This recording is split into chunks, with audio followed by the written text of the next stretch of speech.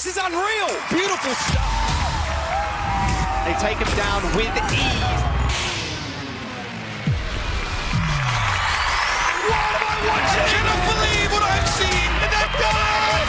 I've done this for 5 years, and I've never seen anything like that.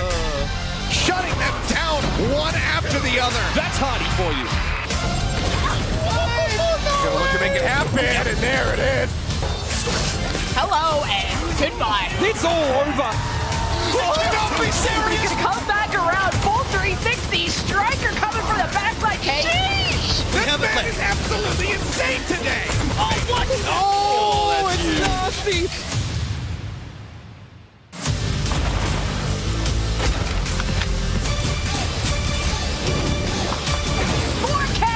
He strikes again! And Papa don't miss! Ladies and gentlemen, are you ready? Yo, what's good, everybody? Welcome to Watchpoint. Danny Lim here, joined by Jake, Joss, and Costa on the desk. Welcome back, guys. These two are going to be casting today, but before that, they're going to help us get warmed up on Watchpoint. That's what it says on the script. I honestly don't think so. It's the other way around. I think we're getting them ready for their casting, getting them warmed up. Yeah. You're paying us an exposure for this one, aren't you? Yeah. You guys get a lot of exposure. You'll get the check in your Twitter DM. Looking forward to it. Okay. We get the follow. Is that Yeah, it's a follow. That's what I mean by check. There's no money. How many follows do you guys need? Give me 100K. Anything, because it's like one. Don't sell out that cheap. I mean 5. Just 5. Jesus. All right, so here's what we're starting with today. Let's take a look at our current standings, everybody. We got some great matches yesterday, and because of Atlanta's win against Houston Outlaws, 5 wins, 0 losses. Atlanta, probably the best team we got in the West, of course, followed by Florida Mayhem coming in second, Boston Uprising, and then list goes on, and then we got the last 8 to 13. The list definitely goes on. Thank you. It never stops. It does go on. It never stops. I mean, I do think, right, seeing Gladiators and Defiant in the bottom half, I wouldn't have thought this was going to happen. I do think those teams still have potential to grow. We're very early in the season, so these records are deceiving. Like, I don't think you put too much stock in where the rankings are right now. But I think, like, these two teams, I don't think they would have expected to ever be in the bottom half, even here at the beginning. I think it's also important to look at strength of schedule for these teams. Like Boston Uprising at third with 3-1. They had a very easy schedule compared to the Los Angeles Gladiators, who have faced some very tough teams. Yeah. I mean, fair enough. I just said, we were just talking about the matches yesterday, but hey, yesterday we had some shocking moments with a couple of teams that are going to be playing today. Even when down, these teams do not give up. So let's, call out some of these shining moments that we had yesterday, Joss. Yeah, I mean, the Vegas Eternal, they had some problems yesterday with some internet-related problems, unfortunately, with Malthal. However, we did see Lou Camino jump onto DPS, and Avala, their GM, jump in on support, play little main, play little flex support too. Honestly, Lou Camino stepping in on the Hanzo. I mean, Avala was also kind of clicking heads. Love the skill. Look at that. Pure skill. Pure 100% Don't want to hear it, Jake. Prediction. Don't want to hear it, Jake. Predicted. Don't care. As a DPS player, I have problems with that. Yeah, well, guess what? I have issues with that. Didn't ask DPS The supports are like, that was so Don't sick. care. You see that kunai kill? It was cool. Every time I hit a headshot on Kiriko, it's because I meant to. Yeah, exactly. What do you mean? I'm not just spamming on the corners. Definitely not. Like, it was cool to see, honestly. Avala did kind of step up, but Lou Camino really did shine in that series on the Hanzo. He was kind of taking the London DPS to town a little bit some of the time, like finding initial picks like over and over again. You kind of expect anybody at this level to play a lot of the roles very well, like very proficiently, but Lou Camino was shining on the Hanzo, that's for sure. Yeah. I mean, I will say they almost won one map, which is good. Don't say any more. Okay, that's good. Okay, we take those. Okay. We take if your GM's coming in for a match and you almost take one map, you take those 100%. True. Yeah, that's fair. That's also, fair. yesterday we also had the Valiant went up against Florida Mayhem, right? And that was a close match as well, right, Joss? It was indeed. Oh, we did have this tweet by the Florida Mayhem talking about Albert decay mode, I think it was. Yeah, I think that's his name. Deco mode? I think. I've seen him in ranked. Albert Deco mode. He shoots back. He does shoot back. Is GM top 500 on all roles now, I believe. So, maybe he steps in for the Florida Mayhem. Checkmate, you better, check yourself a little bit. Maybe go on the bench this season. He'll end up on Reinhardt again. Yeah, right. Albert comes in. That's what you like to see. Yeah, but the Valiant yesterday, too, kind of, almost took Mayhem to Benjamin City. True. This team has a lot of potential. In this boy right here. Seeker was kind of clean on the casting. His Sojourn's been looking good, and honestly, we talked yesterday about the Valiant. We talked about the Valiant playing around Seeker and just waiting for him to find picks, but also Nos kind of stepped up on the Mei. His Mei looked good, and the Florida Mayhem is a team that you don't expect to struggle against teams like the Valiant, but they kind of did. Valiant, I think at the moment, are attempting to punch above their weight, and there is a real possibility later down the line that they actually maybe peek into middle of the pack and punch up a little bit more. I think it's a very realistic possibility. Now that we've seen that performance out of them, what we've heard about these teams behind the scenes is that Valiant is a team very focused on the grind. They're not deterred by losses. They're gonna stay focused, stay hungry. Yeah. Where other teams, I think, are just gonna crumble once they start to realize they're not doing well. Yeah. Valiant's a team I genuinely think they can and will improve. I think they have the right mindset and the right focus as a team. Yeah. Well, these teams get another shot at getting at point on the board today. Vegas Eternal going up against New York Excelsior, which might be their best bet. And also Los Angeles Valiant, never say never, right? I mean, they did push Florida Mayhem, one of the best teams that we have in the West, to map 5. They're not looking likely to win against Atlanta Reign today, but hey, it might be a good one. What did you say? Unless, what did you say? I'm gonna say never. You said never say never. I'm gonna say never. You're gonna say never? Oh, no. I believe in Seeker. Sure. Yeah. Good luck. I believe in Stalker, Limp, Hawkshio, and Fielder. That's I do also believe in them. But we're kicking the day off strong with an uncertain matchup. San Francisco Shock against the Washington Justice. What are some quick keys to victory for this one? Costa, let's talk about Washington first. Okay, so for me, it's always going to be Alfie whenever you talk about the Washington Justice. He's been so strong for this roster, but also Flora stepping up. But for me, lately, the Ramatra composition has started to become king, especially on push and control. I want to see them lean into that. FD God is at his strongest when he's able to play this Lucio. They're able to play that tempo style. Stick to that kind of thing. Winston kind of compositions hasn't always been their forte. Move away from that and stick to your strengths. We've seen other teams do that and have success. I think there's something to be said there, but I'm of the opinion that these rush comps are kind of the blind leading the blind. I think I don't actually have inside knowledge on this, but I'm pretty sure that nobody is beating Houston or Atlanta in scrims other than each other, and they're just accepting that they cannot play dive comps because they can't take those matchups. And so I think those Ram comps, I think Shock's a team that you would hope, their raw strength of players, they could actually continue to play the dive comps. They could continue to execute. We've seen what Proper can do on. I was going to say Sojourn looking at this screen, but on every DPS, frankly. I mean, he's got the Tracer. That's what we started on last season. He's got the Genji. He's got the Echo. He's got the hit scan. I mean, this guy is truly, he plays absolutely everything to the highest level. But this season, it has not come together for the squad as a whole. And having one insane DPS player is just not enough to beat the top team. So I'm honestly looking for Shock not only to win this game. I think that should be a foregone conclusion. I want them to have a dominant 3-0, at least as clean as Boston. Right? Can this team really accept a result to be weaker than Boston after Boston lost to Vancouver? I don't think so. I think Shock just has a higher threshold. For them to be middle of the pack is a failure. Yeah, I agree. And, for me, I agree with Jake. We haven't seen them for 2 weeks. True. The excuses are done. Been a while. We've seen enough. Oh, they're in ping. They're playing from Korea. All that kind of stuff. They just got to America. It's over, okay? Right. If they start looking like they are struggling as a team, no more excuses. They're going to move down the power rankings. Yeah. Shock's gotta prove to us that they are still a top team. Well, that match is going to happen very, very soon. But when all of us were sleeping here in the West Coast, the East region had some interesting matches. Here are our scores from yesterday. Everybody, let's take a look. Hey, welcome everyone to the Overwatch League 8-Pack Qualifier Week 3 Day 2 recap. We have 2 Gigabanger matches today.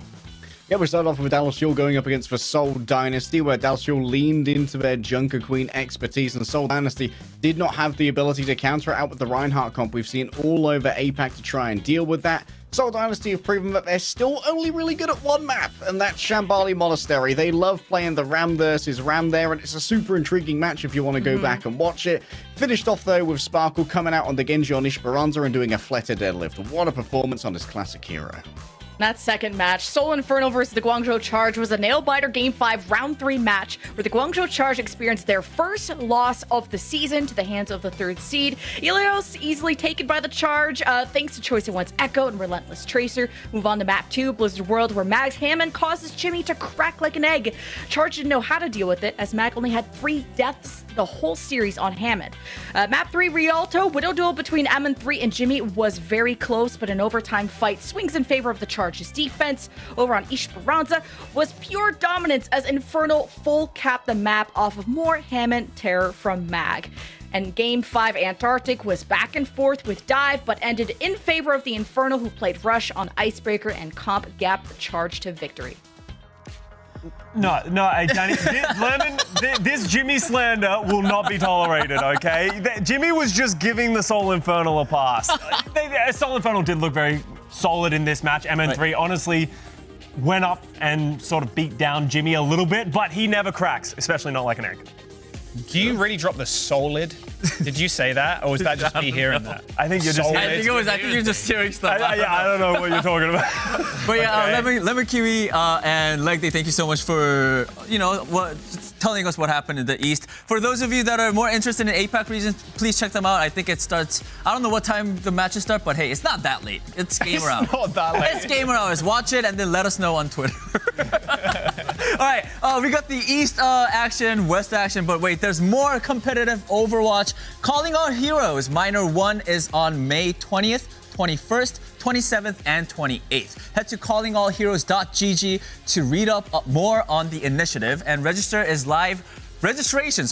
live until May 16th. All right. Good to go. All right, Calling Our Heroes is great, positive force in the world of competitive Overwatch. That sounded just like I was just reading. Yes, I am still reading. Danny's giving away industry secrets right now. But you know what isn't positive? See, now I can look at the camera. Oh, see, I'm doing this. Whoa. Hey, Flaming Friends isn't positive, so we're going to do just that, ladies and gentlemen. We've got a stacked desk of casters, analysts, former pros, a brawl of Overwatch personalities. And guys, we're going to find out what each of you... Dude, what each of you think... Don't do that when I'm reading. What each of you think of each other. I'm going to ask a question, and each of you will have 10 seconds to write someone's name down that you think best fits the prompt. All right? Okay, good? Okay. Ready to, I guess, destroy friendship? Yes. And go back to being always ready to destroy them. And all right. hatred. And hatred. All right, let's get started with the first one. Okay, here we go. Who is the fastest to rage quit a ranked game? This can be all talent, right? Not just the people. Yeah, everyone. It could be even Zoe and Johnny who's out. Oh. If you want to put in our producers as well. It doesn't happen. All right, all of you ready? And we're going to review at the same time. Here we go. 3, 2, 1. No! I've watched this man tilt off the face of the earth in like 1 minute in a ranked game. I don't rage quit though, you know? I That's just throw. That's pretty true. You guys, you gotta throw following the rules of Overwatch. You pick the worst hero you can think of and try your best. It's like, it's not against the rules. And you know, I love that. Bend in the rules. That is You're on Lifeweaver? All right, I'm going far. Joss, I need to ask, why'd you pick Ruben? Have you ever played with this guy? Dude, this guy, short temper, that's for sure. And he's got 2 kids now, so maybe a little sleep deprived. Maybe that's working his way into it too. He's doing a lot of heavy lifting nowadays in his personal life, but in ranked games, he ain't doing any heavy lifting. That's for real. Like, this guy raged. I'm surprised no one picked Afro. Afro was a good choice too, actually. We have a lot of We love you. We have a lot of tilts. I love you guys. Controversial pick in Zoe, because I think Zoe underrated passionate gamer. Like Zoe, you know, it's like I appreciate the flame. I appreciate that. So all right, we gotta move on. We gotta move on. Okay. Question number 2. Who is the most likely to troll grip with Lifeweaver? Let's make it quick. Oh my God. Oh, I want to do the answer. I would say, I want to say Custa. I got this one. I don't appreciate that, Danny. I would never do that. Ready? Yeah. Ready? Okay, 3, 2, 1, flip. I also chose myself, Costa, actually. Jake, Costa. Hey, see, it was right. Yeah, so I was going to say I will Scott. not be caught dead touching that hero. To be fair, you kind of self-reported. I'm not going to lie. Actual is true. straight self-report a second ago that I'll just troll games. I will say my other thought was Scott, because the first day that Life Weaver came out, we were just duoing, as you would. Me picking Ana, me picking Kiriko, whatever. 1 and 9 as Scott perma-picks Life Weaver. Just ruins the day of ranked. Honestly, it was my support duo. They had no idea what they were doing the whole time. I had great grips. I had great grips the whole time. All right, let's move on to question number 3. This one is an interesting one. Who is the worst backseat coach? Oh my. Oh, I know. This is quite easy, actually. I would say. You guys ready? Do it. Come on, Jake. Yeah, I'm ready. Let's go. 3, 2, 1. Avril's a good one. Avril's a good shot, yeah. No, Jake, That's a good one, too. I feel like you're too Thank good you of for a being coach honest. to be a bad backseat coach. I'm a good backseat coach, but that's dangerous. no, but if you don't want it, then it's dangerous. All the things that he says in the green room every time we watch a game. Every time it's not Houston, everybody, Jake goes crazy. Who's going Hey, coach I mode? criticize Houston too. I criticize everybody, guys. True. I'm That's an a equal good shout. opportunity. That is a very good shout, because that dude, he just goes, oh, well, why'd you do that? No, I will say nothing pisses me off. Straight worse mumbling. than somebody who doesn't know the game, like saying bad advice to me. I'm like, I'm literally, I'm dying. I'm losing my mind. It is so bad. All right, moving on. Number 4. Who would you pick as your apocalypse duo? Oh. So we're in an apocalypse? And I we have to guess. pick a duo. Easy, actually easy one for me personally. Ready? 3, 2, 1. Damn, I snubbed you, Scott. One second, I need to change. So he's resourceful, you know. That is true. He's a survivor. Like, Yeah, I so we feel would survive out of everyone. So we're like, 100%. so well, you know, like I don't know. We'll make I don't it know. work. I don't We'll know live. why you guys picked me. If Danny? an apocalypse Why you happens, just change up I'm like that? I'm not gonna go on. Honestly, No, that's Danny's you. like my last pick. Danny provides the sense of humor, plus the muscle-bound freak in him will be able to Exactly. lift logs, cut trees, and do a bit of gathering too. Maybe hunt it's some a animals. reflection of our strategy. I'm going to the woods and starting a farm, you know. You guys know me. I don't use my muscles for anything. It's just for show. Just All right, for last show. question. Here we go. Number 5. Who is Zoe's favorite? Oh, definitely not me this year. Yeah, it is not you for sure. Who's Zoe's favorite? I think I know the answer. It's pretty clear.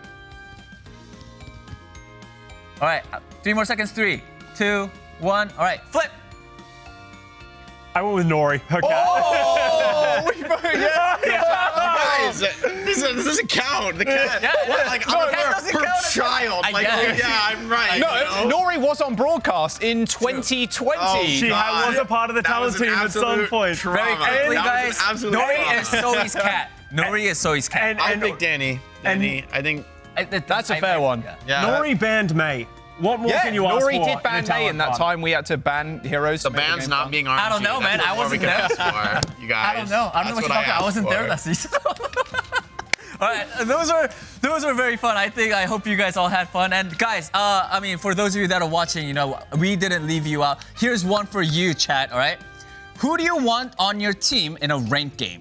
Choose me, Danny, Jake, Jack, or Scott. Vote now in the polls, everybody. All right. If Danny doesn't win, it's a travesty, chat. Agreed. I'm watching you guys. I'm polarizing. I'm watching like, you guys. I'll carry you, but I'll also flame you. Can you take the heat? All right, let's move on. So let's get back to the day at hand and be friends, everybody. I think we had fun flaming each other. And you know what, guys? I've got just the thing to get us back on track. Jaws and Costa, we've got a fan art submission for you guys. They called in the Just a Boop. There you go. Just a boot. Yeah. Can you guys show us what happened? Hey, the back. Yeah, see, there we go. Right. Go into the wide. I want to see us in the wide. Yeah. Exactly that. That's a I good wasn't one. sure if Jack was real at this point. Yeah, it was Great. like, whoa, oh my God, how many years? Great. I mean, great art by, it is Art Tafki, I think it is. That's how you pronounce It it. is Artafki, beautiful. thank you so much for submitting your art. And everybody, those of you that are watching, you know, if you're an artist, please submit your art to our fan art gallery for a chance to get shouted on broadcast. You know, your art might be the next piece that we, I guess, be mesmerized by, be like, hey, this is great. Or reenact. Or reenact, true. yeah. That too. Get us in action. All right, we'll get the matches started soon. Coming up next, San Francisco Shock. Will they drop a series or will Washington put them to the test? You'll find out very soon after the break.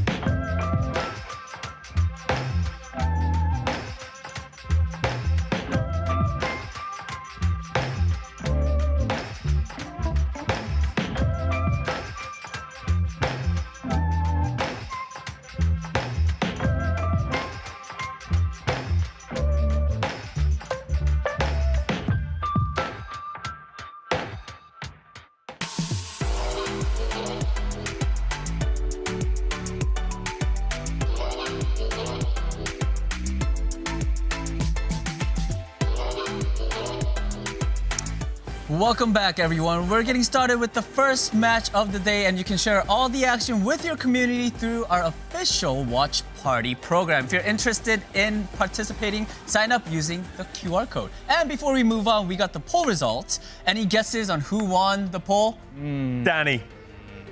No, it's Jake again. Oh. Dude, I was a close second. I was a close second. Guys, chat wants one thing and one thing, MMR. But you know what? I'm not sickened by you, chat. I respect you because that's how I am too. I'm all about those ranks. For those of you that picked Danny, Chat you guys are the real ones. Thank you guys so much. Have you lost your Twitter poll yet? No. You haven't I'm on a streak. Chat, come on. At least there's some diversity. Yeah, we need diversity. Come on. We need diversity, but before that, we could talk more about that later. But let's talk about the match that's starting right now. It is going to be the Washington Justice versus San Francisco Shock. I mean, we were just about talking about San Francisco Shock. Sure, they are a great team, but it's been some time that it's been a while that we haven't seen them, right? I mean, Washington Justice, we are seeing Ben Best coming in. I thought that was going to be Mirror, but, it's Ben Best. They've been going back and forth with Ben Best coming into the lineup. Maybe they are still relying on those Winston compositions, as Jake was talking about. But the San Francisco Shock lineup, Junbin in as well. They've been going back and forth with Max. Starting with Junbin is also an interesting look. Yeah, I think Junbin has looked the stronger and more flexible of the two. And so it doesn't surprise me to bring him in, especially for a team I think that wants to be a top team. I do think you still need to keep playing dive comps. I think it really is the teams who are like middle and below who can shake it up with the Ram Rush comp and like try to cheese wins. But ultimately, I think when you can execute at a really high level, especially with, you know, insanely good DPS and supports, that's where those dive comps start to be more effective. That's why Houston and Atlanta was almost all based on those comps. Yeah. This should be Shock's day. Like, they need to win. Should be. They need to dominate. Should be. Like, I can't imagine being a Shock fan right now and thinking like, oh yeah, 1-1, Justice. just chilling. Focus up, Like, guys. they need to 3-0 here to restore some confidence, because while the Shock, yes, they're a championship-winning roster, right? Maybe? Are they? Like, there are those question marks, and that's scary. They should be. They should win here. Should Consistently be win is over the next key few word, weeks. everybody. So with talking about points and everything, let's jump right into the predictions. And I'm pretty sure we're all on the same page, right? Yeah. So Johnny, Shock, Danny, Jack, Jake. Yeah, there you go. San Francisco Shock. I do want to say though, for me, sorry if I'm jumping in the line, but the thing that I really want to see improved here for the San Francisco Shock is the back line. Vindime and Finn was this hyped up support line that's supposed to be incredibly strong. We haven't seen that from them this season. They've almost been a major weakness for the San Francisco Shock.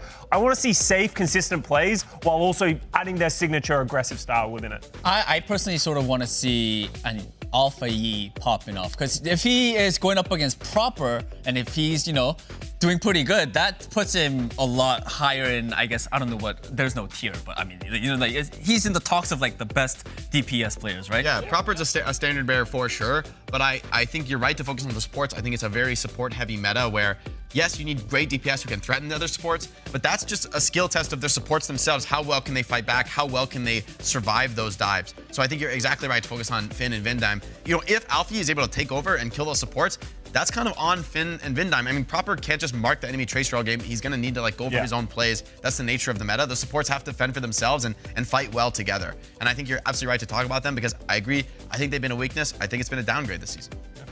Are you guys all thinking 3-0 for this matchup? I'm actually going to give Washington a map. I think so I'm too. not sold on the I Shock think just so yet. too. Okay. I think Washington could take a match. I mean, you're going 3-0? Okay. I mean, the classic control map win here for the weaker team, that's kind of a classic in Overwatch League, so maybe a Shock little bit of losing that. in control is also a Yeah, classic. it's also so- a bit of a meme. Yeah. Could happen. I choose to think that, you know, Shock, they do have a lot of strength.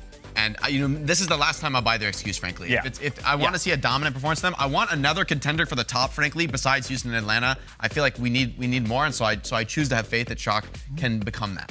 But 3-0. I mean, I'm curious to see what our casters think. We got Mitch and Matt bringing all the action for this matchup. Mitch and Matt, what do you guys think? Are you guys thinking 3-0, Shock victory, or 3-1, or are you guys going for Washington? I know Matt might be going for Washington. I am not going for Washington. Oh, I am not. I'm not riding with the justice here. I like Scott's kind of like gentleman sweep angle, where hey, give them a map, you know, justice pity map, and then the Gentleman Shock take sweep. it. I kind of like it. I'll be honest with you guys. We're going to jump into the game in a sec. I've never rage quit a game with Jack. I'm calling him out. I drove like 90 minutes to the studios today. Guy didn't even bring his commander deck. He's actually the most ungrateful human being I've ever encountered. That is ridiculous. Let's jump in here because he's just boosted. I mean, you know, I can't believe I've never rage quit a game, bro. You know, no. Anyway, I think the desk have been pretty clear in one sense, right? It's that ain't even close. This is the time for the San Francisco Shock to put up or shut up, because they're right. We haven't seen them since week 1, and they ended that week 1 with a 0-3 thrashing at the hands of the Atlanta Reign. Yeah, and I'm kind of in the same boat with Jake. Like, I want the Shock team to be good because I want like a third kind of horse in the race with the Outlaws and the Atlanta Reign. You kind of like look across and like which roster you believe has the talent to get there, and it's probably this Shock one. And if it's not them, I think that the field for like, you know, being that next team is like wide open here in the West. Yep. Yeah, absolutely. We're really trying to find out if there's a true tier break sort of after that Atlanta-Houston 1 and 2. Like what's going on with the Glads, you know, the Mayhem, maybe the Justice as well. Obviously, that matchup against Boston was some big question marks over this team's future, and a lot of eyes turning towards backlines in this particular matchup, right? FD God known to be extremely aggressive. Vindime quite similar, right? We have two very proactive Lucio players that often find themselves on the wrong side of their team as a result of that. They are exploitable in that sense. So keep an eye out for that as we head here onto Lijiang Tower. We're going to have Ramatra here for Junbin, but Benbest will be on the Ryan. We've seen a few teams, Matt, opt for the Reinhardt on Control Center especially. Yeah, we've seen kind of like a variation in terms of like these tanks, right? Whether it's Rhine or the Ramatra. I also want to focus on the backline. You know, FD God plays extremely aggressive, like how Jake was saying earlier. It's really like a big backline-centric meta, and being able to kind of keep your tanks alive, especially with some good Baptiste play, where you gotta see the Shock backline really put it together today. That is a high-value pick there from Flora. Getting Hisang, May so hard to remove from the point, pretty darn crucial, and yet San Francisco still have the staying power just to capture this point. Flip it back, Proper's able to find a May himself across the map. It's not a matchup that May favors at all, and Junbin is able to move the line of scrimmage right up towards the door.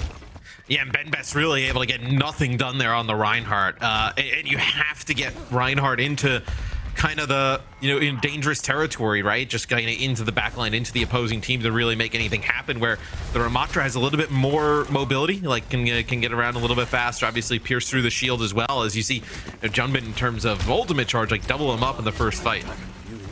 Curious to see how Flora gets value out of the Dragon Strike. Here he sends it straight through the middle of the Shock's formation. Forced to back away though, as Junbin is encroaching, but it was an Immortality Field drawn out of Finn, and Matrix also deployed here for the Baptiste of the Shock. And it looks like San Francisco still have a lot of space to work with, probably owing to the zoning capability of that Baptiste ult. Yeah, and it's going to be an Matrix here from Teru, and that's going to be just dropped down here on the staircase. But look at the Shock just kind of kite this. I mean, nothing here for the Justice to shoot at. Benbest wants to press his Junbin here, but he's going to get Annihilation for his trouble. And Junbin's going to get cut down before he gets value.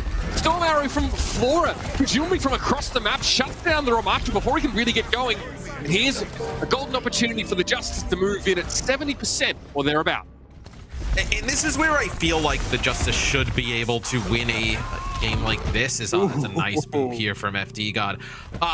You have Proper on Hanzo, which obviously he's fantastic at every kind of hero he plays, but not exactly like a carry kind of in the world of like which a Trace or a Genji is. As Junbin actually makes it past the Mei wall, it's going to be Blizzard drop for both teams here, and oh man, it looks like the Shock coming out on top. He's able to get some value, but both teams are missing their tanks for the time being. If the Justice can actually give up a little bit of ground and heal up, they're in a good spot. Great Mei wall there from Alpha Yi, cutting Hisang off, and San Francisco are no closer to capping the point. And they trade like tanks, but it looks like actually the Shock had like 3 players kind of weak for the Justice in that left-hand side, and just didn't try and push up and fight it and challenge it. They were quite low, like everybody a little bit below 50%. Could have maybe picked up another kill or two. So Justice actually ended up coming out there, and they hold on to this as Benbest got a shatter. Flora is gapping at the moment on this Hanzo. He is absolutely the better arrow poter for the time being. Nice little shatter there. Slick moves from Benbest will knock him into the ground. Immortality Field is going to be burned through, and Alpha is able to take him down. But again, tanks are traded. Still favors the Justice though, as they maintain that control, and now they'll be moving into parity score-wise. I think this is I think Justice have definitely proven, I think, throughout the first few weeks of the season that they're much better than we kind of thought they would be, right? A little bit of like London Spitfire-esque from last year. But this is a really worrying start from the Shock. Many fans hoping for more, no doubt about it. The worst kind of team to disappoint your fans, that's for sure. Benbest under a lot of pressure, and that Immortality Field is just too late from Teru. Probably in a very safe position right now. San Francisco want a quick cap if possible, but right now FD God is stalling the point out. Looks like they're trying to make some sort of comeback here, the Justice, but that Mei wall will prevent them from stalling. And the Shock are in control once more, 97-76. Yeah, the Justice, though, in a position here, Mitch, to win this, though. I mean, they're going to have a Blizzard right away, and they're going to have probably a Dragon throughout this fight. See Finn up there on the high ground, going to be almost impossible to dislodge him from that. So we'll see how they go about using some of these ultimates. It's actually a Mei wall and a Blizzard straight away, right on a Junbin. Yeah, and it's the Flora flank that's huge. Finn gets picked away immediately. Yes, Junbin's able to find a kill with that Annihilation, and Alpha Yi pops out of his ice block into an even more disastrous situation. The player advantage here for San Francisco, and no chance for the Justice to touch. My goodness, Alpha Yi had such a key Blizzard, and And Flora flanks and gets an instant kill, and still the Justice can't finish the round. Yeah, that Annihilation just so strong. You see the Blizzard come down, the Mei wall there, and the Justice trying to put pressure on a Junbin, but the Annihilation, some healing obviously from the high ground there from Finn, coming out of being stunned by that Blizzard, just completely locked. Junbin actually able to pick up 2 there with the Annihilation, keeping it rolling. It's just it's a little bit easier use, I would say, than like a Shatter in this type of composition, right? Where Shatter, it's a little bit feast or famine, where the Annihilation, you pretty much just pop it and then just play the game, right? And you're gonna get some value out of it. Just quietly, Flora having a huge impact over that previous round there.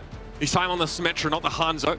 Proper on the Sojourn here, so we've seen some teams do this, right? Sojourn versus Symmetra, that sort of, dare I use the term, asymmetry between team compositions. Saw it in the last Gladiators matchup.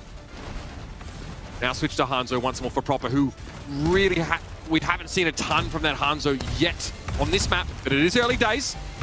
It'll be the Justice, obviously with the Symmetra on the point first. Yes, it's like it'll be the Justice who get control of the point. As the Shock, it looked like they were going to kind of step up, maybe contest that there with Heesang, but ended up not going for it right away. So SimTeam very early comes out. I spot there from Alpha Yi. Yeah, it's I mean, Junbin's trying to just push through these turrets. It's so slow and a little bit of extra damage. Taking a ton of it right now. He could be in trouble. Those turrets need to be cleared as soon as possible. Finn's immortality kill, though, that's down. Both teams have burned through that Baptiste utility. Bravo wants to get some still pressure down, and he does. Forces then best to play coast. The Shock still need to figure out how to get in here. They do fear Flora, who's been able to build up their first ultimate already. Here's the projected barrier. Flora turning around now, starting to burn Junbin down, and he gets incinerated. Empty got with the kill credit, but a lot of involvement from the rest of the Justice there. And the Shock cannot penetrate this symmetric defensive hold right now. Not with Hanzo. From able to find a kill, though, as the Justice push off. Yeah, they try and drop an Amp Matrix there, the Shock, but it's just a beautiful sim wall there from Flora, where you talk about, having a Mei wall to really block the Amp Matrix, having a sim wall, even better, right? It allows you to keep your Mei wall to split off the other team as they're trying to push in or push past that Symmetra wall. So really good hold here for the Justice. Shock have had 2 weeks to come up with something new, something maybe special to reinstate them as a hot favorite so far. Well, not quite what they were looking for. I think Junbin with the Annihilation get picked off. The rest of the Shock feels like they weren't really there. Terror now going to be odd position to try and take Proper down, but look at the response. FD God gets involved. Bintime able to eventually pick Terror off, but it is a trade. Alpha Yi is on the scene though. Pin will fall. Heesang struggling, and the Washington Justice are starting to make this look a little too easy. I mean, they're going to have a Shatter, an Amp Matrix, probably another sim wall here. We'll see how the Shock go about even kind of getting a touch. It's going to get up to almost 99 here. He has Vendime on the backside of things. He's just getting some boatload of damage, and he's forced off. You don't even get a touch. I mean, I kind of echo a little bit of, like, I kind of feel the same way as Jake. Like, if you really want to kind of be in that upper echelon, like, you have to gap teams like the Justice, right? Like, that's what you see from the top teams, and it's what we've seen from like teams like the Shock in the past, right? Where even a Justice team who very well could be or find themselves in the conversation of being around the top 4 to 5, 6 teams here in the West. There's still like a level like up from there, right? Where I think you're seeing now that the Shock, at least here early on, are way closer to being on the same level as the Justice than they are to contending with teams like the Outlaws and the Reign. The other side of the coin is, that the Justice have bounced back quite admirably after getting swept by the Boston Uprising. Right now, getting to a decent position. Well, it'll be first to the point once more. Flora going to be switching over towards a Sojourn here, so we will have that mirror between Proper and Flora. Proper wants to wrap here. Annoying Mei wall for the Justice. They can get away, but they're going to take a bit of damage from that disruptor shot.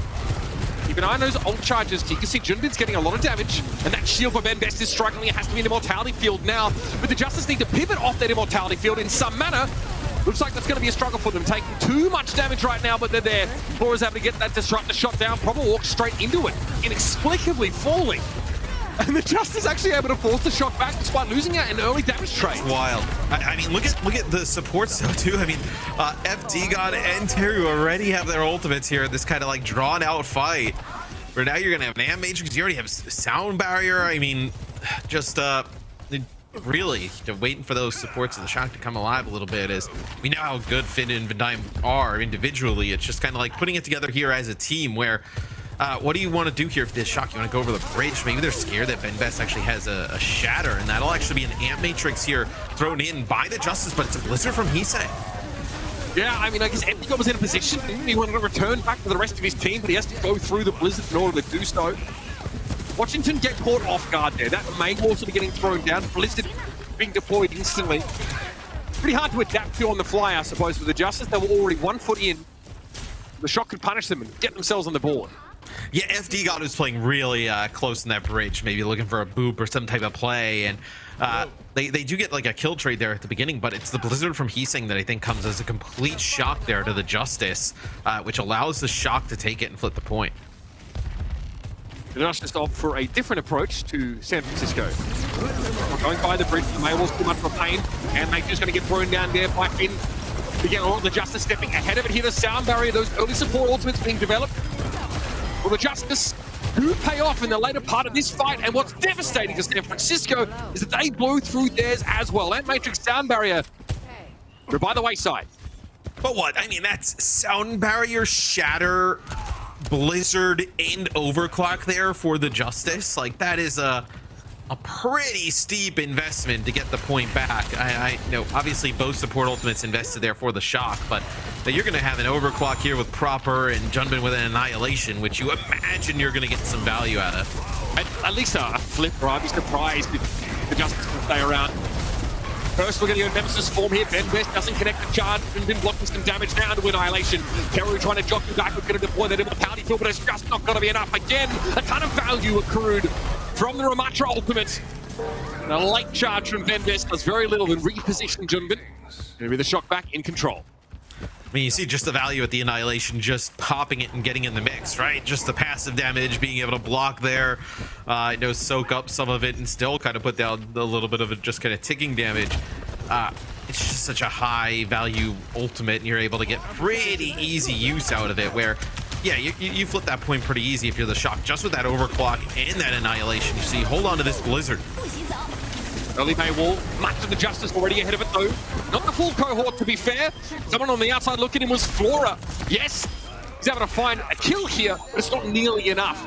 Nicely done, sectioning off some of the Justice from one another. Yeah, it's Hiseng's Blizzard right inside of Teru's Amp Matrix. So Teru kind of comes around the corner with the rest of the Justice. They drop that Amp Matrix. There's a May wall behind them, so they can't get out. Blizzard right on top of them, and it's a pretty easy cleanup there for the Shock, where this very well maybe the Justice's last chance, but that's going to be Flora taking out Vandime early. Look where his weaponry fell. That's quite the shot from Flora. Now wants to try and capitalize, takes a bit of damage though. Fate first from Proper, presumably. Close to a Dragon Strike though. That Amplification Matrix can be guided using this central screen. Immortality Field deployed though. The Justice want to use it to try and get aggressive, and they throw the Blizzard down on top of it. Eventually that's going to get taken down. Here's that Dragon Strike. Shocks the Immortality Field, also does its job. And Junbin is the first tank to fall. Benbest able to lay waste to him, and an Earth Shatter in the back pocket that likely won't be necessary in this fight. The Justice off the back of that first pick flip the point. Can they hold it for the rest of this time? You're going to have a sound barrier here for the Shock. Junbin will have that Annihilation again, but you know, a Shatter with an Amp Matrix, some of that damage might be enough for the Justice to steal map number 1. Oh, but Vandime's gonna fall. Wait, what? There it is. We talked about backlines and that signature aggression for Vandime. Does not pay off. He was hoping to stall, unclear how he gets caught in that way. Regardless, it's disastrous for the Shock. Proper can't do too much, but look on in horror as his team's chances of winning this fight fall apart. Yeah, and it looked like Vandime was actually trying to get on the point to maybe, send it into OT. It seemed like they had a little bit of extra time, but he's got 99 to beat at that time. If you're going to get on the point, you got to make sure you're going to be able to get that beat off, as it is the Justice who take map number 1. Pretty disastrous moment there for Vandime, like you said. Both backlines going at it hammer and tongs, as I say in my homeland. A solid performance from Ben Best on the Reinhardt throughout the course of the map. It was Flora, though, really impressing us to start with. The Hanzo, definitely a couple shades better than Proper in that first map, and pretty devastating for them, I guess, the way it turned against them in the end. But they kept their heads for the entirety of the series here. We got to see Alpha U with some pretty key blizzards. This is a composition, Matt, that doesn't necessarily give Alpha U the opportunity to play with the same flair we see on a flankers and still just find success. I still can't believe that we got to see, you know, Vidayev on the poi with the beat there at the end. I mean, that is so. I mean, you have the beat plus annihilation, I believe, there at the end, right? Like that's that should be good enough to win. I think he kind of came. We caught a little bit of it. He came through that right window, and he kind of jumped onto the point.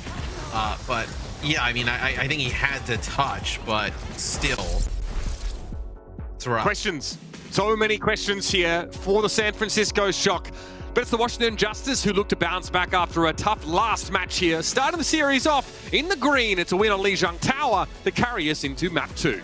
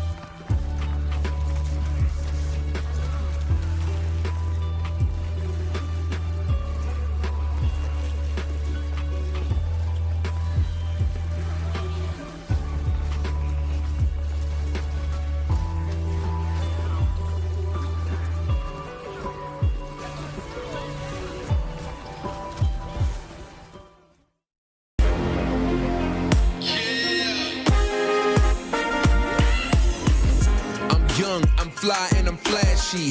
It's the reason why the people always ask me, where you get that? Where you cop those? I've been fresh to death since a snot-nosed kid on the block with the illest sneakers. The girls all flock like they missile seekers. The party don't stop, got different features, exclusives, different colors, you can't get them either. I came here to stunt, that's what I go for. I don't buy a pair, number to me, so I never miss a shot that I want and I see. Swish. Some roster changes here coming into the second map of this series between the Justice and the Shock. We'll see Mira and Max brought into the fold here. And I tell you what, 96% on the ticker. It's Vindine trying to touch, trying to stall, presumably getting picked off in that last fight. And that's where it all goes wrong for San Francisco on Lijiang Tower. Not one they'd like to remember, I think, because it was quite a close map in the end, Matthew, but the expectation from the desk, or, for the Shock at least, was that this wouldn't be close, that this shouldn't be close, and yet here we are. Yeah, I mean, I think the expectation was just like, obviously a little bit of a rough start, ping, moving, all of that kind of considered. You expected them to kind of like bounce back in like a bigger way, right? Where, kind of looking at it now, you're just like, okay, now you're a little bit worried, right? Like, is this like a consistent, just kind of like form of play? Where, yeah, I mean, I think we'll see what happens here at map number 2. Like what Custo was talking about, where like just kind of memeing about like Shock losing control and then winning the rest of the series, still on the table. It's just one map, so see what happens. So what's our expectation here with the tank changes, Matt? How do you think that it, might inform some of these team compositions?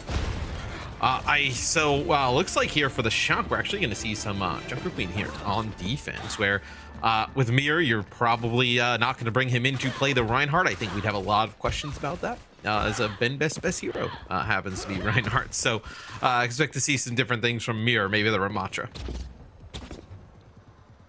Yes, the Justice far from finalized in terms of this team composition. Do not be fooled. Again, we've seen a few teams again try to bring the Junker Queen into the fold. Saw some fantastic moments yesterday on New Queen Street with some Junker Queen play. Looks like Mira will opt for that hero as well. Living up to his name in terms of the tank comparison. Alpha on that Genji alongside Flora's Sojourn. Very different looks here in the DPS setups.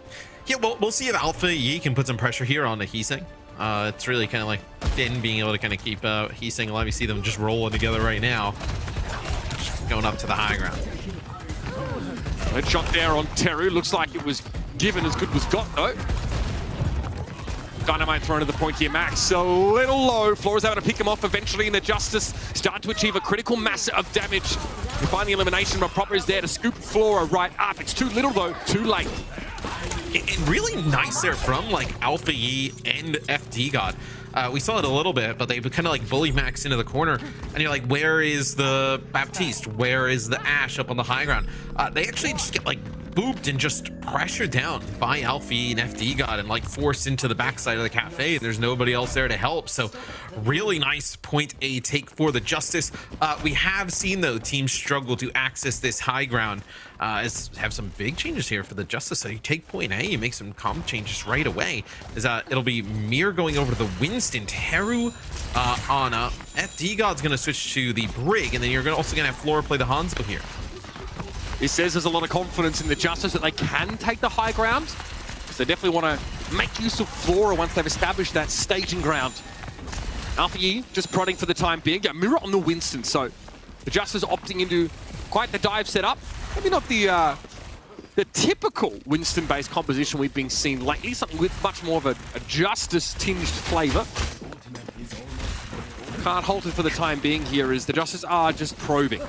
Yeah, I think they're kind of like, are you playing around like Nano Blade or your Nano Winston here, as Teru's been able to build up this Nano boost rather quickly, and also the payload's just kind of been moving. Like there hasn't really been much of like a fight on the payload or kills going back and forth, as all that's going to be before the even Blade pops out at getting a kill.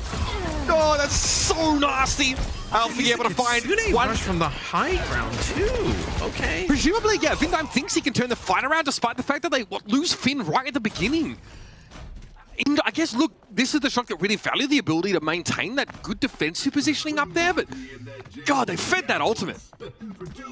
Yeah, I mean, you would have loved this Kitsune rush here. You're coming out and trying to play some defense here at the end. You'll have Max with this Annihilation as see how much value they got out of that, as Proper over the Tracer here gets a touch, prevents the payload from just walking on in. As looks like the Justice just back out a little bit. Ult deployed here. They're able to get away from it. Teru also sidestepping it somewhat. Flora finds the kill. Proper eventually makes a meal of his target. But in the meantime, his opposition DPS are doubling up on his contribution. It's Flora again. Vindime falls. Yes, having Empty got out of the picture is beneficial, but Teru's still active. There's still plenty of healing. Proper really needs to stand up now. The Primal Rage from Mira warding the Tracer away from the card, and Max is going to struggle to touch himself. Yes, he can block this damage, but he can't prevent the displacement that Mira is inflicting. And now Proper just looks on. Gonna have to think about picking up a health pack at some point. Admirable work here from Proper, but again, it's just not enough from one player. It's well, I mean, you know, they kind of almost give up Teru, right? Like we're seeing Proper just like 1v1 Teru up on the high ground. They kind of give him up. FD Gods got rallied down on the floor, and it's 2 kills versus the 1 that Proper ends up getting on Teru. And it looks like you're actually not going to be able to win that for the Justice. It looks still very like, even though the Shock Day player's coming off spawn, it looks pretty good for the Shock. But Mirror with a Primal Rage, Alfie still picks up some kills. You get everybody else back in the fight. And you're good to go. I mean, this is ugly from the Shock. Yep, 9 on 4 minutes here for the Justice. Teru in trouble. Not able to heal himself up there as good pressure came across the map in the form of a Biotic Grenade from Finn. Proper sees Flora here, unwilling to fully commit as there's a few plays on the Justice here. Look at the cart. The cart's still moving, mind you. The cart's been moving the entire time. Yeah, I mean, it feels like the entire game. Like, even with the fights going on, the cart's been moving it. No, Max goes over to he's playing Ramatra, then goes to Winston, then goes back to Ramatra. It feels like every other spawn. We're getting a switch here. So you're not even really building up towards any of those big ultimates. You lose Proper. Alpha is playing with his food. My goodness. Composing a novel with alphabet spaghetti. That's the level of play we're talking about here, but he got the kill eventually. Max able to find 2, but again, hey, I've been saying this a few times, it don't cut it. What is going on with San Francisco? The Justice are bending them backwards. I mean, that is just a dunking on. I mean, 3 minutes in the time bank pretty much as well. FD guy's hand over his mouth. He's almost like he's stunned about what's going on. Like, wait, what happened? We just kind of rinsed them as this is it's gone from bad to worse, it feels like. No, I mean, the most correct thing that Jack has said all day is that now as a father of young kids, my bandwidth for patience is sufficiently limited, right? I trained you for that, I feel like. I mean, dealing with diminutive individuals, yes. But that's it. I don't have too much more here for San Francisco. I think it's time to maybe reassess our expectations for this team. Let's have a look at there was a moment here, I think, from Teru. Look at this sleep dart. Let's get around this. Oh, yeah. Force bomb deployed there by Proper. And guess what? Yeah, Ana now has the capability to really finish off these kills. They've really put a lot of power in the damage of that Bionade. I will not believe that this roster, like, isn't or shouldn't be good. Like, you have. I mean, look at the roster that you have there right now. I mean, you have such talented players that there has to be a way this works, right? I mean. Proper is your last season MVP. I mean, not just MVP. I mean, you need to really build around this guy in such a way that he's not the only one making these key contributions outside of, Max, obviously, using a Ramatra ultimate. It's got to be more here. We're looking at the back line. We're looking at Heesang. If you're a San Francisco Shock fan, yeah, you have high standards for this team, and they're not reaching them right now, but the Justice, they look clean. So Whistle, Terror in the back line. Alpha looks sublime on the Genji there. Very clean mechanics. A lot of pressure being put down here. Heesang takes a ton of damage on the approach here. It's going to be a commanding shout from Max Pro to allow the Shock to deal with a little bit more of this damage coming back. Beautiful nade from the high ground, though. It's going to be Flora with the dynamite kill on Heesang. Knife doesn't connect from Max. He's hoping to connect someone on that actually, but oh goodness, this team are being hiked away from him, and they're ignoring the Junker Queen. Yeah, I mean, not really kind of getting much done there, where if they're able to keep Flora alive. So remember when Washington was on offense, we talked about how Alpha Yi was able to get up to that high ground in the cafe with FD God and really just make Heesang's life extremely difficult. They just push Flora back a little bit there, but they don't actually kind of go in for the kill. They just let him walk right back in, and that dynamite damage and just the rot damage you're going to take over time, and not a ton of healing with the Lucio and the Kariko. Like, if you keep letting these dynamites go off, you're just not going to be able to heal all of it back up. So the shot makes some changes. Heesang now will go over to Tracer here. So Tracer Genji as you're trying to attack this cafe. Love that you point out the heal pressure that's being put on the Shock by Flora on that high ground. Love that tech from AlphaYi, able to climb up there on a high ground. Max very low. This could be dangerous here for the Shock. It's a bomb, I guess, just deployed here by AlphaYi. No real target intended, as far as we can tell. Here comes FD God. Looking like a little bit of a raid boss. And San Francisco, they're looking like the mob that gives you the dungeon map right now. Absolutely deplorable. They're like a world quest. A daily, if you will. Yeah, they are the turtles getting to the water right now. Can you jump on the dragon and hit your button and blow up the mobs underneath? Yeah, this is. But it's just really odd to see. So this is a fight they should win, right? No big support ultimate on the other side. Proper with a dragon blade. There's no rally in the mix, right? This is a fight that they should be able to clean up relatively quickly. All right, a lot to work with. San Francisco, an embarrassment of riches in terms of what should give them their best opportunity yet to make the fight. Pop the point, only the point. The whip shot. Proper has to find another way. And finally he does. Pressure on Teru now. Going to be annihilation coming through here by Mira, but Proper is able to skirt that pretty comfortably. Despite the blade being drawn, it's going to be a trade of kills until Heesang deals with FD God. Mira, unperturbed right now. Hit with the biotic grenade, but able to hold his ground inside the cafe. AlphaYi, though, not quite as lucky. It looks like the Justice are going to have to give up the point. Eventually the Shock and crack the code. Yeah, you can't fight this if you're the Justice. You have to give it up. You're going to get control of high ground. Do the Shock have to swap? Yeah, I was going to say, you can't really access high ground or put a ton of pressure on it with this, and we're actually going to see Proper go over and play the Widowmaker now. So we'll have Proper on Widow. We're going to get, okay, Vindaya for a second was hovering the Mercy. So we're going to get Max now on the D.Va. So D.Va with the Widow can put real pressure on that high ground. The more things change, the more they stay the same. Operation Proper Go Kill is active. AlphaYi, though, a lot of pressure on that Widow. Desperately tending to Proper's wounds, his Finn. There's a pulse bomb here for AlphaYi. The last one kind of got thrown away in the churn of bodies inside Cafe previously. Here's a huge rush from Finn. Yeah, and you have so much clock here for the Justice. Like, you win these fights. It's just big bonuses, right? As this will be the Kitsune Rush used for the Shock. And they just get a nano boost here onto Teru. They get the rally. They just push right up on in and push Shock back to the spawn where, yeah, I mean, 2 minutes and 59 seconds, which in terms of the time bank is an eternity. You win this fight here, you're going to get down to like, a minute 30, right? You win another fight.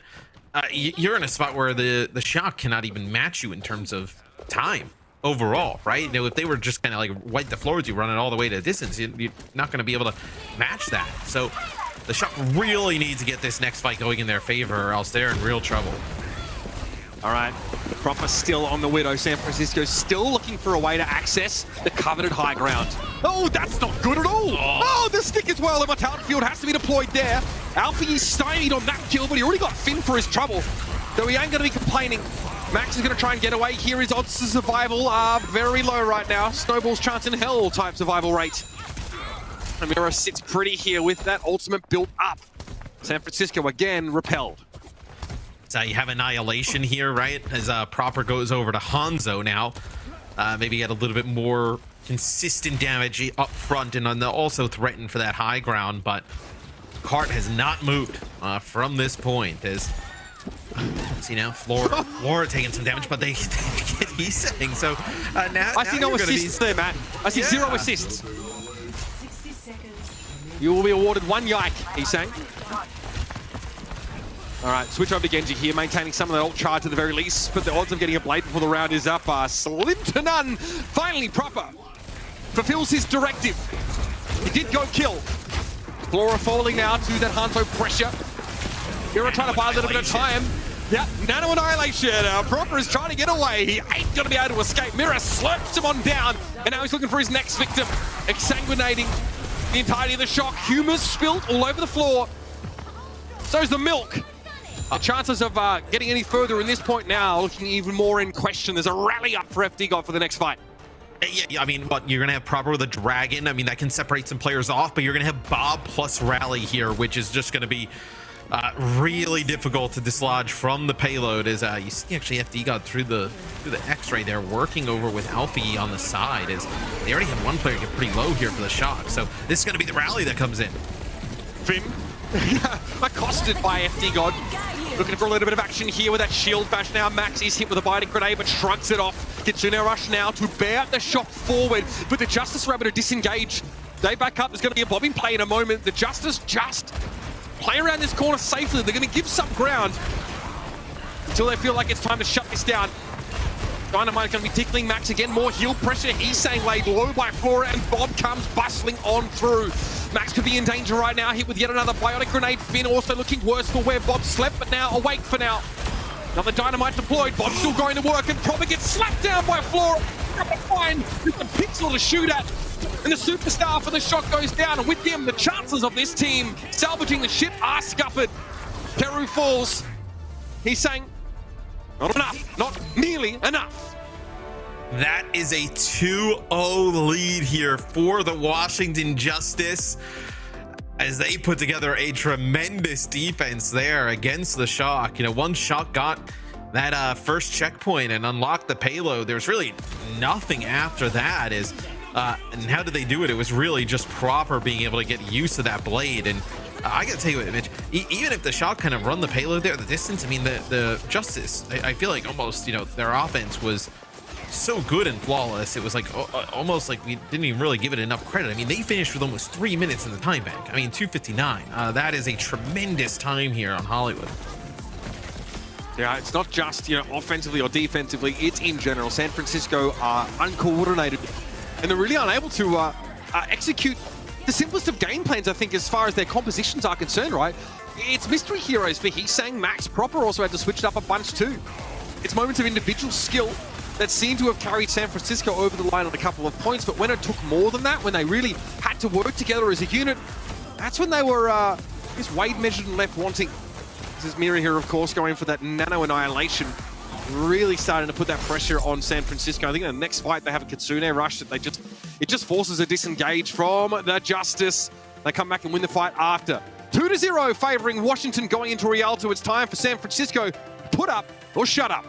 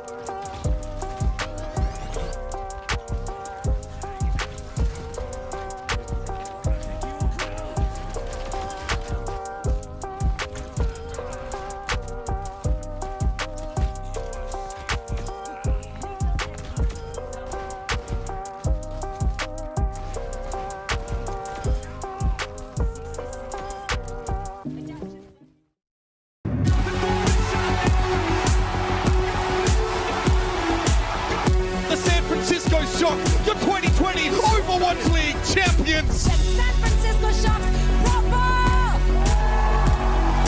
Proper is a generational talent. He's going to be in this league for a long time. Look at this guy. He's running down Bernard. Then he just charges the Sigma. Completely uncontested, tearing through. Coming on! Gendo tried his best, but it's not gonna be enough. Finn is feeling himself. Look at him. Shot, but only affects him. Rampage going to catch on a 2 from Kellerman. Proper is there. Oh my. 여기 깔고 또. The Washington Justice really bounced back from a difficult last week. Now facing down the San Francisco Shock. They are doing so from a position of power. The precipice they're standing on is that of a sweep. They are 2-0 up in this series, and San Francisco have offered limited resistance at every turn, Matthew. What is happening to the Shock? Limited's being pretty generous for Hollywood. I think, you know, map number 1 obviously comes down to the wire. Alpha E is just on a mission. I mean, I don't, you know, talk about motivation, the playing at a high level. I mean, Alpha E is just dominating right now. This is like with 5 minutes played on the Genji for Hollywood. I mean, just tremendous stuff. So it's 10k damage per 10 virtually, which is pretty scary. That's also technically 20 fighter blows per 10, right? We're extrapolating, we have to here with this sample size. That is pretty ferocious. We'll note that the Dragonblade kills really make up a huge proportion, I guess, of his final blows in general. But again, small sample size, don't worry about it. The point is, the guy has been absolutely ripping the San Francisco Shock to shreds, regardless of what pick it's been on. San Francisco, we're really unable to see, I guess, signs of like a cohesive plan from them. They've tried a few different comps on the fly, right? They are switching it up a fair bit, right? They're trying to put Heesang in a position where he can really sort of support Proper, but you know, Proper, again, we've seen his individual mechanics prowess, it's all there. There's no doubt about that. That hasn't sort of decayed at all, but it just doesn't seem to be enough up against a team like the Justice. I think too much swapping for the Shock. I know I kind of mentioned it one time where Max was on Ramatra, then died, switched to Jungler Queen, died, switched back to Ramatra like for like the end of the game. So like, a little bit of just all over the place. You got, you know, Proper playing Genji, Widowmaker, Hanzo, like throwing everything at it. I mean, Heesang's got to switch all over the place to make it work as well. It just seems all over the place. And then you kind of like look, I think obviously with all the hero swaps, whether it's DPS, the tank, it kind of throws the backline off a little bit. It just starts to, all these things start to just kind of compound on each other. The question is, was there a brief break in between maps enough time for them to get themselves sorted out? I'm quite sure there was some stern words shared from the coaching staff. As I mean, look at the predictions from the desk, right? The expectation overwhelmingly, and this is based on the legacy of this team and the players on their roster, was that the San Francisco Shock would handily dispatch a 3-1 Washington Justice. That hasn't been the case so far. Talks about resetting expectations. Proper though, good opener. Deals with Alpha as soon as he peeks out. Yeah, Alpha just jumps around the corner, maybe not expecting a Widowmaker on the other side of things. Seeing out pretty quickly is okay. They're going to make a swap right away. So Alfie's going to play the Tracer, and they're going to get Flora here on the Widow, as Flora kind of like historically has always been a pretty strong hit scan player. Oh yeah, Ashe Widow. Or at least that was what he's touted to be. Many people, I mean, this is going back quite a long way. They talked about him as like the understudy of Pine. That was, you know, when we saw him on New York, that was kind of what he was. We thought New York wasn't going to be bad when Flora was on them, right? And that ended up being wrong. But that was the Yaki and Floria. Yeah, that was wrong. Strictly incorrect. I would say that was an incorrect assumption. But some of these rookies though have taken time to develop. Look at Mag now on the Infernal, right? That's true. It's like what, his third year, I want to say. He's been around for a while, but now really starting to come into his own. So we give these players time, give them the right structure, and see them succeed. Teru succeeds in tearing Finn's head off his shoulders. Heesang's able to respond though, at least pick him off there. Teru punished perhaps for an overextension. That's the way we've seen Teru play Kariko though in the past, where gets into the back line with the Tracer, kind of double flanker type of situation. Is that looked a bit scary there for Alfie. He's recalling on back, but yeah, the cart is a move in here. As we're getting very close to taking this first checkpoint. I guess off the back of that pick from Teru, the Shock are just allowing this card to push. They remind Look me at where of the Proper's Washington been playing Justice. from. I mean, he's pretty much out of these fights. Like, he was kind of playing this angle. He's playing this angle before, but like, kind of watching the side is not really able to kind of see much of anything. Oh goodness, Max has no choice but to try and be the anchor. Yeah, just keep him alive. I think just the annihilation damage is too much. Widow's all starting to chime in. Proper doesn't fancy a close quarter fight against the Kiriko. Oh!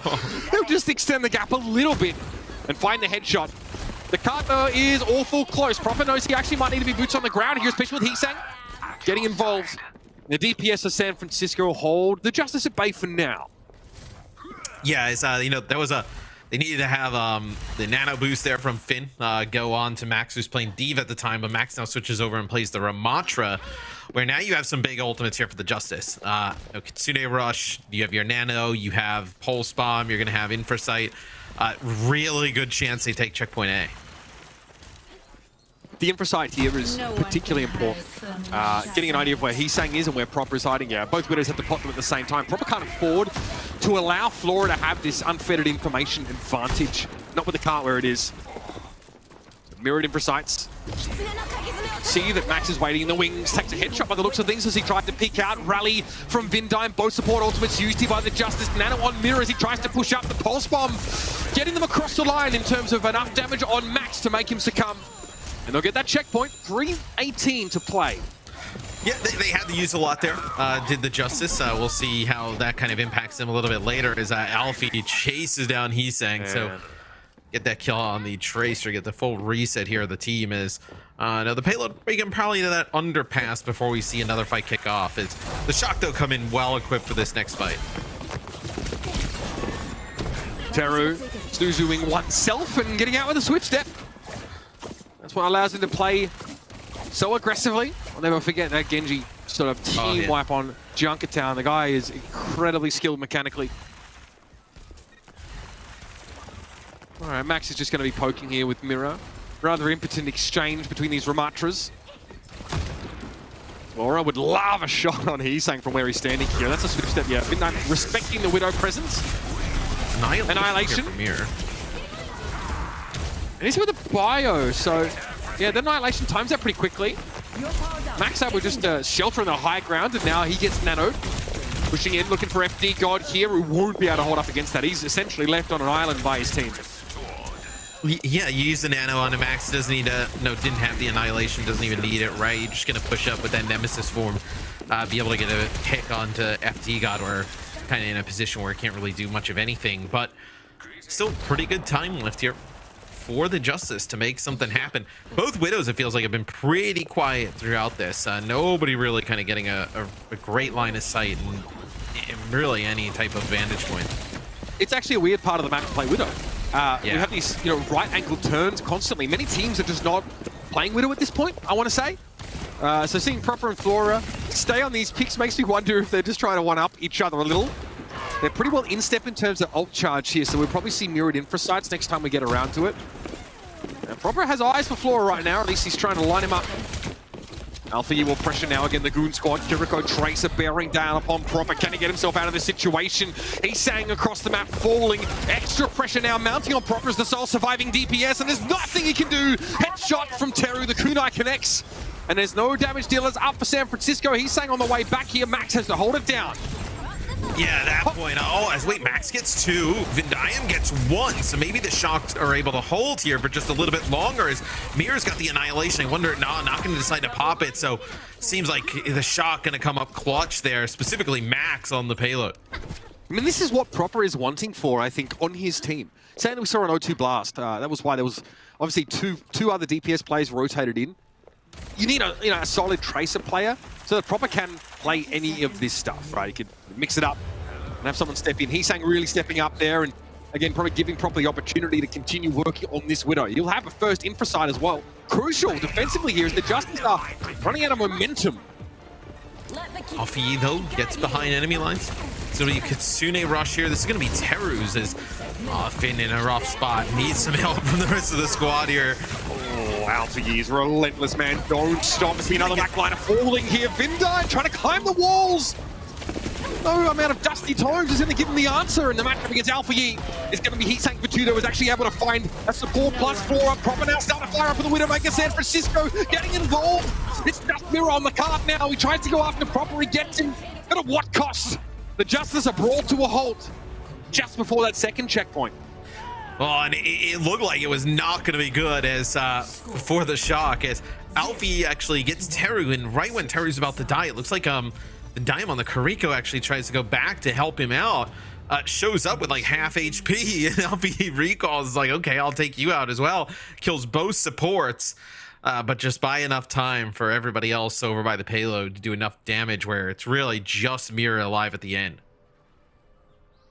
Couple of bright spots for San Francisco start to emerge in that round, right?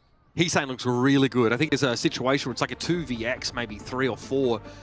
Heesang and Max going at it. Max, in fairness, does have Annihilation in that fight and allows him to scoop up a couple kills. Heesang comes back off the respawn and finds 2 as well. Nice moments. Again, we're talking about the individuals for San Francisco. Heesang and Max combining there for a team fight win and a solid defensive hold on Rialto as far as the general defense setup is concerned. Let's have a look at how this went down. This is obviously Proper in the dying moments of the round. Let's see, goes on takes a little bit of an off angle here. So this is like when Van Diem uses the Kitsune Rush. So yeah, you see Finn in the kill feed drops. So, oh, this is... He doesn't find much. If he doesn't find this kill, yeah, this could go wrong. Alfie taken low there. Just a half charge shot will get the job done. Oh my goodness, teammate favorite Proper there. No recall for Alfie, and then the health pack obviously not up, but that is a risky flank though. This question's been asked a bunch actually. I even saw it on Reddit. Should Proper play the Sombra now? Is that what San Francisco need? Is Proper the kind of player that can have a lip-sized impact on this hero? We're about to find out. Yes, drops the translocate. Gonna work his way now through the back line as it's like Alfie just gets on the cart, gets a touch where, yeah, let's see if Proper can put enough pressure here on the Flora to make an impact. And right now, it looks like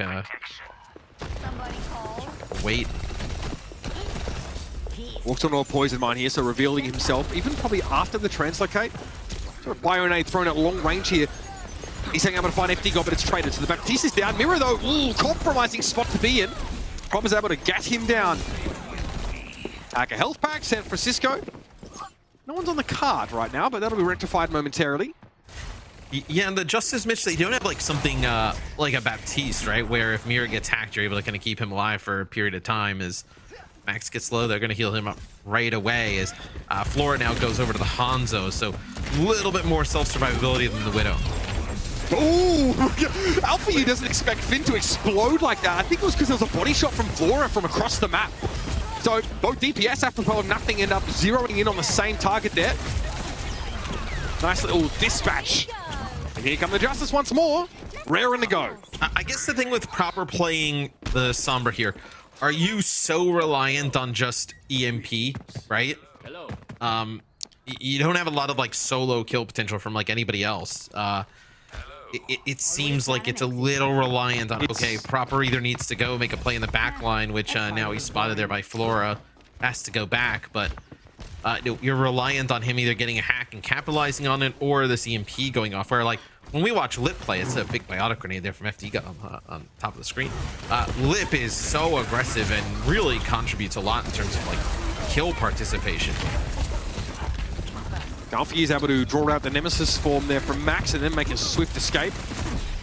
Chasing Finn off the high ground, doesn't want to allow him to make use of this amp matrix, and even Flora going to wrap around here as well, Matt. This could be going wrong for San Francisco again. That's both supports again, right at the start of these fights. So, I mean, look, if you can have Proper on whatever you want. If you're going to lose your supports constantly, or, you know, kind of have some misplays there, is that's an amp matrix on the high ground that was used there by Finn. You put Proper on whatever you want, it doesn't really matter, right? You still need top play from everybody else. There's not been enough pressure on the Justice's defensive structure here, and they have developed a full chest of ultimates. So Proper just wants the Alpha Gear kill if he can get it. Hack does complete, but Alpha Gear's able to get away by the looks of things, deployed a pulse bomb as well. That one doesn't really find its target. Proper not in position for like a large EMP, maybe just looking to isolate an individual. FD God hits one shot. Proper had, oh, out of respect, he's done. He's in trouble. Oh, he's able just to get away. It looks like there wasn't a bio nade up because I guess it was a self nade from FD God, but if he could use that offensively, that would be a dead proper. Okay, Mirror frozen inside Annihilation, Nano, so it's going to give... Yeah, that's great. Everyone... Oh, they can't get out in time! He gets the reset on the Annihilation, or at least able to keep it up a little bit longer, walk straight back in. EMP from Proper is way too late. Way too late! Max going down, of course. FD God surviving from beforehand means he comes back and keeps Mirror top off. Vindime used sound barrier there. I didn't really see anybody get the benefits of it. I'd love to see that on replay, but I mean, look, you're building around that EMP for the entire time. You use it once you actually lose your Baptiste. I mean, that's not the right way to go. Teru a little bit low here, able to get back to the rest of his team. San Francisco, last chance saloon for them. It's Heesang's Genji, but it's not enough! Even with players up, San Francisco unable to get to Lacard. And the Washington Justice bounce back in the most spectacular of manners. It's a horrific loss to the Boston Uprising. A sweep when they turn it around, they take the energy and run it back, and they run over the Shock. I mean, map 1 was close.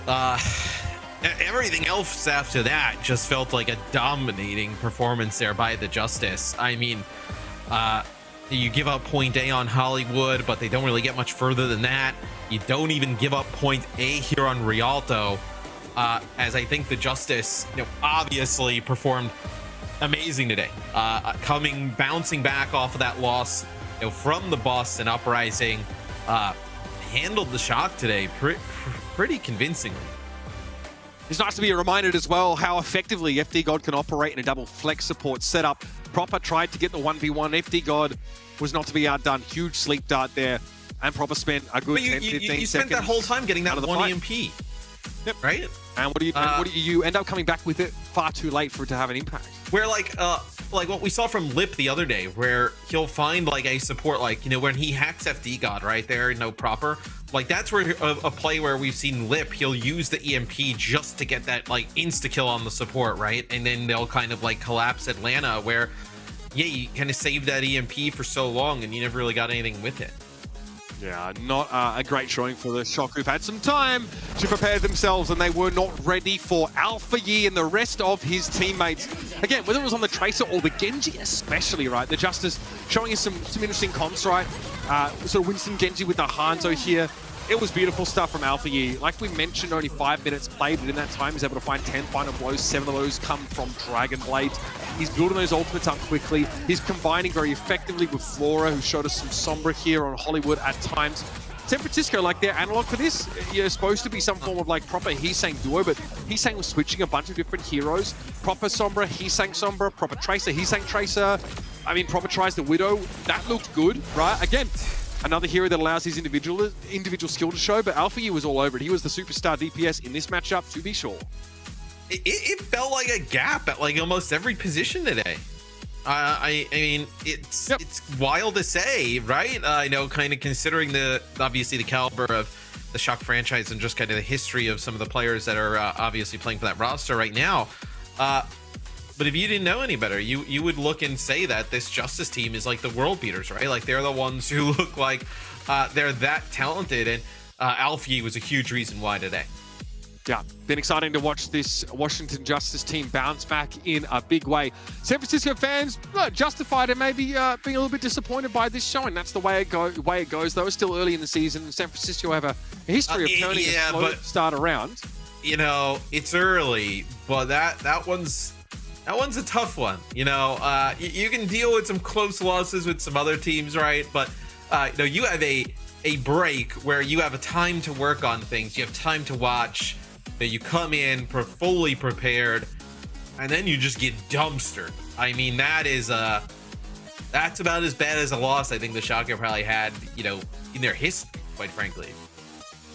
It's up there, to be fair. Shock didn't have the greatest start as a franchise, but still tough for them here. True. Have to see them bounce back for the Justice. Maybe some of those doubters after their last match being silenced. I'm curious to hear what our desk who unanimously chose the Shock to win this game have to say. A bit of a stinker from San Francisco. Let's hear from our experts after this.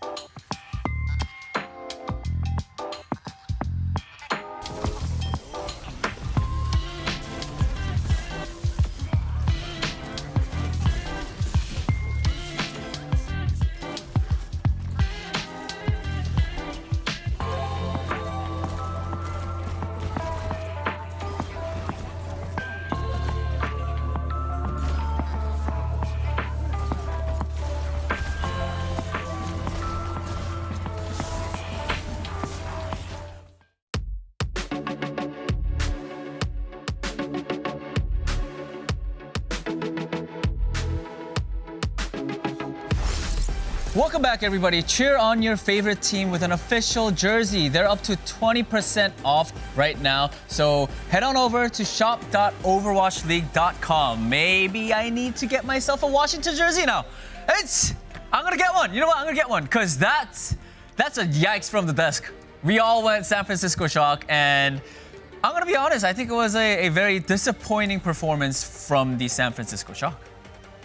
You guys, this is completely unacceptable from the San Francisco Shock. I mean, they looked like a shadow of their former selves. That's charitable. I mean, Mitch and Matt, you guys are cutting them way too much slack. It's early in the season. They had like 2 weeks to prep for this match, and they just got slaughtered by the Justice. I mean, like, all right. Proper is going to be the hit scan player for this team, right? He plays Widow a lot of the time, and then they just roll out with, no, Proper's going to be on Tracer now, and he's saying he's going to be on Ashe. That's just unacceptable. Like, there's no justification for that. You got to decide as a team who's going to be the hit scan player, who's going to be the Tracer player, so you can actually practice effectively. Like, I understand certain comps, you know, you like need to have like more diversity in the swaps. Sometimes you need both players to play Tracer, but to switch your entire DPS role based on playing Widow or Ashe, nobody does that. It's for good reason. It's like just bad for your practice. I think Shock is just like, they've completely crumbled. I mean, I said today they needed to get a clean 3-0 for me to like justify them and see that, okay, they are back into this. But this was, I mean, it was a clean 3-0. It was a 3-0. We did get a 3-0. Actually. Except not the one we thought would happen. And to be honest, like for Justice, I think even Justice is going to be surprised by how easy this was. I doubt they thought the match would go this way. To be this light of an opponent. I mean, we weren't the only ones picking Shock. I mean, we got Jaws and Cust over there too. They, you know, we all thought that Shock was gonna win it, but I mean, this was. What do you guys think?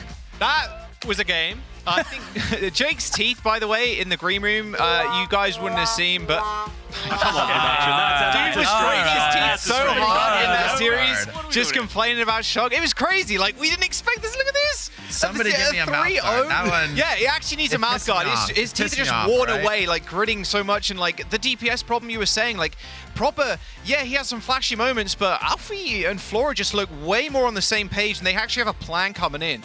Like, they needed to win, and they didn't. That is it's a very, team-wide very issue. bad It's a sign. team-wide issue. Yeah. Like, it's not even DPS gap. Sure, yeah. And heading into this match, I talked about the backline of the San Francisco Shock. They needed to tighten it up. We hype and rank these players very highly within this role. But both Vindame and Finn just unable to do anything. This was a bunker right.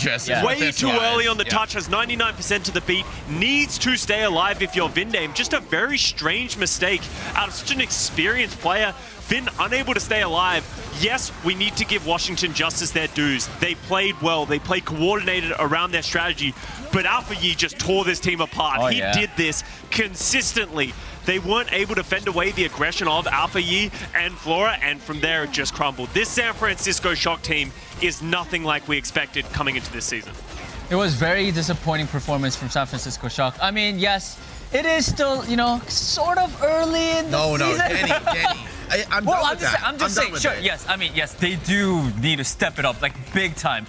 You know, and they have more matches coming up. And if this continues, you know, Shock, it's looking less likely that they're gonna get more wins, honestly. I mean, this is a two-time champion team. They were runner-up last year. This is a storied franchise in the Overwatch League. I mean, this is looking like Season 1 Shock right now. I mean, that's a long time ago, right? A lot of fans just might not remember. But this team, I mean, like, honestly, think about what they brought. They were like, all right, we're going to rebuild around Proper. We're going to bring in all these rookies from O2 Blast. I feel like they were just, I mean, there's a major overhype issue right now, right? Yes, Proper was on that level last year, but this team is not good anymore, all right? Like, I mean, I'm ready to say that. Like, you don't get, like, Boston beat Justice 3-0. It's not like Justice is this unconquerable top-tier team. I mean, I'm ready to criticize Shock. This is an unacceptable showing from them as a team. Sheesh. All right. I mean, who can watch this match and think differently? Who can watch this you're match? right. I mean, but on the other hand, Washington Justice were fantastic. And of course, we have an interview coming up with the player of the match, and that is none other than Alpha Yi. Hello, Alpha Yi, can you hear me? 들리시나요? 안녕하세요. 네, 들려요. All right, Alpha E. All right, we gotta talk about this match. I mean, you guys just beat the San Francisco Shock. Like, we were going off about, you know, they were, you know, two-time champions, and they were honestly the favorite. They were the favorite team to sort of win this matchup, but that really wasn't the case. You guys beat them 3-0. How do you feel? 일단 오늘 승리를 축하드리면서 오늘 경기가 좀 더 의미 있지 않나 싶습니다. 저희 중계석에서도 모든 분들이 쇼크가 이길 거라 예상을 했지만 그 예상을 뒤엎고 3대 0으로 센쇼크를 이기게 되셨는데요. 지금 일단 소감 한 말씀 듣고 싶습니다. 일단은 되게 3대 0으로 쉽게 이겨서 기분은 좋았던 것 같아요. I mean, definitely, it's just one thing. I think beating them 3-0 easy, it just really feels good. Do you sort of, even before, I guess, when you're going into the match, Alpha, did you sort of expect this win against San Francisco Shock? 자, 방금 3대 0으로 이긴 거 되게 기분이 좋다라고 말씀을 하셨는데, 오늘 경기를 시작하면서 경기에 들어가게 되면서 그때부터 좀 오늘 승리를 할 거라고 좀 예상을 하셨나요? 네, 저는 이길 수 있다고 생각은 하면서 계속 항상 경기에 임하고 있어가지고 항상 이길 수 있다 생각하면서 경기하고 있어요. 그래서 질 거라는 생각은 안 했습니다. I mean, I go in with the mentality as a player that we're always going to win. So yes, well, we did sort of expect the win. We always think that we could beat any opponent, and that's how we thought going into today's match. I do also sort of want to follow up with another question. What was like your favorite moment in the match? Like, when did you know that the match is already over? Like, we won this game. Like, was there a particular moment while you were playing the game? Like, did that sort of you had that moment? 자, 마지막으로 일단 이제 알파이 선수에 대해서 이제 오늘 경기가 아무래도 방금 뭐 항상 이길 거라는 멘탈을 갖고 임하신다고 얘기를 하셨는데 오늘 경기를 하면서 좀 어느 순간에 한순간에 좀 이 경기 이겼다라는 좀 그런 포인트가 있었나요? 센쇼기랑 하면서 막 어느 뭐 한 플레이였던지 알파이 선수가 했던 플레이였던지 좀 경기를 하다가 중간에 이때면 우리가 이기겠다는 좀 생각이 좀 있으셨나요? 사실 할리우드 첫 공격할 때 상대가 저희가 원하는 조합을 들고 와가지고 원하는 플레이를 해줘서 그때부터 그냥 쉽게 이길 수 있을 거라고 생각하긴 했어요. I think that moment had to be on Hollywood when San Francisco Shock was attacking. As soon as they rolled out with their comp, we sort of wanted them to play the comp. So as soon as we saw them playing the comp that we wanted, we sort of knew right away that this game was already over and we were going to take the win. All right, Alpha E, big congratulations on the win and hope to talk to you soon. Thank you so much. 자, 마지막으로 감사드리면서 인터뷰 마치도록 하겠습니다. 감사합니다. 감사합니다. Alpha, he's been just a monster for Justice this whole season, right? Like, we've seen him on the Tracer, especially the Genji. I mean, Genji's one of my personal favorite heroes, to see him pop off to this level on that hero, it's really exciting. And so I think you make a good point. We have to give props to Justice for being so rock solid and for knowing the game well enough that, like Alpha, you said, right? When they just roll out on a comp, like, oh, we won this. These guys don't know what they're doing. But on the flip side, right? I feel that Shock it's been a very long time since any team could say that about them. Since they've ever been in a position to be an easy opponent. I mean, that's a new feeling for many fans of this franchise. And I don't think that we're sort of beating down on Shock too much. I think they sort of need this, because they've been always such a good team that we're so used to them winning, right? Yeah. And now that they're sort of, on the different side where, they didn't look that clean and, now we're starting to worry if they're gonna be ever good again, right? Sort of. So it's like, I think that's not unreasonable to say, Danny, honestly. So it's like a wake-up call that because we know the San Francisco Shock roster is so good. It's like, hey, we know that you guys could do better. Like, we want to see it. That's why we're talking so much about this, right? Yeah. Well, I mean, it's historical. It's also that, some teams that have had great successes, they haven't tried to snowball that into the next season, and they've been like, all right, whatever, let's just have 5-6 player rosters and do whatever. But Shock was not that team. They tried to rebuild around Proper this year. They tried to be even better, build a championship winning roster. This is not that. Yeah. Well, I mean, we'll have to wait and see more from San Francisco Shock in the near future. But let's move on to our next match. It is the Vegas Eternal versus New York Excelsior. What do we want to talk about this one, Jake? I mean, I have to say that it's one of the winnable games for the Vegas Eternal. However, I still think it's going to be very tough. I think New York Excelsior, honestly, a lot of people have said, in the community, there's a power ranking, there's a tier break before the Vegas Eternal at the bottom of the West. And I think that's fair to say. I think, the real question for this team is, can they get a win? Yeah. So the roster for New York Excelsior, pretty much as we'd expect. I think this has been their strongest look so far. Able to flex, they can play rush, they can play more of these classic dive styles, whatever they need. But, I think even though New York, not the strongest team in the league, could be something that the Vegas could contend with, I honestly still think this is going to be a 3-0 for New York. I mean, and also I know Costa, I think during the program said that the quoted phrase, "Talent is there for New York Excelsior." Oh, okay. Well, let's not throw that around. Okay. And everybody, yes, we got to cast as Jaws and Costa for this match. Yeah. Obviously, in the New York Excelsior, when you look at just name value, they have a couple of great players who have been in the league in the past. We have Fitz, who was story player on the Seoul Dynasty, incredibly flexible player. New York has been playing around these guys, and they've actually looked a lot better than we were expecting them to heading into this season.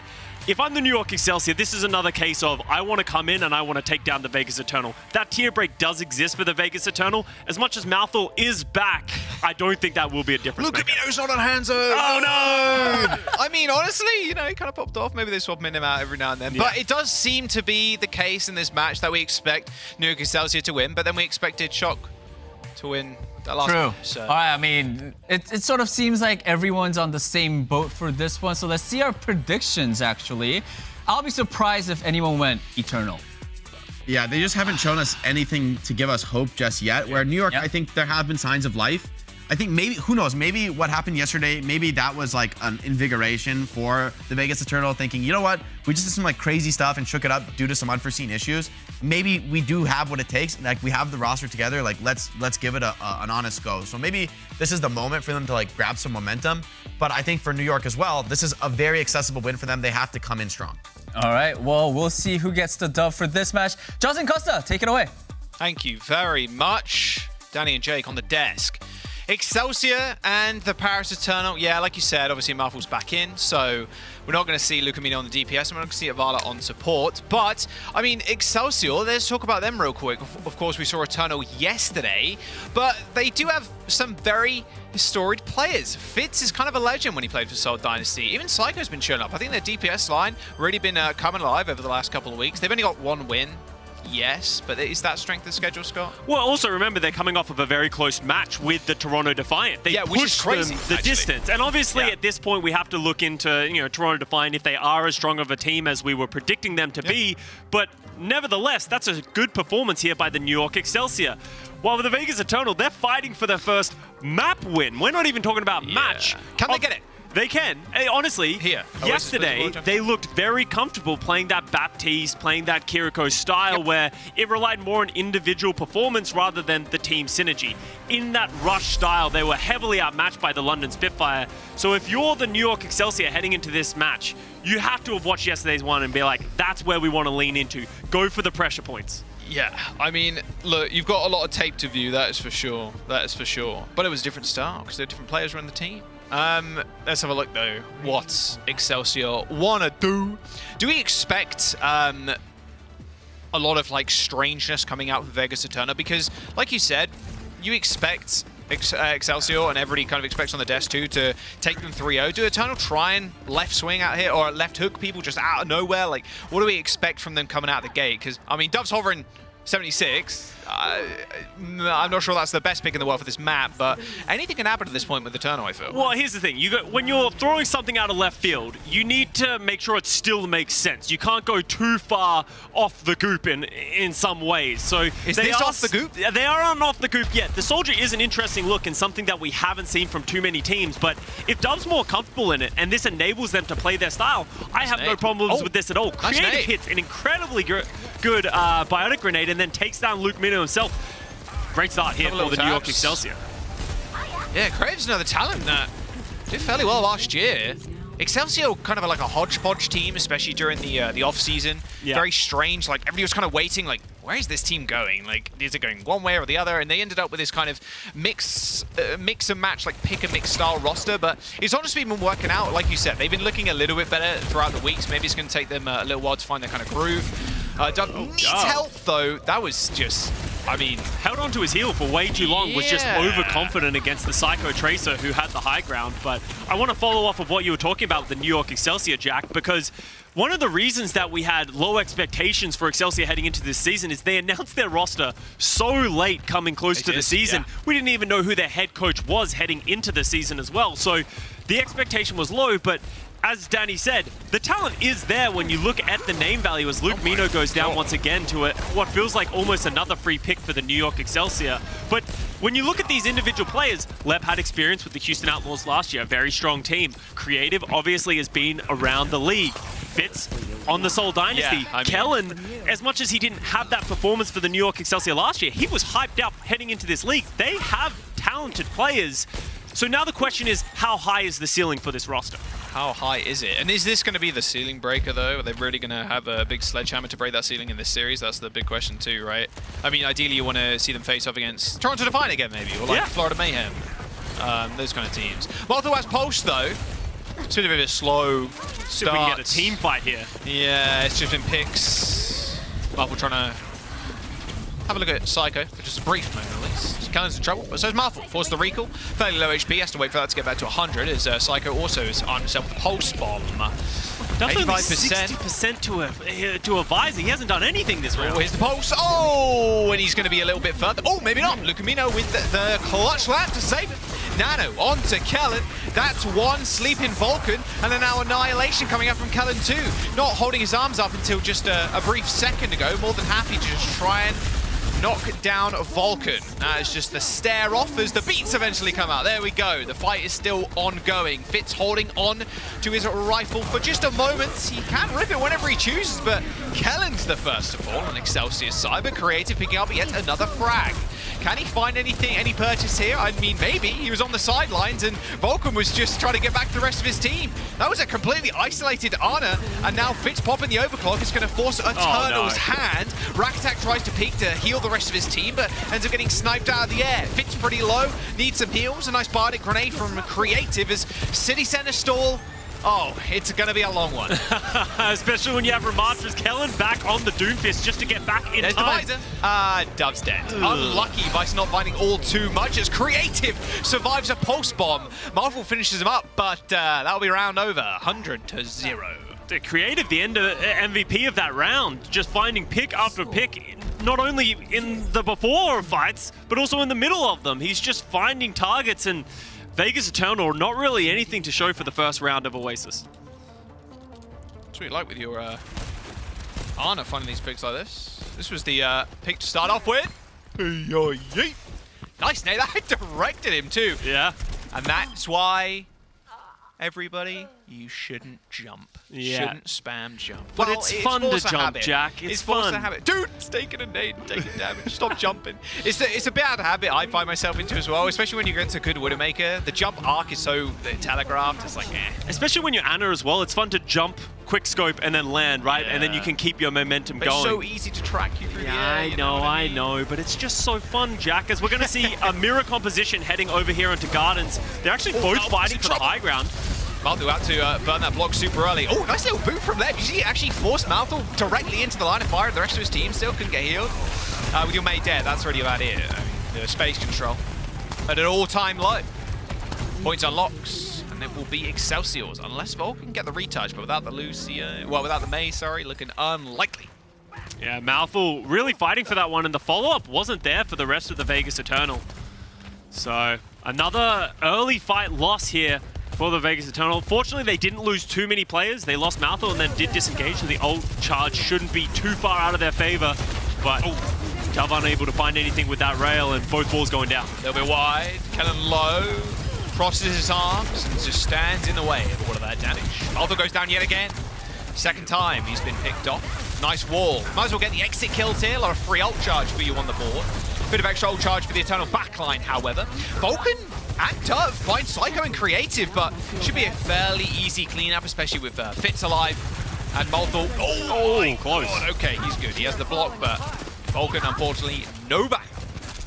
Kellen with that Annihilation, just too much health, too much damage for the Vegas Eternal to withstand. They did find some solid picks, but alas, they weren't able to follow through. They are coming up to 5 ultimates now, so it should be somewhat of an even fight. With this Mei, I'm surprised they're going through this open spot. It's going to be very difficult to dislodge the backline of the New York Excelsior from the high ground, and you're sort of walking into the firing line. Fitz just sits here and does this. There's the overclock. Vulcan had to pop that Nemesis Swarm and back all the way up, so they're going to have to wait for another return on the cooldown. Although, They do open up with a window. Okay, now Excelsior have to retreat to height, but I think Fitz is more than okay sitting up here. He's got a fully charged railgun, and he's sitting behind that window. So now Excelsior will stall this point out for a little bit longer. Decent window placement too. You can kind of get both sides. Powerful falls yet again. Third fight in a row where he's fallen first. And now, Eternal, they press every Q. Now they just need to find some kills. Dove saved by a lamp. He's just sitting in the front line all alone. Can't find anything with his own overclock as now Psycho falls. Both Mays out of the picture for the time being as Kellen gets focused down by Eternal. But even he is just standing tall right now on this point. Eternal finds some capture percentages. Dove cleans out the back line. And there we go. Eternal on the board. Nice play by Vegas Eternal. Just had to utilize their ultimates to win through that man disadvantage. But as you called it out, Jack, Mouthful needs to find a way to stay alive at the beginning of these fights. As the Mei, you are the one who's trying to step up, drop the walls, enable your Ramatra to go aggressive, but you can't be going down. You have the ice block, you have tools, and if you don't have those tools, you need your supports to keep you alive. That needs to be a point that the Vegas Eternal need to clean up, otherwise they're just going to keep falling down. All right, Marvel. There's the Blizzard. There's the wall. Can Kellen escape? Nice ice block to try and block his movement. Nice stuff. Kellen does get sent by a lamp, though, and the focus fire is good from the Eternal. There you go. This is what you want to see. Creative is not there. That strafe is too powerful. Too powerful. Oh, no, Mouthful. Oh, my Mouthful. Oh, the strafe was too good. Oh, we've all been there. We've all been there. That's Window an opening, creative, Jack. though. It is an opening, and Fitz nearing that railgun too. That overclock coming up rather soon, and it'll one-shot body shot if they're not careful. That lamp is actually kind of clutch from Lucamino there, so no one goes down instantly from Fitz. Here's the beat. There's the overclock. Match with a beat on Rack Attack's side, but Vulcan's already dead, and now Fitz can just bring him to pound down. Rack Attack on the point, trying to stall out, but it is 99%. Look at that Lucio strafe. Look at him go. Whoop, whoop, whoop. He's moving. And he's dead. He's dead, Jack. He's slowed down by Psycho's left click, and no support can stand in Fitz's way. He actually gets lamped to try and take him out, and there's Creative with the kill. Excelsior with one map up. Just like yesterday, the Vegas Eternal playing these rush compositions, just not able to hold a candle to the coordination of some of these stronger teams. Honestly, another day at the office here for the New York Excelsior, playing what they need to do, individual players, stepping up where they need to, but Vegas Eternal woes continue. Yes, they do. Man, I mean, Scott, they did get some percent on first, on that second point there. All good. I want to see more Soldier from Dove. I think if you... It didn't go well. It didn't go well, but if you feel more confident on that hero and you feel more confident on the picks that you're playing, like, it's going to be a little bit better than like forcing something that you got its fits in on the Sojourn, right? The mirror. So I don't know. I don't really have questions or answers for you right now, so I'm going to be. I don't have answers for you either. It feels like you're asking me questions here and trying to Scott, validate this Soldier. I don't have a lot for you, especially when we saw him go down multiple times. He just saw spam. He doesn't have that slide like a Sojourn. Any way to keep himself alive. The healing pack just isn't enough. All right. Maybe there will be better looks on Blizzard World. You'll have to find out. Stick around, and we'll see you after this break.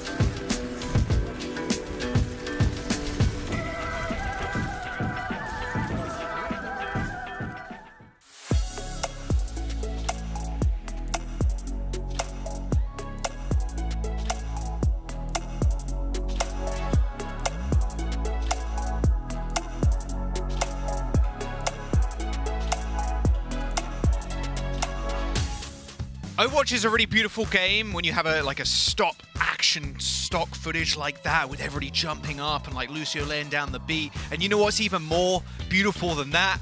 Fitzio. Yeah, Fitz is going on the support role as Shockwave comes in on DPS. What? So we might see some Fitzio or some Fitz-Eater?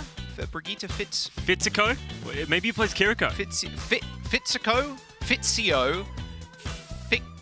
Fitz-Gita? I'm just going to let you go. I'm not going to stop you. Yeah, I'm just... blood's spitting right now. Blood's spitting right now. We're going over Blizzard World, and this is a different look than we've ever seen from the New York Excelsior. This is crazy, yeah. Putting Fitz onto the support. Obviously, the supports have been struggling bits and pieces. They've been going back and forth of who's going to play the Brig.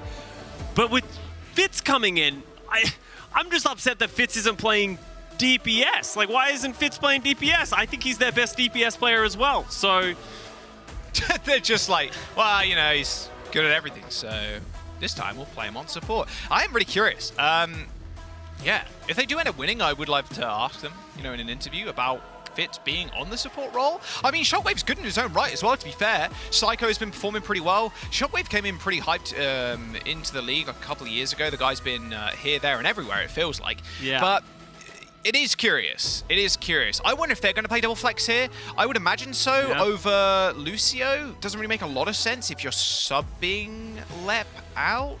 I have to assume that this is the Baptiste Kiriko style that we've seen a lot of teams starting to play recently, where you can play that Kiriko who plays aggressively and enables your dive that little bit better, and then you can swift step back to your support if they really need it. But then you ask the question, why is Fitz the player that needs to step into this role? They have 4 support players, Jack, and they've added a 5th one now that Fitz is coming to play support. I haven't got answers. Oh, by the way, we are in a brief pause. We will be getting back in. Oh, there you go. Prod, just thank you for that. We're going back in. Hey, all good. We're going to jump back in to the game right now, as you can see. Imagine if we did the whole game like this.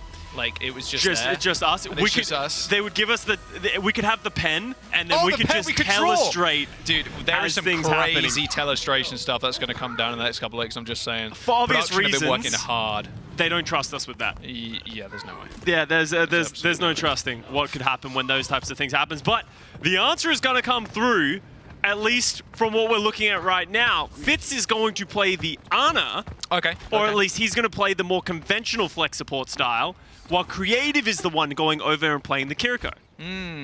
All right. You know what? He can aim, so all good. Look. Can he heal, though? That's the question. Can he? Yes, that's how Ana works. Well, if he plays Lifeweaver. Actually, that's how Ana works. Oh, okay, thank you, Jack. Ain't no way. He's just going for a little... No, okay, not even a little lift. He's going on the... Okay, so it is Brig. Okay. So Fitz, Brig, Creative, Ana, and then Shockwave on the Sombra. Looks like Kellen's going back to Spawn briefly. Winston? Yes. All right, Kellen Winston. So this is the comp we're running out with. So Fitz-Eater. Yeah, so it is the Fitz Brig, and that means that they want to feel more confident in this role. The backline has been where they've been exposed the most when they have been losing some of these series, so maybe just Fitz confident in being able to play this style. Obviously, Shockwave and Psycho are both great players in their own rights, so they have that depth of roster to be able to do this. On the other side, the Vegas Eternal are going to play the Kiriko themselves. No Storm Arrow for Marvel, nothing to really punish the Winston. It's much easier to punish Winston when you have Storm Arrow and he jumps on you. Break Bubble or just like shoot. A lot of arrows in his head. Very crazy nade there from Creative getting on the double box. Fitz does need a little bit of help. Creative receives 1 pack from Fitz to top him up to full HP. With Marvel dead, a whole lot of damage lost. You've only got the Tracer to try and pick someone off, but none of that consistent damage that you really need. Nice little anti, but look at that. I mean, Dove is a little bit too scared to actually double dash into Fitz to try and take him out.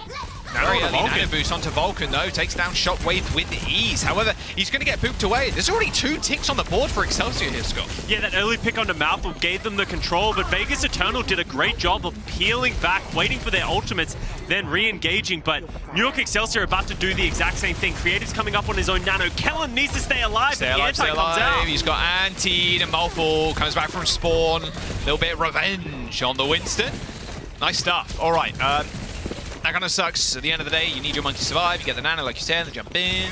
And now Vegas Eternal have a good shot at actually defending here. They got Rush coming up. I don't like Kellen going in while Creative's at 90% nano charge. If he just waited another 5 seconds, the nano boost would have been out. Kellen would have gotten that, and he would have been able to live throughout that dive. Fortunately for them, they do have the EMP and the Nano still. But Shockwave, unable to get in right now, just keeps getting broken out of this stealth as Dub's just harassing him from the high ground. EMP for Shockwave. He's looking for it. Nano boost onto Kellen. Nice little hack there onto Vulcan. Stops him from matrixing. No However, he got instantly woken up. No EMP, yeah. But like Malfoy's already dead, now you're in a 4v5. Rally coming out as well as that pulse bomb from Dove, but it actually hits the shield of Fit, so does very little to no damage. And Lucamino also dead. Vulcan forced to use that self-destruct on the point to try and remake, but Fit just blocks most of it with his shield, and you saw Psycho there just hiding behind it. Yes, Brick Shield can still block self-destruct. Thank God for that. 4 minutes to go now, as Excelsior do manage to cap first. And at the end of the day, Shockwave does a great job of holding onto that EMP. I thought it was worth to pop it there to just guarantee that dive would be successful, but very confident. Yeah, presence of mind to be able to hold on to that one. But I'm gonna call it out again because it has been a consistent theme throughout this series. Malthul needs to stay alive. I don't know what he needs to change, but right now he is the target for the New York Excelsior, and if he keeps falling, Vegas Eternal are playing at a disadvantage. Torp moment, maybe. Torp moment.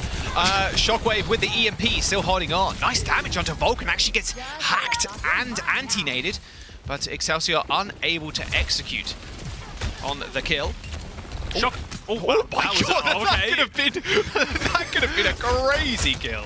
I would have been very upset if I died to that by Shockwave, but they've got a lot of positioning already. The fear of the EMP almost creating a presence in its own right. EMP is down. Decent, however, look at how late Kellen was to actually jump on the EMP targets. Those hacks don't last too long anymore, worth keeping in mind. Primal Rage pop for Kellen, but he's just donating a lot of that health to the ult bank of the Vegas Eternal as he jumps up onto the high ground, takes damage, and then just falls back down to earth. Dragon Strike on the point from Malfoy to try and force anything from Excelsior. They actually nano Dove instead of the tank this time around. He takes down Fitz, even making it a double with the help of Vulcan, killing Creative. Backline down for Excelsior, no heals for New York, so they're forced to either play on this high ground, try and contest for as long as possible, or go for a reset. I think they're going for the latter here. Yeah, it has to be a reset. When you just don't have heals, there's no point in even taking that fight. You don't have the sustainability to live throughout it. That was a lot of ultimates from the Excelsior to little avail. So Eternal finding their footing just a little bit, but the nano boost going on to Kellen once again. That's how they broke open this first point. He needs to do that again. All right, what you got for a Psycho? Pulse Bomb versus Pulse Bomb. Dub has got one, too. Psycho hunting, searching, seeing seeing nice what shot. turned his back to Malfoy as he takes an arrow, just pins him to the floor. Lucamino has died though, so very bad trade here for the Eternal as you lose one of your healers. Kellen jumps over that pulse bomb to the safety, warm, safe embrace of Creative. Does heal him back up with a nade, and with Shockwave killing Dove, it's a slow bleed out here for the Eternal. Rack Attack does have this rally whenever they need it, but gets bashed because Fitz goes first. Yeah, Fitz popping that rally, just jumps into him, self-destruct onto the top of the point, but Fitz just blocks it all with his giant IMAX shield. Dove has actually switched over to the Widowmaker. A nice little sleep onto Kellen. Can they get the insta-kill? Not quite. And that will be point 2 being unlocked. Yeah, that was such a big play by Fitz, maybe showing why he is in here over to the support role to play this character. Having a lot of impact so far, he's staying alive and doing quite a good job, and that bash was just such high value, recognizing who the threat on the Eternal was. So now we go into third point. There's only 2 minutes remaining though, Jack. I really like this setup here. Oh, okay. So, Shockwave has revealed himself, but Psycho is kind of chilling around the bookcase area, waiting for Shockwave to get a hack, diving in. See that from the best Sombra teams, talking like that to Rain. Lip goes for a hack, and Stalker's like instantly on top of him. Malfoy's not, you know, he's showing up right now. He's not dying first, he's getting the first picks a lot of the time. And that's what you need from the Hanzo. Just getting that initial pick is great. Saving the Storm Arrow for when the Monkey jumps in, and it'll be a big reset here for New York. However, they do have EMP. Yeah, as you can see, Malthus spy checking as the Hanzo looking to get another stray arrow onto Shockwave, as Shockwave really holding on to these EMPs quite close to his chest. Trying to find a position to get in. Oh, early rally by Rack Attack. I think you could almost disengage from this if you're the Excelsior. Those Dragon Strike from Malfoy actually cut Creative off and killed him. There will be Kellen Prop and Primal, but I don't think there's any use in fighting right now. As soon as that Primal wears off, you're a sitting Duck, or a sitting Gorilla, I suppose. With Creative's Nano Boost, you want to wait for him to get up. With 1 minute and 20 seconds remaining, very unlikely now that New York will actually cap with time remaining, if at all. I don't think there's any chance, in fact. Too many staggers will come out. felt like an unnecessary push there by the Excelsior. Running upstream almost. EMP does come out by Shockwave, but once again, no one's following up, and it was only on one person. Yeah, only one man EMP, and that was onto Lucamino, of all people, who's on the high ground. He do be chilling. There's no real advance. A fantastic nade from Lucamino. Was that a 5-man anti? Nah, it's just a 3-man? Oh, wait, Shock. The people that didn't get anti went down. Shockwave and Psycho dead. Lucamino is kind of immortal up there. Yeah. They need to stop that. They need to contest him on the high ground. The Shockwave Kellen synergy just feels a little off right now. Every time the EMPs are coming out, Kellen's just that beat too late. So by the time the EMP is worn off, they're already healthy and there's no follow through. But 20 Someone get seconds Lucamino off the high ground. He got down. All good. Nano Brig versus Nano Winston. Vulcan does get anti, but Rack Attack do be swinging. Might be able to earn himself a rally if he's kind of fancy with it, but I mean, he ends up backing all the way up. There's a later rally coming out from Fitz here as Vulcan gets a nice E on the pole spot, but that anti-nade is too good from Creative. In the front line, anti's 2 as Vulcan goes low. Here's Rack Attack with the rally. This is their last attempt to try and defend that third point. Fitz dead, one healer remaining for Excelsior as now Psycho trying to put in the work, but this rally, this overhealth being generated from Rack Attack is just too much for him to bear. There will be a Dragon Strike on the point to push Kellen away, who's popped the Primal, but that'll be about that. No damage, but a kill onto Lucamino might just be what they need. It's absolutely huge. Lucamino's the primary healing. EMP coming in from Shockwave too as they force the Eternal all the way back smart. They back up knowing they've got time to give. Yeah, you need to back up. You don't have that healing. Lucamino's actually going to switch over to the Baptiste, but Shockwave with this EMP. He's waiting. Rack Attack, EMP, perfect land from Lucamino to keep him alive in the fight. And now you need the follow-up. Vulcan doesn't even get hacked. It looked like Shockwave got interrupted mid-hack, and it didn't really matter anyway, to be fair, because Vulcan still went down. Nice pulse bomb from Dove. This will be the hold. There's the cleanup that Eternal needed. 2 points and 104 meters on the board. Excelsior unable to cap that third point. These Shockwave EMPs, they might be landing on good targets, Scott, but the follow-up, it's not there. And that's really what has differentiated the good teams from the best teams. You watch Atlanta and you watch Lip Pop and EMP, they're right there. Dude doesn't even need the EMP. He pops a hack. Boom. The Trace is there. The Winston's there. The follow-up is there. It isn't there for the New York Excelsior. Right now, Shockwave is finding value on the Sombra, but Kellen and Psycho just aren't on the same wavelength. They're not following through. While on the other hand, the Vegas Eternal following up with exactly what happened yesterday. When they have to play these Brawl Rush styles, they fall short. They are unable to keep up. But when they can play this sort of dive and they can sort of go toe-to-toe and it comes down to more individual play, that's really where they start to shine. They are great players. Maybe the coordination is the fundamental problem. I mean, that's perfect for them, right? Just get them on roles they can carry with individually. More like a ranked comp, right? Yeah. You want to have the most impact possible in a ranked game yourself to try and help the team succeed. And obviously in a ranked game, there's a lot less coordination going on. But it's working out for the Vegas Eternal in a way, because Dove's adding some nice pulses. He's getting, he's kind of checking the backline. Maltha also at the very end, not so much on the first and second point, but was getting some good pickoffs, like initially. Yeah. Nice headshots from the Hanzo, and that's maybe their secret sauce. We'll see what they want to do on the outset. I will say though, I've had heated discussions with Jake about this D.Va on attack and defense. You've been in the green room, Jack. You can agree. It gets dicey in there. The defense D.Va I like, especially when you're playing like a hit scan with the Hanzo of Mouthful. But on offense, you need to be an aggressor at some point. So when you're on offense, if you're playing that D.Va, you're playing the Hanzo, you're really playing at the whim of somebody finding a pick, because you can't expect Dove to be the person to open up these fights. Oh, for that reason. Definitely can't open the fight up now, yeah. With his brains all over the floor. Man, it is very satisfying as Kiriko. Getting that headshot on the Tracers, my word. Or even the headshot melee. Yeah, that's a classic. Tracers might disagree with us. Yeah, I know. Yeah, there's a lot of things in Overwatch. I think everybody can kind of agree that just boost that serotonin, and headshot melee onto Tracers does feel very good as a support player. Yeah, and you can see Creative playing this Kiriko. This is the style you need to play. You want to play on this off angle, play aggressive with your Tracer here. Just make yourself a threat. They are giving a lot more room than I was expecting them to give. Recalled. Now Psycho's hot on his trail. He's retreated back to the safety of his supports. All good.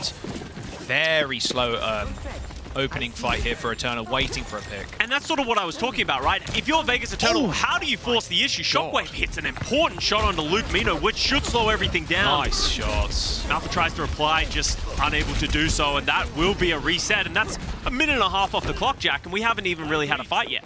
Yeah, I mean, that's just Hanzo gameplay, right? I'm gonna get a pick. I'm gonna get a pick. I need to get a pick. And in fact, Eternal have fed up waiting for that pick. They're actually switching over to the Sombra instead. Hack, dive. Now that's the name of the game. But that's the crux of this composition, right, Jack? Who's diving with the hack? You can't really dive effectively with the D.Va. That's so much distance to go. If you don't find that kill, then you're kind of in it and you're stuck. And then Dove has to be that play with the Tracer. The D.Va with the Sombra Tracer, I'm just not in love with it. He's not in love with it. He's not in love with it. Well, I do be waiting. Big wraparound here from Eternal. Taking a long time, though. Taking a long time. Just trying to find one person, maybe try and catch them out with a hack. Nice rotations from Excelsior, though. They've almost got 5 ultimates on board. I mean, Mouthful is the furthest one on the way right now. There's the Nano to start us off. Nano with a Shockwave, though. He even gets hacked. These arrows are going to pack a mean punch if he can land. Vulcan even antied in the corner. Rally popped from Eternal. Here come the ultimates. Everybody's pressing Q. Nicely from Vulcan again. Second post-bomb eaten of Psychos this match already. Self-destruct on the point as Shockwaves takes down Rack Attack in the front line. Now Lucamino in trouble. Both support's dead. Vulcan is going to get staggered here and then some if he's not careful. Shockwave coming up large.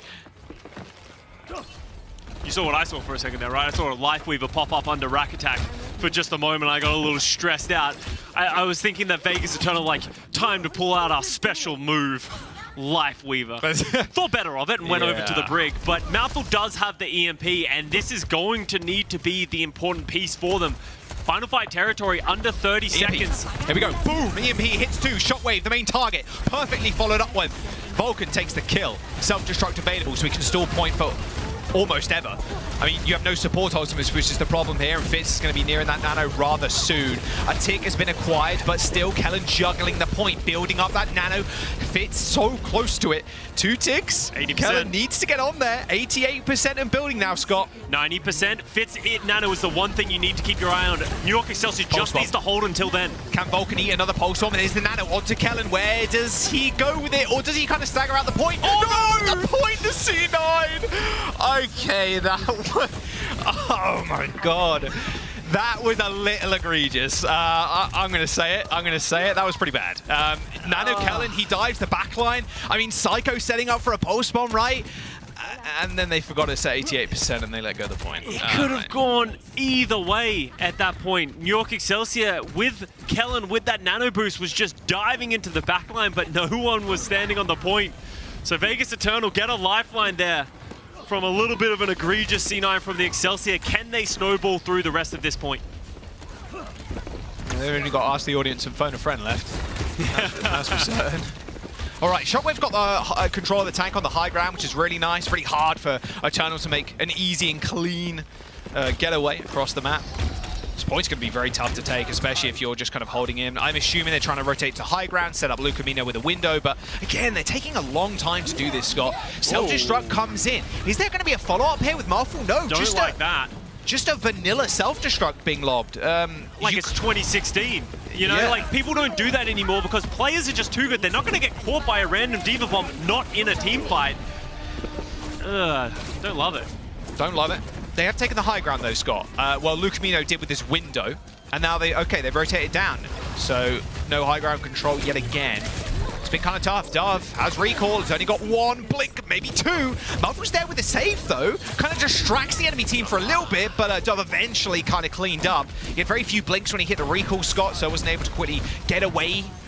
And now we're approaching final fight once more. Riley coming out from Rack Attack, and a Nano boost to save Kellen's life. No C9s here are going to be possible. The payload's far too far away as Rack Attack is the main source of damage from the Excelsior. They're trying to run him down, but the healing is just too good from Lucamino right now. They think better of it. They do end up backing up to the point, but they've made it final fight, and they've got a rally out of Eternal. Yeah, but it cost them both of their support ultimates for the New York Excelsior, and here comes Mouthful with another EMP, and you can see Vegas Eternal are poised. Nice EMP, creative, already gone. Excelsior now down a person. Can Psycho come up with a nice stick? Dove definitely can. Nice double kill from Excelsior. Hang on a second, Scott. Pinch me, am I dreaming? Self-destruct on the point. Kellen, is he gonna get remake? He does. Now Psycho's back. The spawn points are just way too close for Excelsior. Eternal need a clean fight, but no. There it is. Second point unlocked. 1 minute and 30 seconds to go. Eternal. I'm starting to believe. Okay, Jack, they still have a long way to go, so let's just calm down a little bit. 104 meters, that's multiple team fights. We are going to see some switches from the New York Excelsior. No. Oh, okay, they're switching the Ana players. Okay, he stayed on it for so long that I got really nervous. I was like, there's no way Creative's about to come in and play the pocket Mercy. But switching Ana and the Brig with Creative and Fitz, that's how they wanted to play with the Ana and the Kiriko in the past. Not many ultimates for either team. Vulcan does have the Diva Bomb, hopefully uses it better than last time. Get a hack or something, right? Yeah, if you're the New York Excelsior, you don't want to let this card continue to move to the point that if you lose one team fight, you lose the point. Decent nade, stops Mouthful from doing anything for a brief moment. Creative is so free in this backline, must feel so good right now. Mouthful was trying to check him. Nice hack on the shotwave, but Vulcan tried to shift in, but couldn't get in the backline in time, so you saw Fitz dies to that! What? Fitz dead, Shockwave dead too. Dove lands another key pulse on the Hanzo. Wait a second, 20 seconds to go. Eternal might take this map if New York aren't careful about how they play this. Kellen has to stay alive. He's in mech still. He does get hacked in spawn as the dragons come out. The rally is there for Rack Attack. They're going to have the overhealth. And Kellen does get nano, but he's just getting beaten, bullied backwards. 1.2 meters remain as Psycho with the pulse bombs trying to line up something good. The EMP's decent as Psycho now trying to go in. Vulcan eats another pulse. Eternal are going to do it. They're going to find their first map in 2023. Let's go, Vegas. Hey, this is exactly like that meme where they're pouring champagne on themselves. They only want a map, but you got to start somewhere. Grand finals attempt here. The grand finals cards coming out. Vegas Eternal, they got a map. And you can tell, they're happy, they're excited, but the match ain't over. And that was honestly just solid play by the Vegas Eternal. They ground out the New York Excelsior. Yeah, maybe they got gifted a C9 a little bit. Yeah, they got some things falling in their favor, but you take what you can get. Yeah, for sure. And they're on the board. I'm like, oh my God, let's go. I mean, wow, I want to know how that bomb killed Fitz, that self-destruct. I would assume that his shield got broken. Because it looked like he was standing there waiting for the bomb to come, which is, that is a rookie mistake for the Brick. When you're waiting for that Diva Bomb, you don't want to be holding that shield because any solid player at the top level is going to shoot that one. So Fitz, maybe a little bit of a mistake at the very end, and that cost them big time. Absolute slobber knocker right now. This game is going off. The Reddit thread is going to be alight, bro. Oh my word. I mean, look, dive at the very end. Looks so clean. We're going to jump to a quick break. Do not go anywhere. We've got map number 3. Can Eternal take a new map? Junkertown? Junkertown? It's possible, Scott. Anything's possible at this point. We'll see in a bit.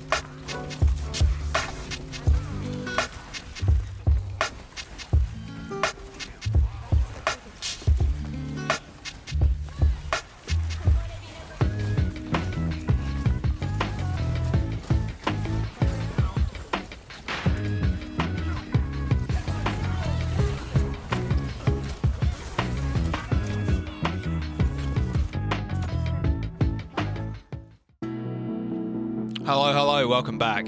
Yes, you're seeing it correct. The first regular season win here for the Vegas Eternal. Honestly, Scott, describe that last map in one word beginning with A. Awesome. Ah, that's good. I like that. Okay, that was good. I was trying to think of a better word. I landed on awesome, and then I tried to rack my brain through the dictionary, and I realized I'm not Mitch, so I went with awesome. Awesome is a good word. No, that's fine. That can be used here. Awesome stuff. Antagonistic. Let's go with that. Antagonistic. You know, this is the moment that the Vegas Eternal start their villain arc and start taking names. It all starts with one. It all starts with a 1. 3-2 on Blizzard World. Vulcan did a very good job that last game. If you saw, he ate 3 pulse bombs. Excelsior, I mean, getting that pulse bomb stick is very important, especially when it's on the Hanzo main damage dealer or one of the backlines in Vulcan. Making sure he's checking every single time Psycho tries something sneaky. We are going to Junkertown now. And what do we really expect here from the Eternal? Can they keep this snowball going? And for all the perceptive people out there, you would have seen that we didn't have a look at the player names, which mean we didn't make any subs. Fitzio. Fitz support round 2. Probably break again. He honestly played fine. Last map, I don't think you can say that he was in any reason the problem. And honestly, I don't think New York Excelsior played bad by any means. It felt like Eternal really starting to string things together. See if they can do it again here on Junkertown. And this map is... It's been strange this season because historically we've just always played snipers. We've always played Sigma. But people are trying different things, playing faster around the Tracer Sombra. From what we got here, the Vegas Eternal are going to play a Ramatra defense, which I don't think we've seen any of this, but it is the traditional Kiriko Baptiste Ramatra style that allows you to play aggressively yet defensively at the same time. Wow, Malthus playing with fire there. You know that's a Widow Sports. Lucamino, too. Please stop peeking. I know. I really want Shockwave to stay, but he's not gonna. He's gonna switch over to the Hanzo. All right. So we got Winston versus Ramatra here, Scott.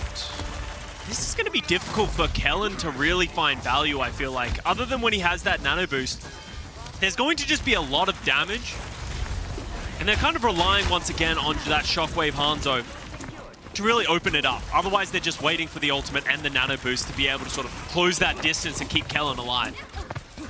All right, good ground already for Excelsior. Getting to this corner is very important. Cracking this open will be very difficult with Vulcan. Just kind of manning the defenses. Put his little pillbox up there on the high ground. The Eternal have got to be careful. They are all 5 players stacked up on these stairs right now, and they're sort of being herded by the Excelsior. I like what Dove is doing now, yeah. Recognizes the Hanzos on an island alone. Dove and Mouthful combined together to take down Shockwave. Force the disengage. Can they get any more from this? Yeah, yes, they can. Wow, Mouthful. He is mad. He was dying first on Blizzard World. 3 fights in a row, and even on Control, he's really showing up. I mean, sometimes you just need that warm-up, you know? And warm-up he did. Dude's kind of on a heater right now with these Hanzo shots. The tanks have sort of been beating each other up as the supports heal them up. Here come the ultimates. Yeah, I was going to say Lucamino. He's like, Lucamino ain't taking my job, bro. Let me just let me show him up on the Hanzo real quick. Nice nano boost. Straight onto Mouthful. He's been the main source of damage recently for Eternal, but no, gets chased down. Here are the picks that you want to see. Nice juggle from Kellen in the air too. Rack attack at no shift, I would imagine. And there crumbles Eternal's defense on point A. Yeah, and it doesn't look like with how far away everyone is, they're going to get another fight. And there was the Winston Primal, the nano boost, right on time for the New York Excelsior. And Eternal just didn't really feel like they were ready for that. Mouth of caught in no man's land in the open and just eventually gets caught out. Not too bad of a first point though. And they retained some of their ultimates, if not all of their ultimates, except for the pulse. Yeah, the doors to Junkerton City have been opened, and now Mouthful has the high ground. Does he even get any work done with the Dragon Strike again? I mean, he found creative a couple of times, which is always nice to pick off the Ana. Going to be tough to dive in once more. Vulcan's holding kind of this off angle right now, but Excelsior slowly trying to, again, like you said before, kind of choke out Eternal right now. Trying to find these different angles. Oh, Mouthful did not stand a chance. I'm curious where the lamp was for from Lucamino. Both support ultimate spot from Eternal, including the Annihilation. So 3 ultimates used in this engagement. Vulcan is, yeah, okay, he just runs down creative. Again, imagine he didn't have the Swift Step available to him. you kind of take that, honestly, if you're Excelsior. Yeah, you have Nano coming up, they don't have support ults. Feels nice to go in for a dive, see if they can find another pick. And I'm going to keep harping on it. Eternal need to force their agenda a little bit, stop allowing New York Excelsior to take so much space. Like, one of the reasons Mouthful is getting punished so much is because the Excelsior are able to take all the space they want and then set up a very clean dive. The Vegas Eternal take the least number of fights in the Overwatch League, and that's because they play so passive. At some point, you need to stop everyone from just walking all over you. The Nano engaged. The Nano's not who you think it's on. Oh, wow. Double Dragon Strike kill from Mouthful. I said before, I want to see something. There you go. Triple kill for Mouthful. Yeah, this guy's kind of going off. Vegas Eternal, they used one ultimate, and Excelsior also used an ult, but they used the Nano on Shockwave, not Kellen to dive in. Yeah, and that is an interesting decision. I wonder if there was something there that we didn't see that Maybe could potentially have prompted Nano. that. Mouthful has 5 of the team's 6 final blows. Call out a Mouthful deadlift right now. Creative. Forced to use Suzu. Can't underestimate that Nemesis form damage. And another Annihilation has been built up by Vulcan. Good hold so far from Eternal. It's really difficult to just dislodge the Eternal, especially with Vulcan. It's gonna die to. Oh no! Vulcan was taking a nap and still managed to drag Fitz into a nightmare. There's Creative and Kellen though, making sure the backline are feeling their wrath. Primal Rage and Creative being on this high ground with the Kitsune Rush. Dove needs to stall, but no, Creative's gonna hound him down. And he gets 3 in that team fight, maybe justifying why they want to put Fitz in to play the Ana, while Creative enabled to play the Kiriko.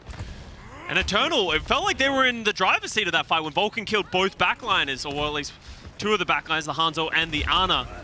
And Mouthful with an early death to a random arrow here from Shockwave, and that's going to be the go button for the Excelsior. Wow, this is an aggressive push here from Creative.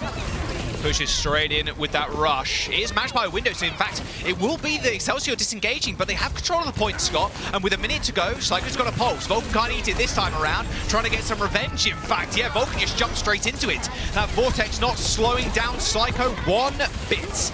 A rush on the point, a last-ditch attempt from Eternal to try and make something work as Psycho just putting out an absolute boatload of damage. Tried to dash that mega health pack, but it wasn't there. It was actually Mouthful that hacked it away. 55 seconds to go, but Shockwave sitting pretty on the point.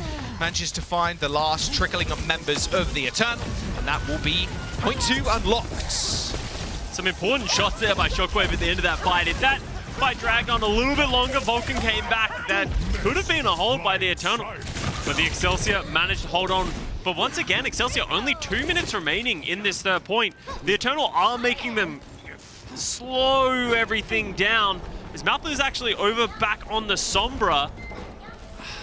I'm not in love with that. Maybe to get back to the point really quickly. Now he's 65% AMP, doesn't want to switch. Could have been that cascading effect of wanting to retain ultimates. There's a lot of spaces you can hide here too. So EMP is going to be hard to get like a giant one, but sometimes a 1-man is all you need. Sometimes just a 1-person EMP. Just a respectable 1-person EMP. Respectable one. I got my one. Where is yours? All right, Kellen with the Nano now, maybe. Or is Shockwave going to receive the Nano again? I'm curious Fitz's kind of decision-making here on why he's nanoing the Hanzo, but we'll have a look who he wants to put it on. I mean, Shockwave's kind of steal it. Okay, there you go. Kellen nanoed, pooped away, though, by the Brig, but the Brig is still on the high ground.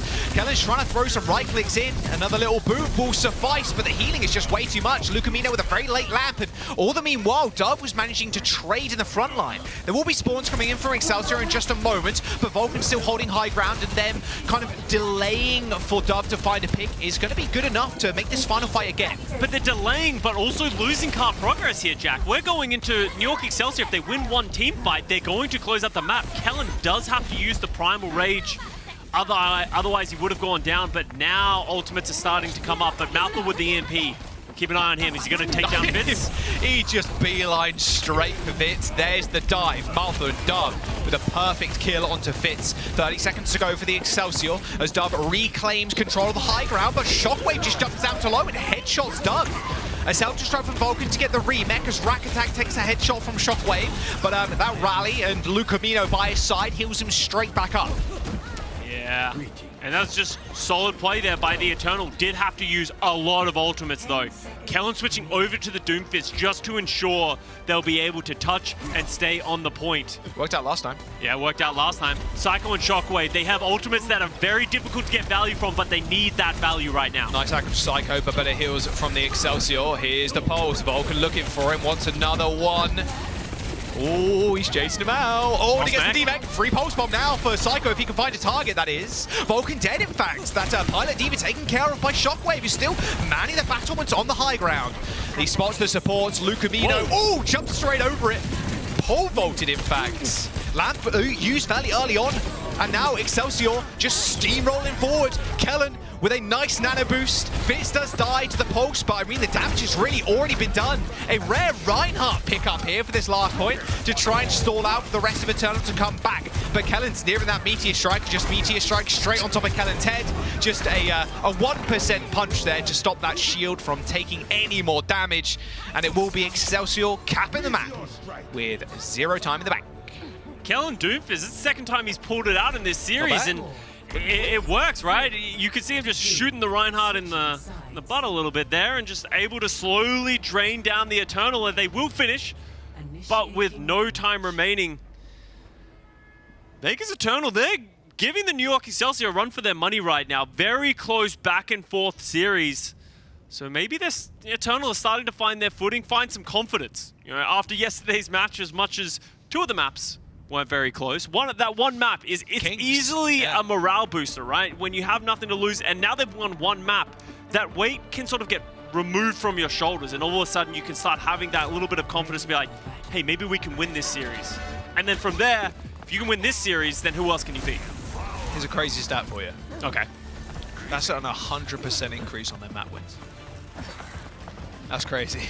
Well, wait, no. Would it be 100%? Wouldn't it be infinite? Because if they've never had a win and then you go from 0 to 1, it would be an infinite number of increase. An infinite. There you go. They're infinitely better today. That's facts. Yeah. That's straight facts, actually. Here's a replay. Little Shockwave replay, in fact. That was a good pulse, actually, from Dove, I will say. Oh. I mean, he's been kind of dominating on the Hanzo. It's been Malfoy's show for the last couple of games, in fact, but now it is all on Shockwave's Hanzo.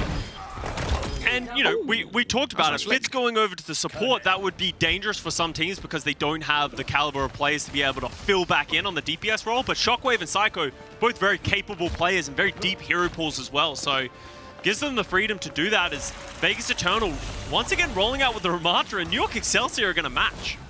Oh, yeah. So very comfortable on the Ram on Junkertown by the looks of things. Now, Malthor versus Shockwave. This is the battle. This is the 1v1 that we need to see. Who can find the first pick? Just a permanent amount of damage on the high ground. I mean, just resetting over and over again, waiting for the Nemesis forms. Although with Shockwave with this nice little angle on them, maybe it won't be infinite damage. It will just be a 1 swift health bar removal. Well, oh my god. I mean, I think they both stuck each other there with the Sonics. Yeah, they do just be shooting in the general direction, hoping for the best. Yeah. Not quite Legolas just yet. Oh, I think both teams are just trying to build up ultimates, trying to find some value. You know, obviously you have the anti-nades from Fitz that enables them to get... that's a good pick. Shockwave just stepping up a little bit too far with no protection from his team. Tries to peek. Everybody shot it in there. There was only 1 person in the kill feed, Malthor, but a lot of people did a fair amount of damage. Oh, the shared affair. Nice window too. Is going to force Kellen all the way back. This is good card progress. Excelsior needs to touch. Kellen's been nanoed, holds his arms up, but no, he doesn't touch. The vortex from Vulcan stopped Kellen from touching. Heads up play from Vulcan there. And honestly, just a great play by Eternal. Punish Shockwave for stepping up, and then that forced New York Excelsior into a bad position, and Eternal just recognized the advantage. Playing very, very well, and with 4 minutes and 40 seconds remaining, they're in the driver's seat right now on this attack. Kellen is just trying to get out, but with Fitz healing him for the backline, it should be pretty easy to disengage. I don't want to be an overreacting Oliver. I like overreacting. Continue. But Eternal at 4 minutes going to second point. I'm just saying. It's looking good. It's looking good. First map win, maybe first series win, we'll see. Double anti-nade in the front line. Double Vulcan, right perp, want to back off, but we know how hard this point can be to attack, especially when you have dive heroes. However, rack attack, quick headshot to Psycho. And now the Annihilation can begin. Fitz in trouble. No nade, no sleep. Vulcan also in a heap of hurt, but being kept alive somehow, some way. And there you go, an easy push in. Get the payload going. Someone touch. Why is it going backwards? Keep the payload going. Oh, Vulcan's dead. Scratching his little head too. Does he need to go that far aggressive? That's the question. So. I don't think he needed to get that pick onto Kellen. If he fell back to the cart, maybe if they touched early, they would have had an advantage here. Switching over to the Diva, Dragon comes out by Shockwave very early. They're committing. They need to kill Psycho fast here. Force the recall. There's the Dragon Strike from Malthor. Could be big, though it does. It does damage to Psycho and helps Lucamino finish off the kill, and they get the second point. Almost 5 minutes for the Vegas Eternal now. Yeah, that's just great play. Great play, and the New York Excelsior seem to be the team looking for answers right now. It feels like every time they try and take any positioning, they're getting punished. Just, as we said, individual brilliance from these players. Dove's getting his picks, Malthor's hitting shots, Rack Attack even getting in on the action. Eternal are doing it. The prophecy is true. Which prophecy? Who prophesied this? I don't have answers for you. I just say stuff and then attach me into it later. That's kind of how casting works. Yeah, that's facts. All right, Kellen on the high ground. Annihilate. Oh, Malthor takes a couple of storm arrows to the face. Should be a fairly easy cleanup here. If Eternal can punish with just a single kill, that would be kind of large. No, okay. Dove dead, and this will be it. Oh, they got the Annihilation out. Wow, you take that if you're the Eternal. Getting the Annihilation is quite large. Just reset now, though. Reset. Go again. Kellen's had a couple of questionable ones on this Ramatra in the past as well. Like, even if Kellen was going to die there, that's fine. He has the closer respawns. They've already pretty much won the fight. I'm not sure if that was 100% necessary, but you can never say never. Malthor is switching over to the Sombra. We saw him have value on this on third point on their defense. Let's see if he can do it again on attack. It gives them that window and opening. Speaking of windows, there's one on the high ground. Okay, this is good. Give Vulcan the high ground. He can then check the backline. He can check the DPS of the Excelsior and help set up Dove and Malthor for these dives too. Pulse bomb in the hand of Dove. Who's the target? Creative in trouble. Suzu, swift step away.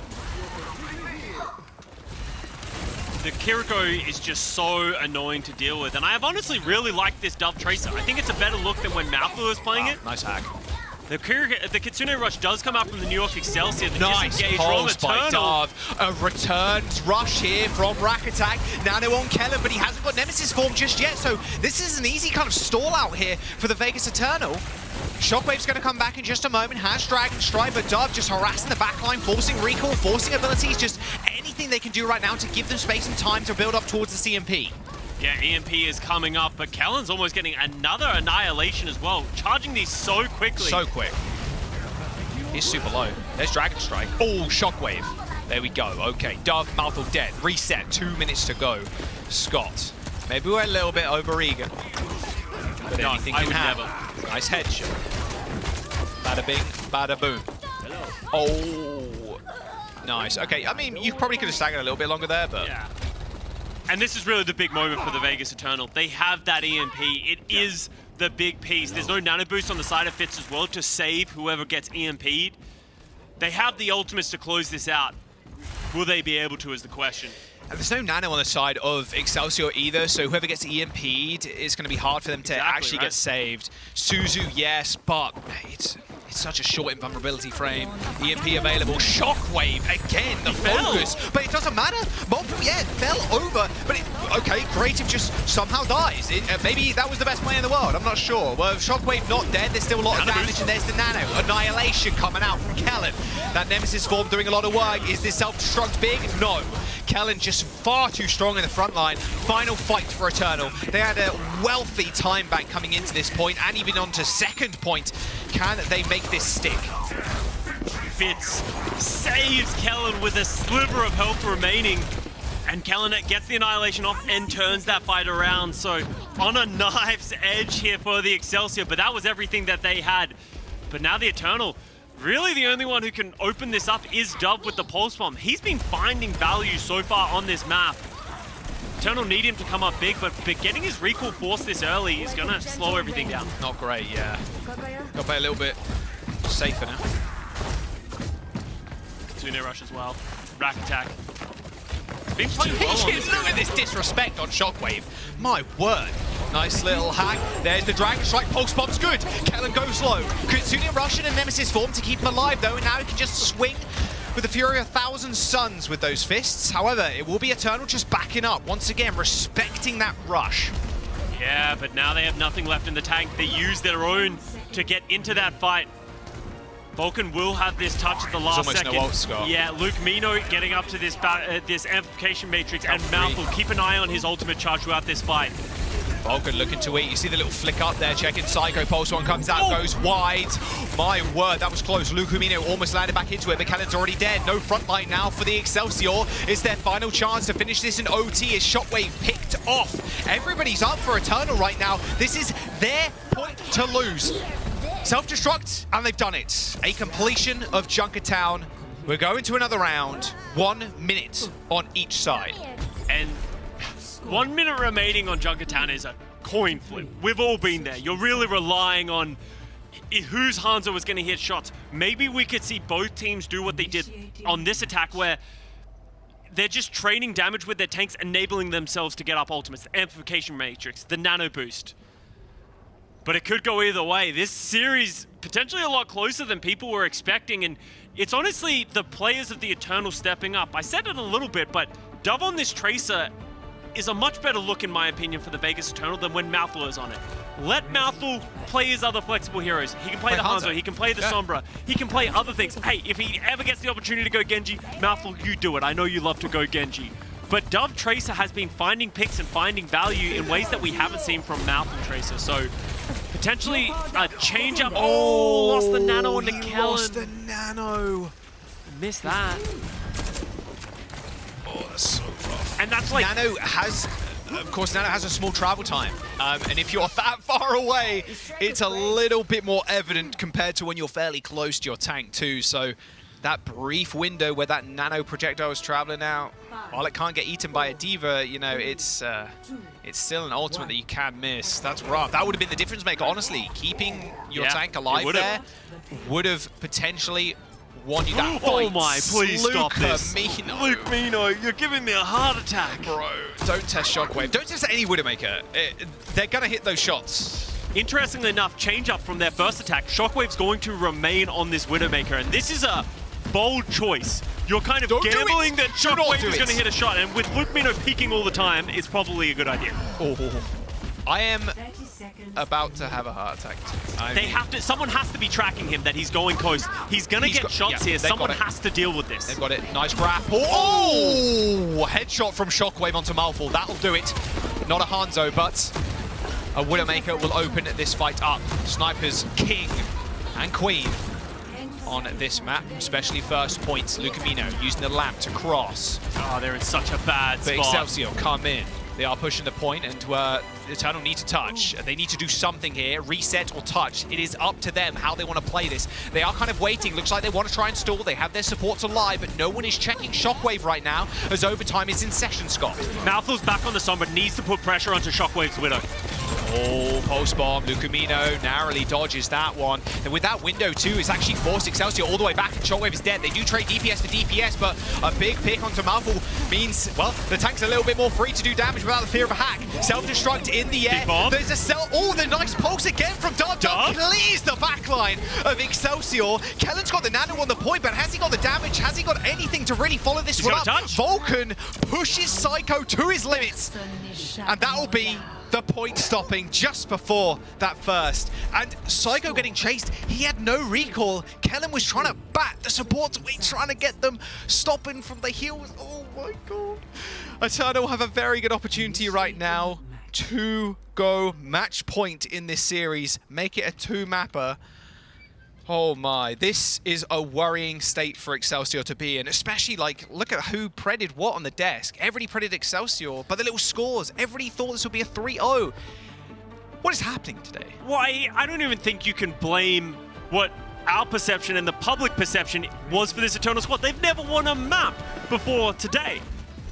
But Eternal, something has clicked. Maybe Avala was the secret sauce that we were talking about. That one piece that's going to come in and really give them that Sky awakening. And this Dove Tracer continues to come up clutch. Takes down one spot, one clips the other. It looks so good. And I want to shout out Mouthful as well. Great decision to switch over to the Sombra. Put that pressure. Traded his life for Shockwave's Widow. 100% worth it in that situation. I mean, Shockwave, almost that entire time, Scott, was sitting on that back stairway uncontested. Yeah. So that trade, very much worth it. And with a minute to go, Eternal have victory on this map in their sights. Whoa. Sigma? This is where you've decided that you're going to pull the Sigma. I wonder if this is an idea from Vulcan where Sigma is very strong on this first point, but the reason people don't play it is because it doesn't snowball into the rest of the map. Right. So maybe he's like, if we only need to get one fight, I can anchor on the point, I can play this shield, and if I get a flux, that could just win us the map. A lot of free damage on the D.Va too. Yeah. I mean, you don't really want to be sat there matrixing the entire time, but with a nice cheeky arrow onto Rack Attack. Can they find any more? If they do, this is a big stagger. Mouthful's low. You can see him was anti-nated, but Lucamino is topping them up. Yeah, Excelsior, as much as they could have cleaned up more, the cost of them losing one of their own players would have been, disastrous.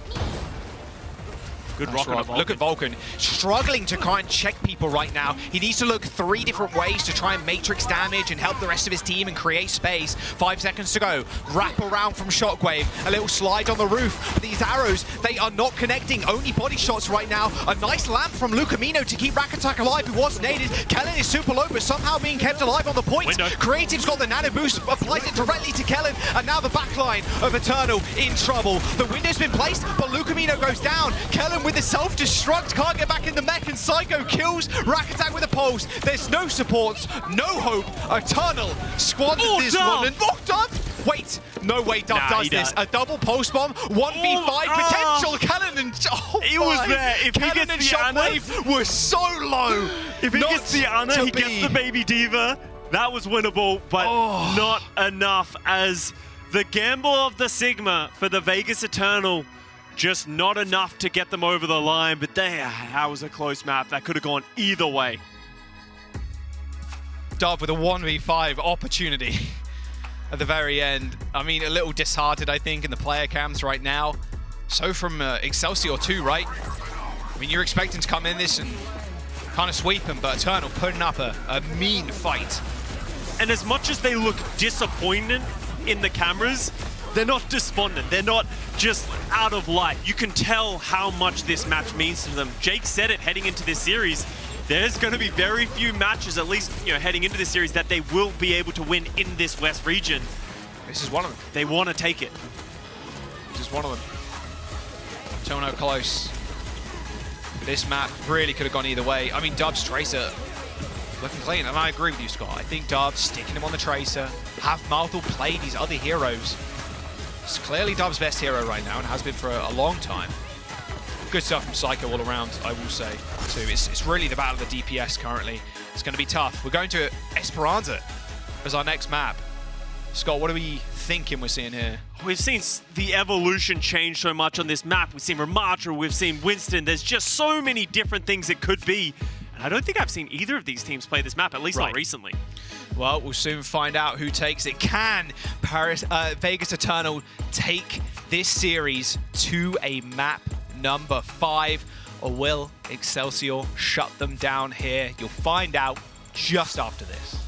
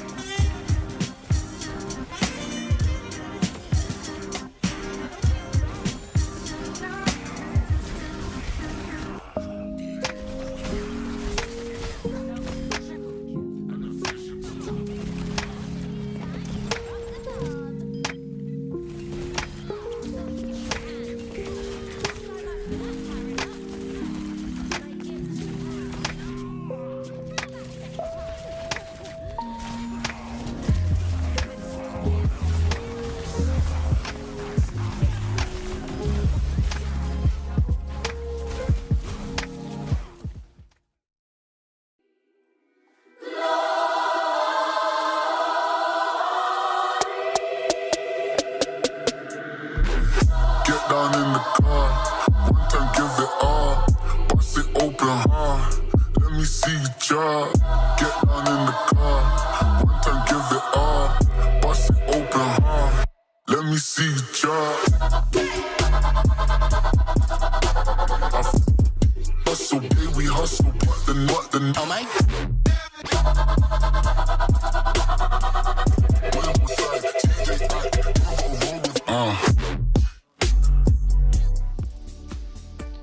I believe. You believe? I believe. I think it's possible. Let me give you some bad news, Jack, as we go into this map. All right, line it up. Lep's back in the lineup. Fitz back on DPS. Right. Okay? Okay. And what this usually spells is that the New York Excelsior are going to play the rush style. Vegas don't look good at that. If you're the Vegas Eternal going into this map, do you try and find something that allows Dove to play Tracer? Mouth will stay on the Hanzo. Like, you play that Diva style that we saw on Blizzard World, that we saw on Junkertown? Or do you try and just sort of stick to what the pseudo meta is? Oh, man. That's the question. Yeah. Oh, man. I don't think I've got answers for you, to be very honest here. That's why I'm on this side of the mic and they've on theirs. That's for sure. I mean, I think sticking Dove on the Tracer obviously quite important at this point. It is a question, like, do you just kind of play your own style here, play your own thing? Because even Maltho's been showing up on the Hanzo. Really tough. But now we're left on the Lucio. Much easier to kind of run down a backline. Tough to play a slower comp, especially on this kind of map. I will say, though, I don't love the Ramatra on this map. Sure. As Jake says, if you're a good team in the Overwatch League, you should be playing Winston. But I think for both of these teams, they should play what they're comfortable at. And for the New York Excelsior, with Lep coming back in, that screams to me that they want to play the Lucio. They might put him back on Brig, but if they were going to play Brig, you would assume that they would keep creative in to play that Brig. So, for me, this means that they're going to want to play the Ramatra Rush. So if you're the Vegas Eternal, you stay away from that, as far away from that as you can. Because that hasn't been your best look or your win condition over these last couple of days. What? No, Jack, don't look at the heroes just yet. No, I was looking at the robot. He's got his fist clenched. He's ready to fight. He's ready to kill. I wonder when the bot is going to get his own character. Maybe he has a boxing match against Bob or something. That'd be kind of cool. That'd be cool. That's lore accurate, I think. That's real. Oh, wow, this is interesting. Oh, okay. Fitz running on the Ashe. Mouthful on Torb. Yes, okay. Say less. Say less, King. I'm ready for it. I'm honestly here for it. Check Psycho in the backline. Lep checks Lep. Also, there was an update to Torb recently where if you shoot somebody, the turret then auto-focuses them, which is quite nice. So if you are like trying to focus down somebody, you land a shot, the turret will auto-lock onto them rather than just like almost whoever it wants. If you're the Vegas Eternal, you need to find a way to get onto this Ashe of Fitz because it's going to pump out so much damage if you leave it unchecked. What's going to happen is Kellen's going to anchor on this point while Fitz is just raining sniper shots from far away. You can see Malthal, even at this distance, is unable to just peek. Oh my god, he pops E, he pops the Overload, and Lucamino Suzu'd him. Yeah, you got to play slow at this point then. But look at 40% charge and counting right now for the Ashe. A lot of damage right now, a lot of damage. And that's what I'm saying. No one on the Eternal can match this damage. So at some point you have to go. The shout does come out from Vulcan, but an anti-nade. Malthal's 1 HP still. There we go. Good anti-nade, yeah. Lucamino needs to save these Suzus for this anti-nade. Another one. Oh, and Vulcan just goes down to it. Alrighty. Turn to Lemonade there. Unfortunate stuff. It's tough too. Nade has a slightly faster cooldown than Suzu does, so there is a point where you can just throw Nade, you hear the Suzu, you just throw Nade like as soon as you get it again because you know they don't have another Suzu. Okay, Malthor, he's on Genji. Kind of sucks not seeing Torb, but Genji, you said it in Junkertown. You don't mind it? I regret what I said on Junkertown. Okay, well. Okay. It could be solid versus the Ashe. The problem is he doesn't have a follow-up from a tank. So now they have two different identities. Vulcan's going to win the frontline fight, but Dove and Malthor have got to go for the backline. Rush. Oh, Nano for Kellen, pretty easy. Pulse bomb available for Dove. Oh, he's kind of lost. All good, though. GPS signal recovered. Kellen ends up backing out. Too much damage. Even with that Nano booster into a Rush, still could hurt, especially if Vulcan's kind of wailing on it. Dove with a pulse, looking at Kellen. No. Good beat. Annihilation though. I was going to say he has no Nemesis form, but the Annihilation does refresh it, and that Bob is just airing Eternal out right now. And Creative taking himself a nice little double kill. No need for the other support there. Just I'll take the kills myself. And you can see the problem that I highlighted, right? Dove Mouthful isn't strong enough to take down the back line. Right. Vulcan can't stand up at the front line. There's checkpoint. So there goes the checkpoint. Obviously, they did have to switch, so they didn't have as many ultimates as the Excelsior, but that is a very quick checkpoint here for them. And Fitz is just playing an aim trainer at this point, it feels like. Right. Vulcan maybe going on a Winston, obviously would help with the dive there, but you already kind of covered that point in the preamble. Oh wow. Wow, that was a nice little burst there from left. Didn't quite kill, but all good. Still what I'm saying, gets himself a beat. So how do you get into this fight if you're the Eternal? Like, Suzu used. Yeah, Suzu's used, so that's going to cause a slowdown anyway. There's the punches. But Creative and Fitz, you can just see them perched on this high ground. Oh, Psycho? I don't know how that happens. Yeah. Didn't expect maybe another punch to land from Vulcan, but it certainly did. Gave him a black eye. Yeah. Imagine getting hit by that real life. Like, whoop. I can take it. I think Scott, I can take it. Nice nade, actually saved Fitz's life. He's 1 HP, a missed sleep though from Creative. Very uncharacteristic. However, with Vulcan taking down Fitz, him holding his arms too, now he has to stand up to Kellen, but it's not enough.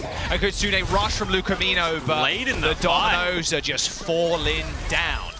Yeah, Lucamino used that very late, thinking that it could turn the tides of this fight. But unfortunately, it could not. Vulcan did a good job of opening that up, playing aggressive with that Ramatra, with the Annihilation, but Excelsior just had too many ultimates to sustain through it. As now we take the exact same fight that we had last time, where you're going to have Fitz and Creative sitting on this high ground. Mouthful Blade is what they're going to look for to try and sort of find value. Use the sound barrier so they don't have that answer. Yeah, Blade and Bomb. Blade and Bomb. Dove. Looking, well, Lep is around the corner. Looking for it. He's checking it. They know he's there. Bob comes out. All right, but there's a kill onto Mouthful. No Blade. No pulse used by Dove, who's 1 HP. Has to recall. And this is just Eternal just taking this fight way too slowly, Scott. Yeah, and that's sort of it. Dove's looking for a window to enter. But the time he feels like he has any time to go, Mouthful's already dead. So they can't do either of those things. Excelsior keeps getting meterage up on the board. It's getting to 80 meters. Just in APAC recently, last night, Jack. Yes. We had a record broken on Esperanza, finished with 3.5 minutes remaining on the clock, which, you know, that's actually, 6.5 minutes in a round is quite quick for Esperanza. Let's see if I didn't stop, maybe once. Yeah. All right, Dove with a pulse bomb mid-air. Oh, what a stick! Dove again with a double pulse bomb. Creative and Fitz sent back to spawn. Mouthful pulled the blade, but the damage was there already. Dove will take that one.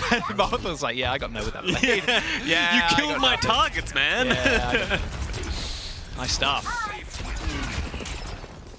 Deflect the dynamite? No, he just dashes away from it. Yeah, so Eternal starting to be the aggressors now, but you can see Excelsior, they don't want to go through this low grounds. They're going to take the stairs because they want to take this fight to the Eternal. But with the nano boost, you can see Lucamino looking for it, but Dove gets taken out by Fitz in the backline. Annihilation, he's got to find targets. That time is ticking down. Oh, the kite is so good from Excelsior. And they take care of Lucamino too, so Vulcan just had rings run around him like, oh man, that is so rough.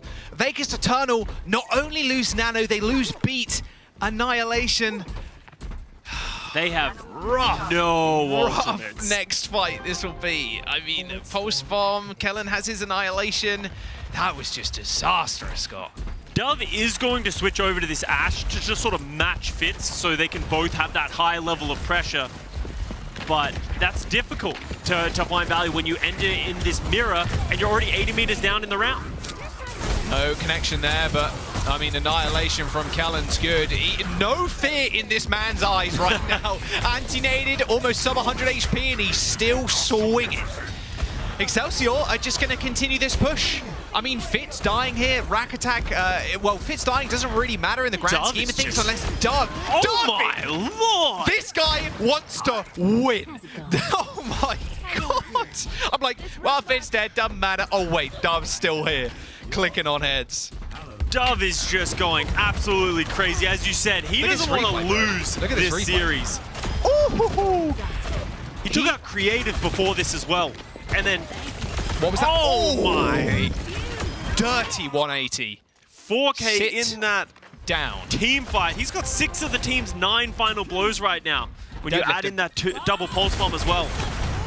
Flanked Bob by Fitz. Dove questionable. Goes down. Dove goes down. Here we go. I mean, Dove takes a kill. He's not dead just yet. Sorry, Dove.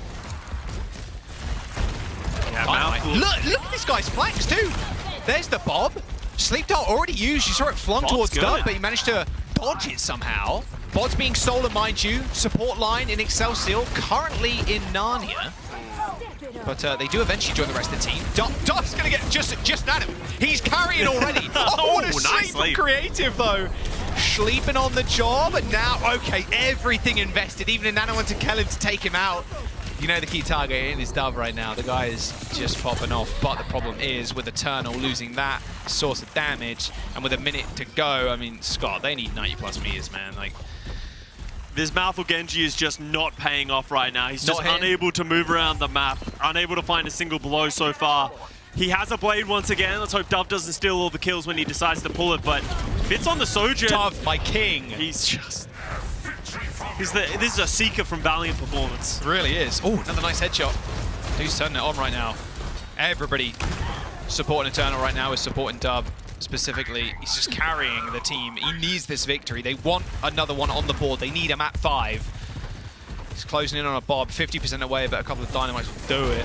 Fitz actually on the Sojourn. Now there's the blade from Malthus. It's his time to shine, but a very nice beat coming through from Excelsior. That's a good ult to force goals. Vulcan now has that annihilation, and Dove finds another kill.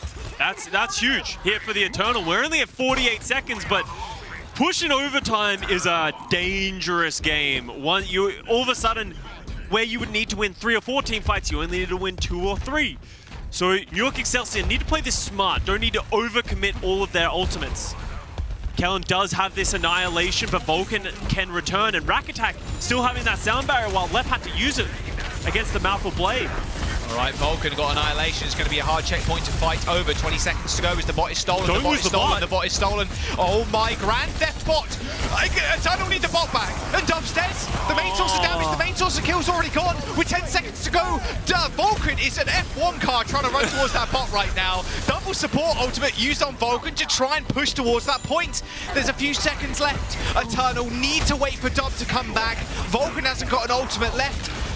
Excelsior, they can play this one calm, cool and collected. Not so calm anymore. Kellen, very mad, wants to end this series. Overtime now in session, Scott. Yeah, they just got caught. Malthus Rack Attack dead. Psycho with a pulse. That'll surely be it. I'm not sure Dove and that Bob can make this work. No, it cannot. Excelsior with the win. A 3-1 to end it all. Oh, Dove, man. He wanted that one bad. They just needed to keep control of the bot, because then they could take the fight on their own terms. But as soon as New York Excelsior took it, you saw they scrambled. They didn't know how to take that fight. So even though Kellen could find value, the rest of his team is just getting taken out. And New York Excelsior may be closer than they would have wanted, but do manage to hold on in this series. Oh man, yeah, that bot steal was the beat and the nano used on Kellen to try and get back.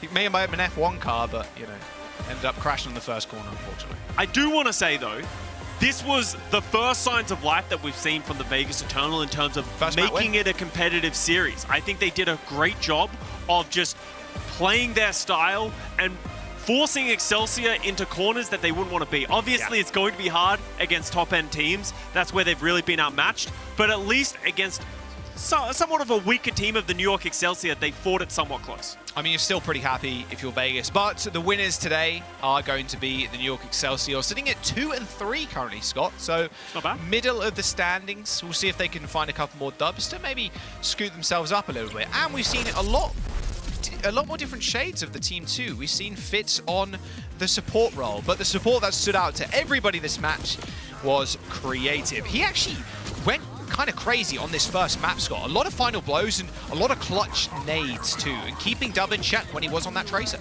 Yeah, he honestly played a little bit of everything in this match. He was just everywhere all at once. His nanos coming in so clutch onto Kellen and just sort of keeping his backline alive.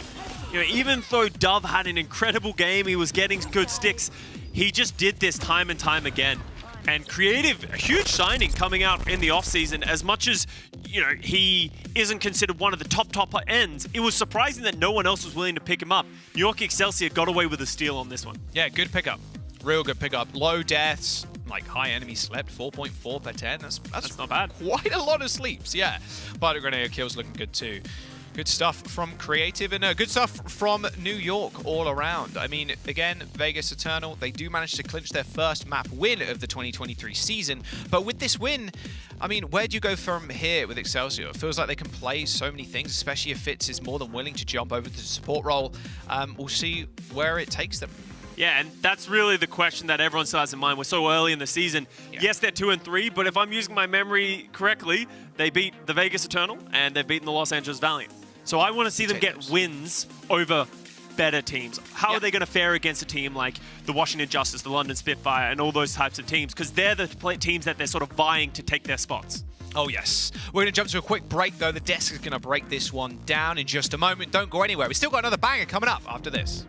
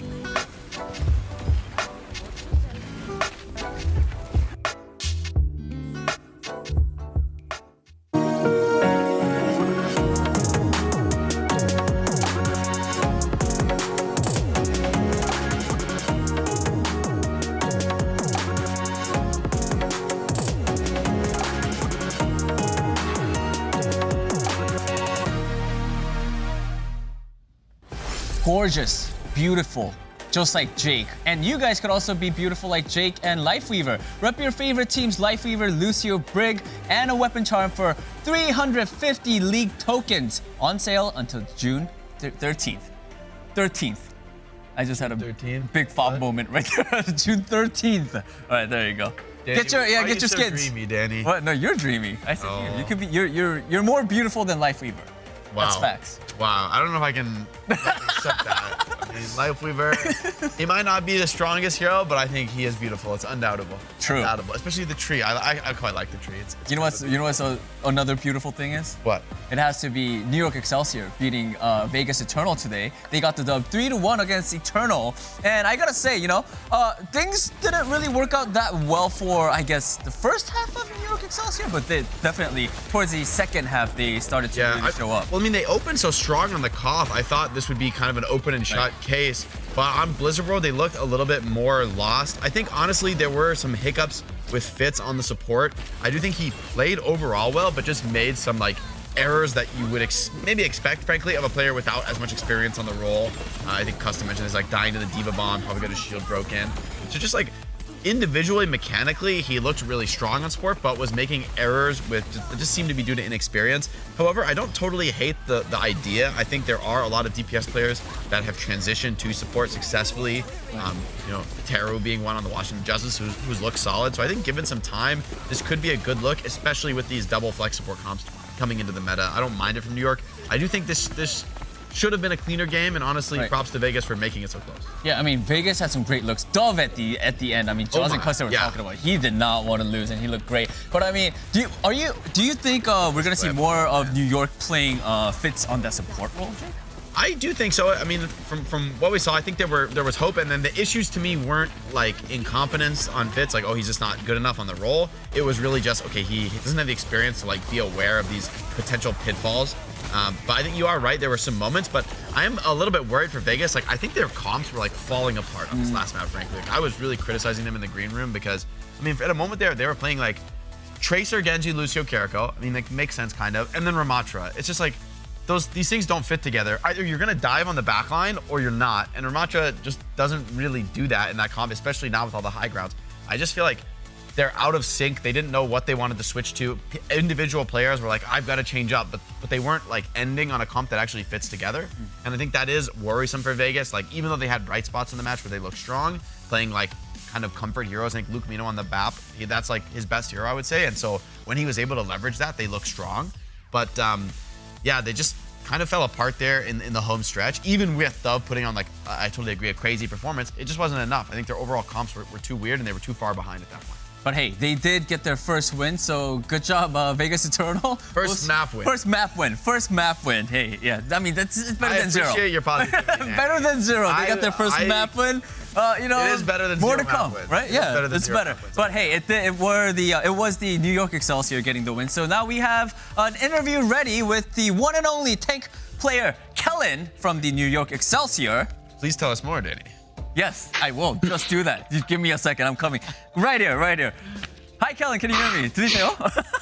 네, 들립니다. All right, he could hear me. So I want to start off this interview, Kellen, by asking you about Blizzard World, because that was the map that you guys did drop. So what sort of went wrong for the New York Excelsior, and how were you guys able, what sort of adjustments did you guys make after losing Blizzard World? 일단 오늘 승리 축하드리면서 첫 번째 질문으로는 이제 켈렌 선수한테 블리자드 월드에 대해서 좀 여쭤보고 싶어요. 아무래도 그 맵을 아쉽게 졌기 때문에 거기서 좀 뉴욕 팀에서는 좀 어떤 문제점이 있었고 또 이제 그 맵을 지고 난 후에 좀 어떤 변환점이 있었나요? 또 어떻게 좀 경기를 풀어 나가셨나요? C9 문제점도 있었고 일단 저희가 다이브를 가야 되는데 계속 셋업이 안 돼서 다이브를 못 가는 약간 그런 콜적으로도 안 맞는 게 많아서 좀 더 안 풀렸던 것 같아요. I mean, I think definitely the C9 was definitely a problem. And not only that, we were supposed to look at the dives more carefully, but we really couldn't. And I think that really falls on, I guess, communications and making good call-outs. We were sort of lacking that. I think those were the mistakes that we made. And because of that, we lost Blizzard World. So we focused on fixing that problem heading into the next map. Not only that, today's match, we also saw something interesting. We saw Fitz flexing onto the support role. So how did that decision even happen? 일단 다음 질문으로는 또 킬렌 선수 오늘 피치 선수가 원래 딜러로서 항상 플레이를 하시다가 오늘 좀 특이하게 힐러 쪽으로 넘어온 경우에 오늘 좀 경기를 하셨는데 어떻게 해서 그런 결정을 하시게 되셨나요? 투서피를 써야 됐었는데 또 이제 딜러 출신들이 서브힐러를 잘해가지고 한번 시켜봤는데 스크림에서 결과가 좀 더 좋았던 것 같아서 쓴 것 같아요. I mean, we definitely wanted to roll with the 2 flex supports. That was what we needed for this match. And usually DPS damage dealers are pretty good on those flex supports. And you know, we put him in scrims before, and he did pretty well. So we went with it, and I think it worked out pretty well. All right, Kellen, that's it for the interview. Thank you so much, and again, big congratulations on the win. 감사합니다. All right. Great to hear from Kellen there. And that's what I expected with the fits coming in, right? Yeah. Like teams, you know, I think a lot of people look at that and they're like, what is this? Is this just like a crazy switch up? Like, are they doing something like out of hand? It's like almost never, pretty much exclusively when you're going to see a role swap like that, it's going to be something that teams have tried and practiced. And I think at this point, especially in Overwatch 2, it's becoming more and more popular. A lot of teams are using, to be honest, especially DPS players to flex into other roles. You know, last year, Dante switched to tank. Yeah. We've seen Mirror on tank this season. We've seen a lot of players switching to support. There's a lot of like mechanically very strong DPS players that just need to like sort of learn the ins and outs of the other roles to be able to execute them well. And I think, I still think Fitz, he can get there. I think there were like a couple like rookie mistakes from his inexperience on support that are easily corrected, and he has the mechanics to make the big plays that they're kind of hoping for. I think just given time with, you know, if they are going to field Fitz on that support, I think he definitely will get better. And yeah, the C9 problems, just a little bit less, I think New York should be better. Yeah, even without the translation, it's like C9, yeah, we saw it too. They know. They know, yeah. There was a couple rough ones on Blizzard World. I would give that to him. A couple fights that were pretty winnable that they end up just getting off the point, or you know, like Kellen takes that nano boost on Blizzard World defense, and he should dive. You know, like that's his role right there. Taking the nano, you have to make a kill, make something happen, and the communication just wasn't there for Tracer or Brig for someone to walk on point for a second. So it is a little bit sad to see them drop a map to Vegas, where I think they were a much stronger team. Just minor little mistakes here and there, but I'm sure New York could fix that very quickly. Let's move on to our next match. Our final match is going to be Los Angeles Valiant against the Atlanta Reign, the reigning champions. Oh, yes. Yes. I mean, it's hard to argue with they've dropped one map and it's been to the Houston Outlaws. You know, I think Valiant, although they were resurgent, bringing with this roster, they were resurgent against the Florida Mayhem. I think, honestly, Valiant were able to play to their strengths in that match, able to leverage it. I didn't expect it to be as close as it was, but we got to remember, like, Florida, in the end, still took the win. Yeah. And they're going up against a team that doesn't seem to have any weaknesses. I know. And they're not the reigning champions, but I mean, you guys get my point. I see Costa over there just shaking his head. He's like, what are you saying? What are you saying? They're reigning supreme. There you go. Yeah. But yeah, I think the Reign, especially in this dive meta that I think the top teams are executing, I think it's going to be a lot harder for Valiant to make their style work. But we'll have to see. I mean, they have been resurgent. Yeah. You know, I don't know. It could be possible. There's been bright spots. There's Seeker could pop up on hitscan, but I mean, it is the Atlanta Reign, right? Yeah, it is all the series Atlanta. long. Like we saw them going up against Houston Outlaws yesterday. So I think it is going to be a tough battle for LA Valiant. I think if they get a map, I think that would be that'd be a huge win. Yeah, I think a huge win, actually. If they make it close, if they have good team fights, like that's what we're hoping for, really. All right, let's look at the predictions first, and then I'm gonna ask what Costa and Josh think. But yeah, let's take a look at the predictions. I think everyone across the board has Atlanta. This one, you kind of have to be off the chain. Yeah, there you go. Fighting against the. Oh, you guys all went 3-0? Yeah. You went 3-1. Scott and Jake. I went 3-1. Here's my reason. Guys, you guys have to remember, Atlanta Reign went up against Houston Outlaws. I bet like a couple weeks ago, they're looking at today's schedule. They're like, okay, we're going up against Houston Outlaws and LA Valiant. We gotta prep for Houston. Valiant? I don't know. We're good. It might happen. Yeah, just. Danny, you're just saying a lot of words. This is copium. Yeah, there's a lot of copium coming out from here. In the same way that Jack said, this is going to be a banger of a match. Don't go anywhere. You know, I honestly... Hey, and also... They've been improving, but this is Atlanta Reign, right? This is Atlanta Reign. They look so unstoppable. Element of surprise. Seeker. All right, I'll stop, guys. I'm sorry. I think it's for Seeker is he's not going to get a clean hit scan duel in this series. They're not going to give him anything straightforward to shoot at. It's going to be being attacked from all sides. it's a very different game playing against Atlanta Reign style. I think it's very, very difficult for Hitscan. It's not just like, win the mirror against the other Hitscan. That's a little bit more, at least you kind of know what's expected of you on Hitscan. Fighting against Tracer Sombra is a very different beast. They can kind of attack you at any moment. You don't know when they know where you are. I mean, it's a very, very tough test for any Hitscan player. Happy was able to put up big numbers against Atlanta Reign, but even he wasn't able to do enough on that Hollywood offense. So I mean, Lip Lock Sombra, no one has fun. Like, let's be real. But Lip has apart fun. From Lip, everyone on Atlanta Reign has fun. Guys, how about this? How about this? What if there's just because Atlanta Reign is so good, they like underestimate Valiant so much, and then Valiants are yes. Danny, I have a question with your strategy. Every time Atlanta Reign has played against a weaker team, they don't give you a break, and they just beat you down into smithereens. Here's my thing. I will quote a very famous person, Matt Mr. X, who said, losing is learning. And that's what you have to do if you're the Los Angeles Valiant. No one plays this Sombra dive better than the Atlanta Reign. You come in, you take this matchup, and you try and take as much as you can from it. They could be competitive, and maybe some magic does happen, but at the end of the day, it's a great opportunity to play against the top tier teams in a match.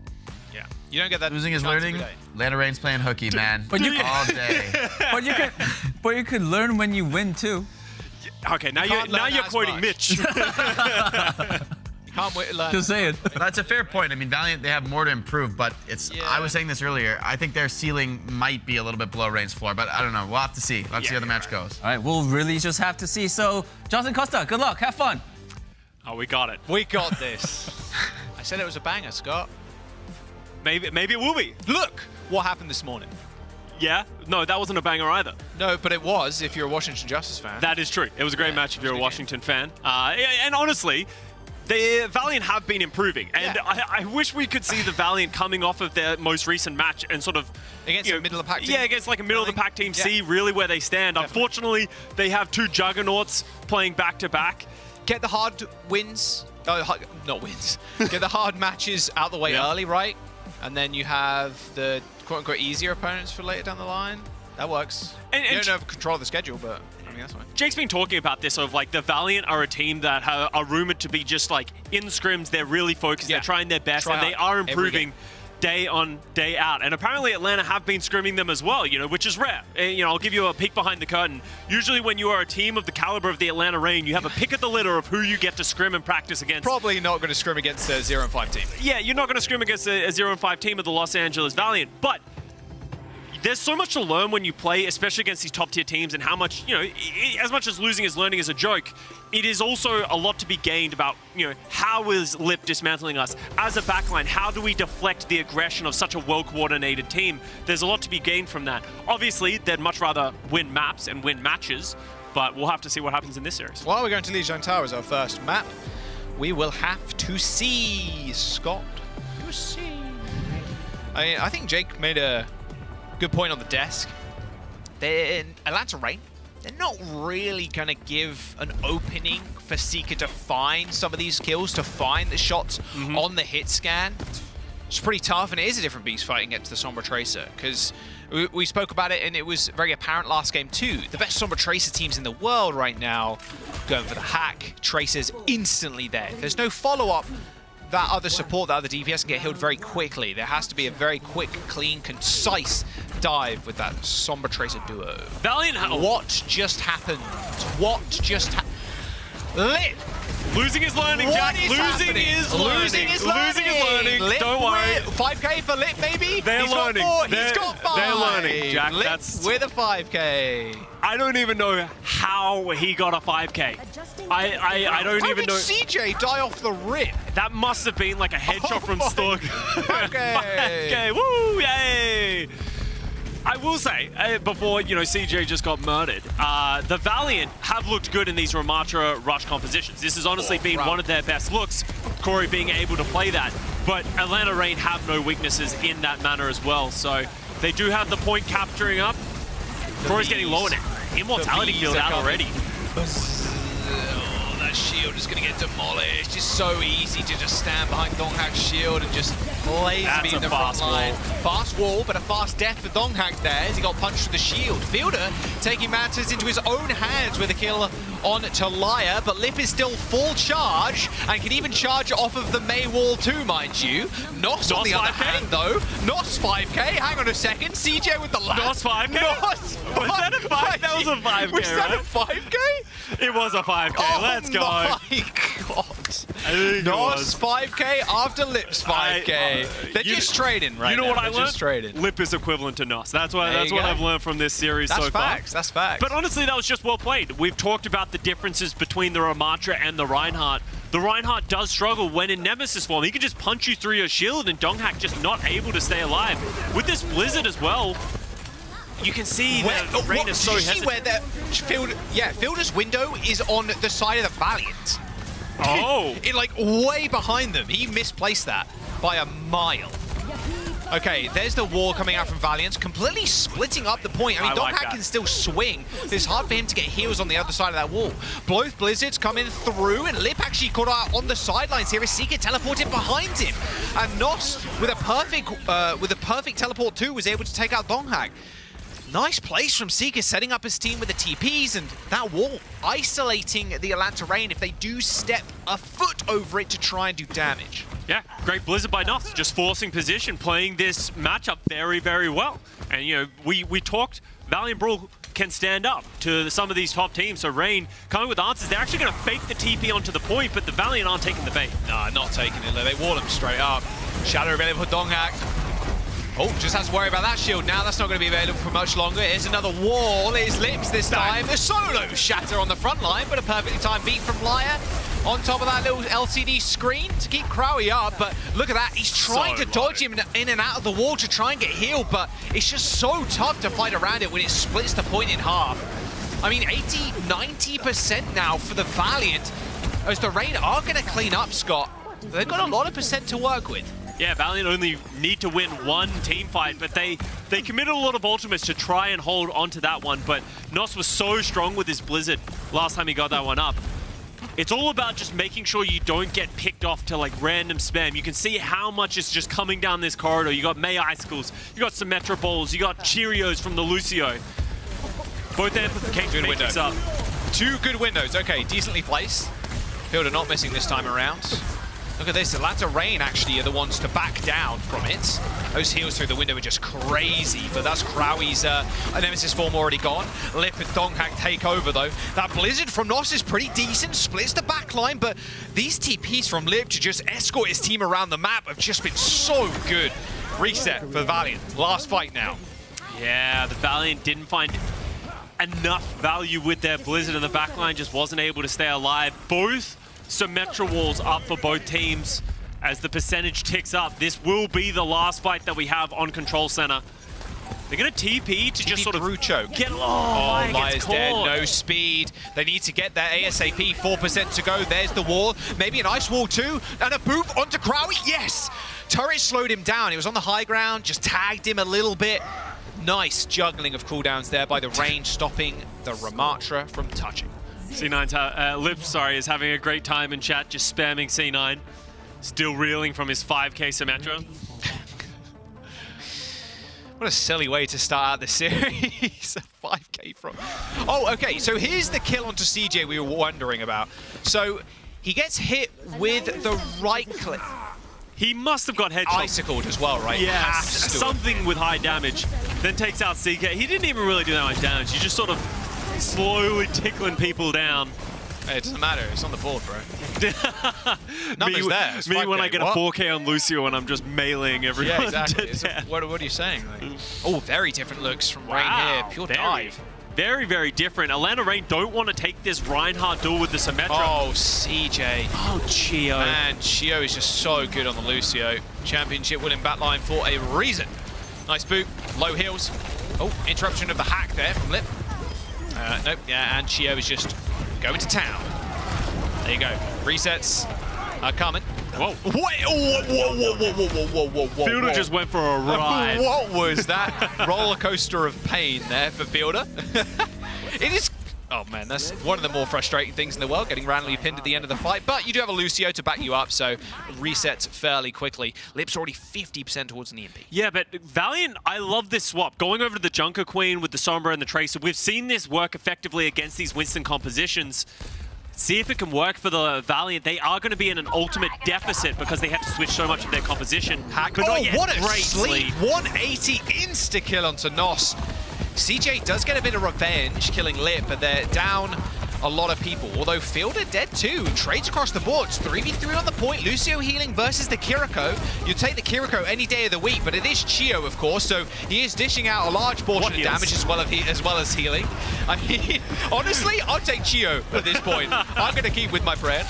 All right, Stalker forced away. A beat from Chio to go back in. Sure, why not? Gets knifed, pulled back. Very ambitious sound barrier from the Atlanta Reign as they do lose control of that point. Chio feeling himself a little bit too much there. Like, hey, anything's winnable when your name is Chio. Fortunately for them, they are going to have the EMP up from Lip to retake this one. But Laya, can he get up to this sound barrier to respond? Oh, Fielder's caught. He's under pressure from the Sombra. Nos over-committed to trying to get that pick. That's what makes the best Sombras the best. Rowie managing to take care of Fielder. Did get the nano off on Stalker already. Has got the nano blade, but might not decide to pull the blade just yet, as they are just kind of cleaning up right now. Not even an EMP used. Chio with a couple of nice kills, and the Atlanta Reign, they are so patient with these ultimates and knowing how much they need to invest in this fight. That was a 3-man rampage from Krawi, by the way, in the choke point, and Fielder got knifed to finish him off. Yeah. But a very quick application of the nano onto Stalker, and then the rest, well, it's history. And Krawi did use the Junker Queen rampage at some point. I'm not sure if I caught that one. EMP, there it is, in the front line. Can Fielder and Chio survive? Of course they can. And Doghack with the Primal Rage to cause a lot of disruption. Unable to follow up were Valiant after that EMP. And we're looking at almost final fight territory. Only the Primal Rage used by the Reign once again, just slowly but surely just trickling down the Valiant's ultimate economy. It's kind of rough if you're Valiant right now. You've only got support ultimates left. You're running into a blade. And that's why Atlanta Reign is one of the is the strongest team in the West. They're so oppressive. They will give you no space to the point that Valiant have to beat engage. Oh man, they beat in onto the point. At least they're getting pressure, but look at Lip already. There's the EMP, and CJ instantly deleted Stalker with a beautiful 2K. I mean, his job is done. Mail it in. Overtime finished. And Atlanta Reign will take map number 1. Wow. Pretty solid fashion here from Atlanta. And yes. I mean, this is what you want to see, right? You don't want to see any messing around, another day in the office, clock in, clock out. You're there to just get the job done. And, well, the Atlanta Reign are doing that. And that's what differentiates Atlanta and Houston Outlaws, for that matter. They're able to play this Winston, which is a mix-up that a lot of teams aren't very practiced against. If you're the Valiant, how often do you play against such an oppressive and aggressive dive of the Atlanta Reign? You could tell that it just caught them off guard from time to time, and Atlanta Reign just having their way. Yeah, great stuff from Nos, though, at the very beginning. Another one for the highlight package. Yeah, the 5K on the main. It doesn't matter if you lose the map if you get a highlight reel, Jack. I learned that from you. So true. hey, if you get play of the game, you did the best in the server, that's for sure. Good players on fire. Good, yeah, exactly. Only good players on fire. So true. That was kind of crazy from Lip there at the very start. But yeah, it's a lot of like team play there too. A 5K is never really a 5K like a solo one, but still good play all around. And his TP usage as well, extremely smart. Not something you usually see from your Symmetras every day, but teleport can be such a valuable ultimate. Not ultimate, sorry, it used to be. A valuable ability to escort your tank around too. Getting people out of Blizzard is another clutch thing you can do as well. All right, Atlanta Reign off to a very strong start. 2-0 on Lijiang Tower. King's Row is the next map after this break.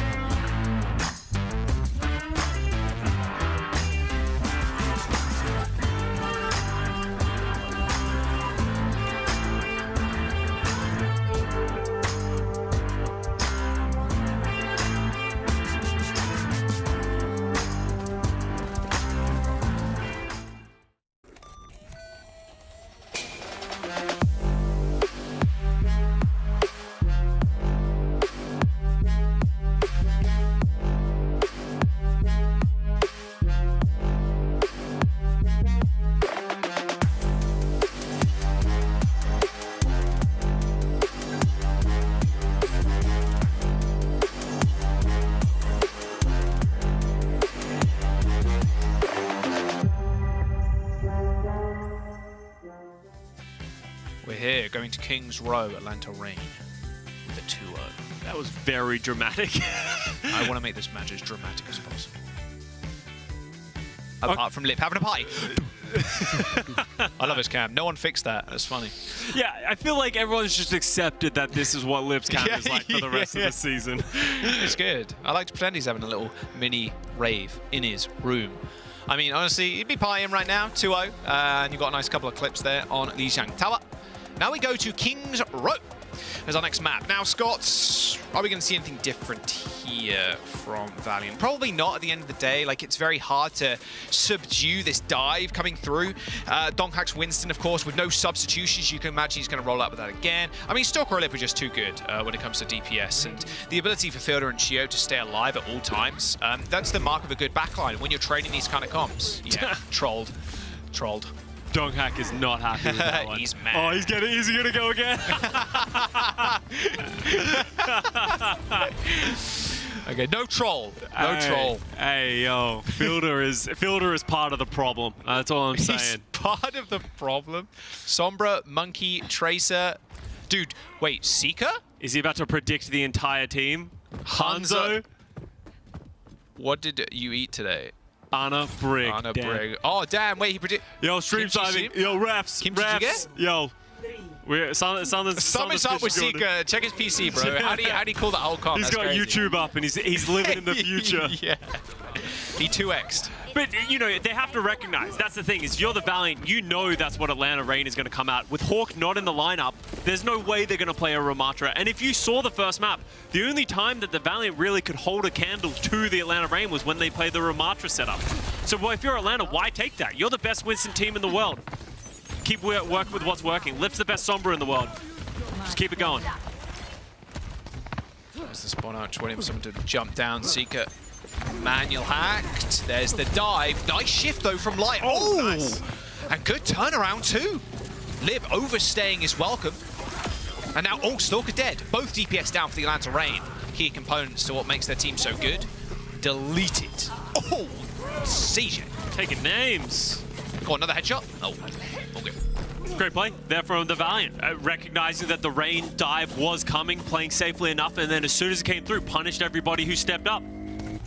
Can't ask for better than that. And honestly, that might be one of the hardest points to play the Ramatra against this dive setup because it's so hard to clear all the corners. So doing that in the first team fight without really wasting any time, Valiant in a good position. Decently fast reset though, so you are going to be able to hold Archway. Oh, wow. Okay, Nos on the sidelines. Not sure where he was, but I know where Chio is now, that's for sure.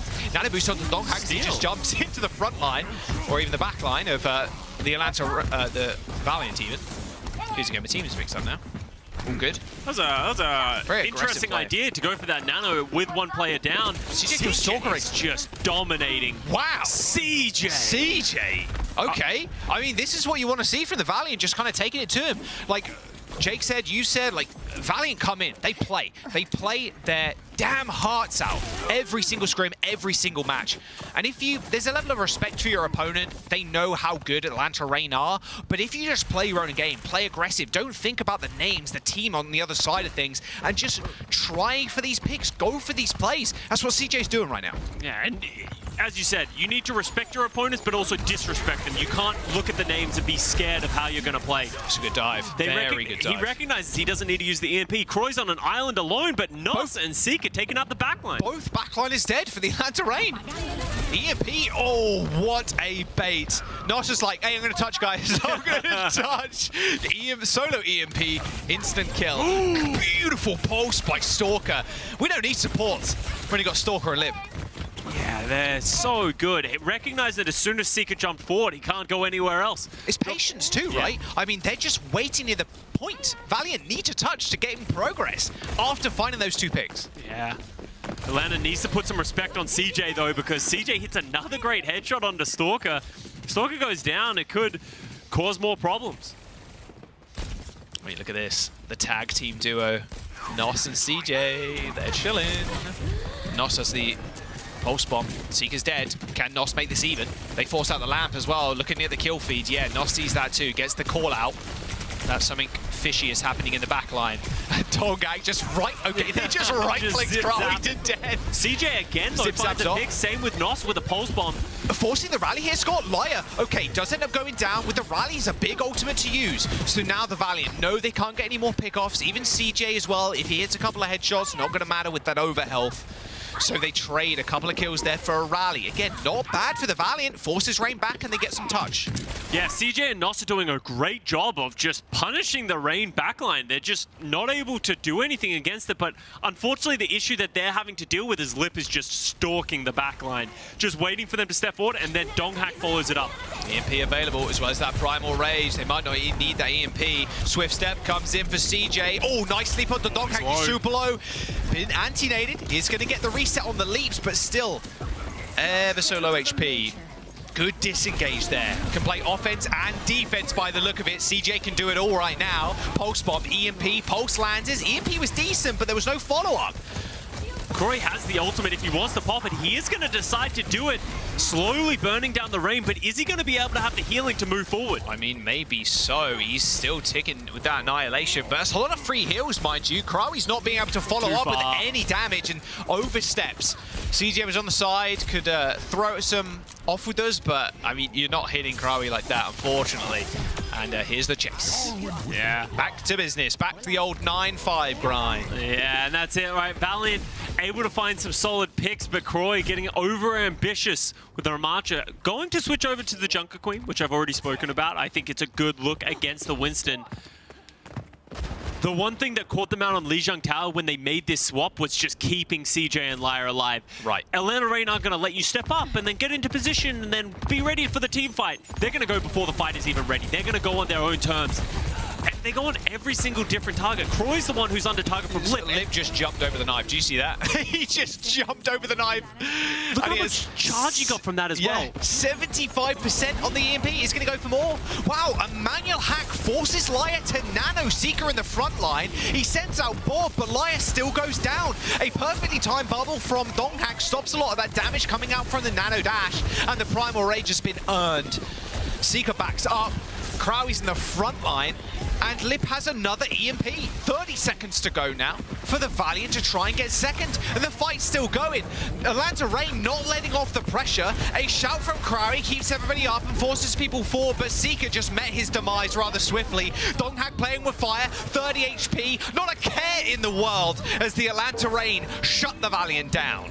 Donghack has been playing masterfully with his HP. He's just so low all the time, and you can see Valiant wanting him. They just can't find him. Seeker switches over to the Sombra to try and close the distance. Donghack finds him somehow. 1 second remaining. Oh, Nos, triple blink, touches the point. Overtime still ticking down as the rush lands, but a good anti-nade will stop Krawi from advancing. A pulse bomb from Nos is available in about 10% or so, as now they make their engage. No ultimates to the Atlanta Rain. Maybe a nano if they can fight out this fight for long enough, but there's the Rampage. Actually hits both supports in the back line. Fielder Chio eradicated. And now with overtime, Valiant can make this final push in. Huge Rampage there from Corey, taking down the healers of Atlanta Rain. Yeah, only the DPS left for the Rain now. Is the Valiant going to push up? Fielder and Chio in OT spawns are going to take so long to get back to the point in time. Yeah. Wow, great desperation play from the Valiant. Good kill. Rainer just staggering in, trying to touch the point, but against all odds, Valiant able to get a second capture point. Rampage from Krawi was clutch. Yeah. I mean, that was the only ult Atlanta Rain had to try and sustain through that fight, and Krawi finds a Rampage on both Geo and Fielder. It's one of the strengths of the Junker Queen versus these Winston styles, because you're not playing a Kiriko, usually. So you don't have that Suzu to cleanse the Rampage, and that just makes Rampage infinitely more stronger. Boom. Like, as soon as that hack went down on Donghack, there was a deletion of the Translocator. Lip's going to be able to get out of this one alive, and actually super far back. Very cheeky spot. Valiant, they're going to have no idea where he is right now. EMP's coming up at 3%. Here's the dive. Donghack again lays down the bubble, but Seeker nowhere to be found now. Same with Laya, to be fair. These dives are so good, just these vanilla ones. It felt like it came out of nowhere. I don't even know how they managed to find Seeker. Donghack felt like he jumped in completely alone. We know Lip wasn't there to follow up. Valiant do have the ultimates to keep this fight going, but with 30 seconds remaining, look at Lip. He's always haunting. You can see CJ, he's shooting at ghosts right now. He is. It's like a jump scare. Lip's going to pop out of nowhere, hit your whole team with an EMP. EMP on the backline of the Atlanta Reign, though. Two-man hacked. Chio and Fielder more than okay. There's a manual hack actually onto CJ, but CJ manages to use Swift Step away. Lip now also translocating, so Donghack's on his own in the front line, but they've managed to hold on to that EMP. Pulse Bomb onto Krawi is good enough for 1 kill, and even Laya now pays the price. I mean, there's a rush onto the point, but Nos is dead. Was antied in the front line, and even a Suzu. Lip doesn't even need to use the CMP. Can be purely cosmetic. Way too many ults for the Valiant to try and get through. And there it is. The payload is halted just before that final corner. Valiant, though, putting up a, well, valiant attempt on King's Row so far. Lahil was hiding, waiting to drop that sound barrier for so long, but he was waiting for Lip to use the EMP, and he was just getting juggled by Donghack. He's like, I can't use it, I can't use it. It would be too selfish. I wouldn't get the value that I want. He ends up going down and not even able to use it. Yeah, I mean, the EMP doesn't even strip away Lucio's sound barrier anymore because it's not overshield or like shielding. It gives overhealth now. So, you know, maybe dropping that early, rushing forwards.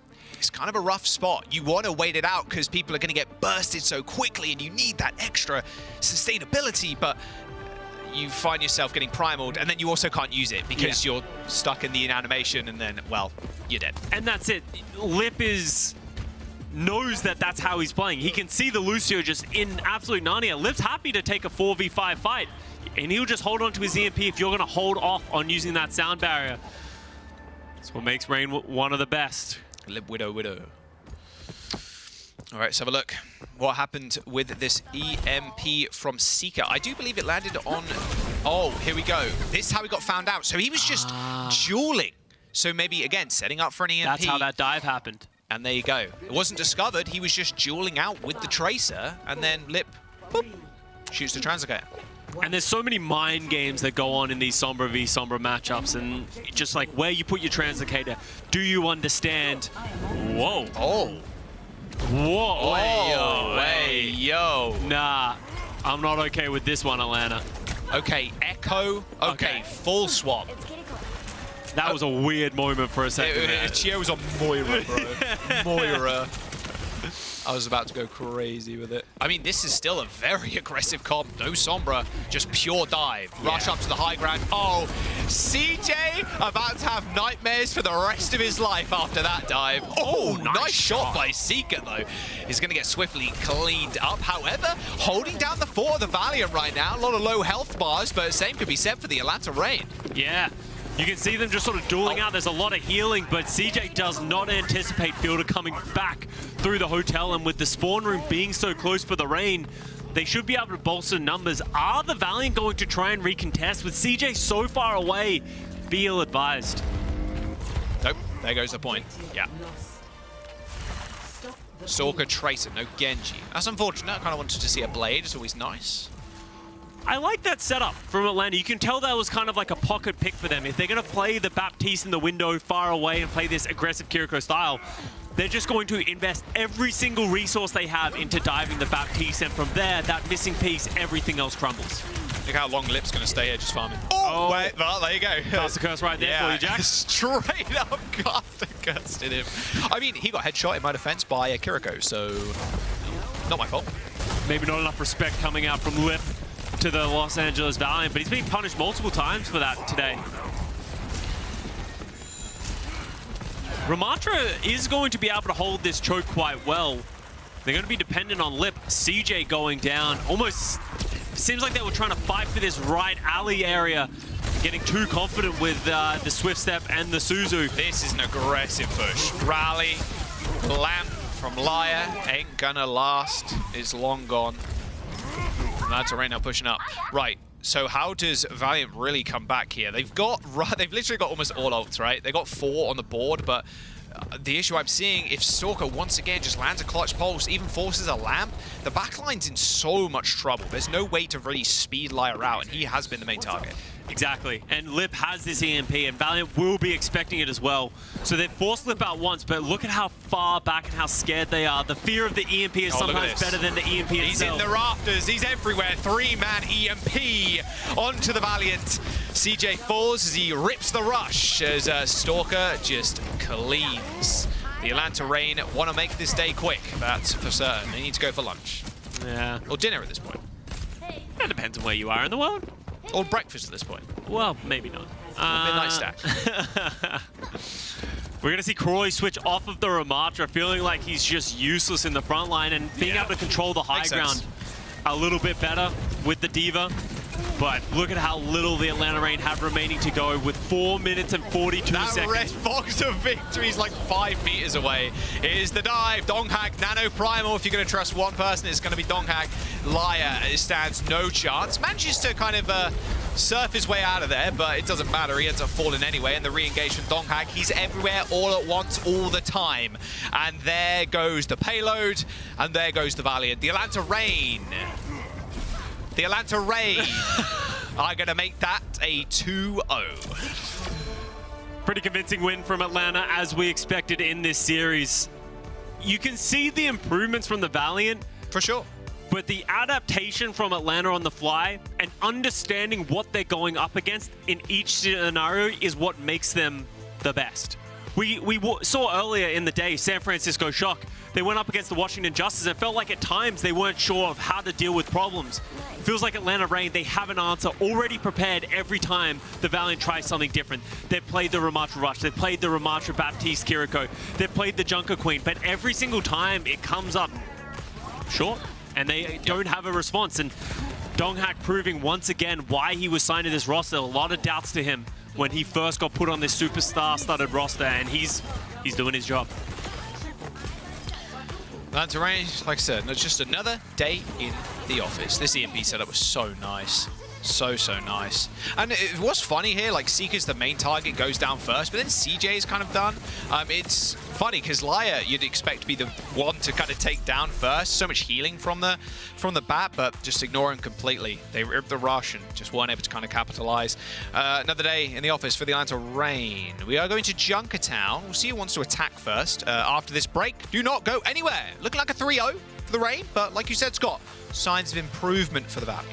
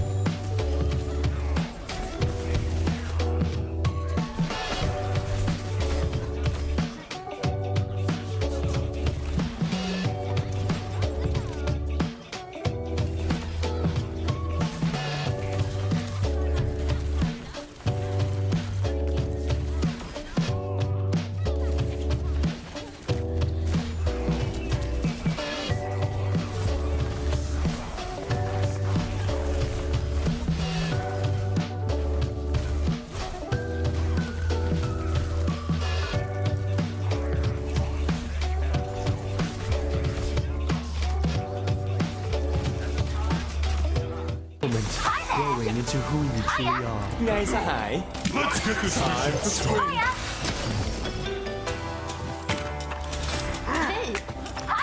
By your side, spend every moment growing into who you truly are. Stay sharp. You can see the Winston turnaround. Every time I've ever gripped someone, even if it helps them, they always turn around and give you a look. When is that hero actually going to be played? I do not know. But I can almost guarantee one thing, that it's going to be not soon. Yeah. In its current state, the size of the hitbox, just the grip isn't enough to make it viable. We saw it a little bit. Yeah, I mean, the way I've been thinking about Lifeweaver over the last couple of weeks is that at the very, very highest level, the amount of utility that you can provide your team is kind of crazy. So maybe at the highest level, we'll see it. But for the time being, I don't know if that's the case. Yeah, exactly. We do have substitution. Hawk coming into the lineup, which isn't too surprising considering we're heading over to Junkertown, lesser known as a Winston map. Kind of curious to see what he plays. We've seen a lot of Ramatra lately. Obviously, I'd love to see Hawk Sigma. It is a thing of beauty to watch, but we haven't seen much Sigma be played on this map lately. Maybe we'll see some Baptiste Kiriko, that kind of style that has been popularized lately. We just saw the Valiant play it on King's Row, but Valiant have a tall mountain to climb. Oh, it's... We've been lied to us when we spread misinformation on the internet. On the side of misinformation. We're not going to Junkertown. It is going to be Shambali Monastery instead with the rain on the attack. Well, Hawk, you have to play Sigma now. I told everyone that you might play Sigma and that it's beautiful. Don't make me look bad. Ain't happening, Chief. He's also on defense, and he is getting trolled. Doesn't matter who the tank is. Everyone's getting trolled. No messing around. We have 15 seconds to go. Get in here, get it done. Got some kimchi jjigae waiting for you, I'm sure. I don't know what that is, but it sounds kimchi delicious. Stew. Oh, okay. Kimchi jjigae mashi also. Very delicious. Oh, wait, illegal maneuver. Illegal maneuver. Yo, someone fight the referees. A nade was thrown out of spawn. Before they said go in. Boxing match. Boom. You'll be hearing from our lawyers. Please not again. I did the Mayhem one with the ice wall. Yeah. Oh, Lip. Wow, again. Maybe very greedy today. Yeah, very greedy. We talk about respecting our opponents, and Lip not quite respecting him right now. Oh, Chio, how does he get out of these things? I do not know. I swear he just has more healing than everyone else. He has more speed, more healing, more everything. Very late lamp there from Field, just saves life, but a quick shift will top him back up to almost 100% HP. A very greedy window too. Atlanta Raid. Gluttony is their new best friend, apparently. There's a lot of aggressive, like, I'm going to stay longer, I'm going to put window up, I'm going to do everything. I think it probably comes from a place of overconfidence here from the Atlanta Rain. We are actually going to see both teams playing this Ramatra Brawl style, but the signature tweak that the Rain have always been doing this season is Lip play Sombra. Almost no one else plays the Sombra in this composition, but when you got someone as talented as Lip, why wouldn't you? He's 80% to an EMP, but Hawk is stuck in a corner. Yeah, Cryo wants to put him in one of those dumpsters, but can't quite get it. There's the Annihilation, a super early one, but a beat is there to match, but the Annihilation just kind of strips away that overhealth, and the EMP, of course Lip has it, and with Nos and Laya down, that'll be a reset for the Valiants. I also think an unsung hero of this Atlanta Rain Brawl style has been Stalker on this May. He's so accurate with these icicles, and his walls are just always in the right place at the right time. It just feels like there's so many weapons on the Rain that, like, how do you deal with them all? You saw them trying to punish Hawk for his over-aggression. As soon as they did that, Lip's in the backline, dropping an EMP, and already charging up a new one. 30% already. Look at the amount of spy checking right now. Lip checking is crazy. They do have the Blizzard and the Annihilation of their own. Wall goes down. I think it's a little off center though. Oh yeah. It doesn't quite catch the front line, and there's another window from Fielder. Good Eye did use the Blizzard on top of the window, but yeah, well, Strike is going to do just that. In fact, both Blizzards coming out. Call this map Antarctic Peninsula.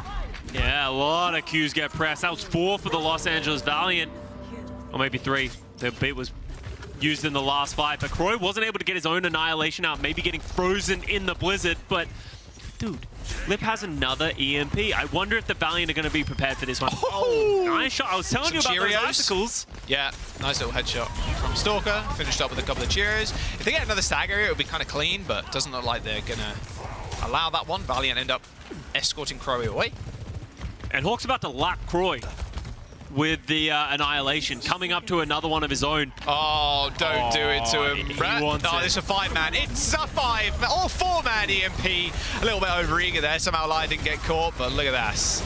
I mean, with the Annihilation too, you can really just go for it if you feel like it, Hawk, but I don't think at this point you really want to press the advantage. You know you don't need to. You can just fight them in the spawn doors. Stop it, they're already Touch dead. the spawn door challenge. Nos switches over to the Widowmaker, trying to take a shot. Find anything? No. Has to go back over to the Mei.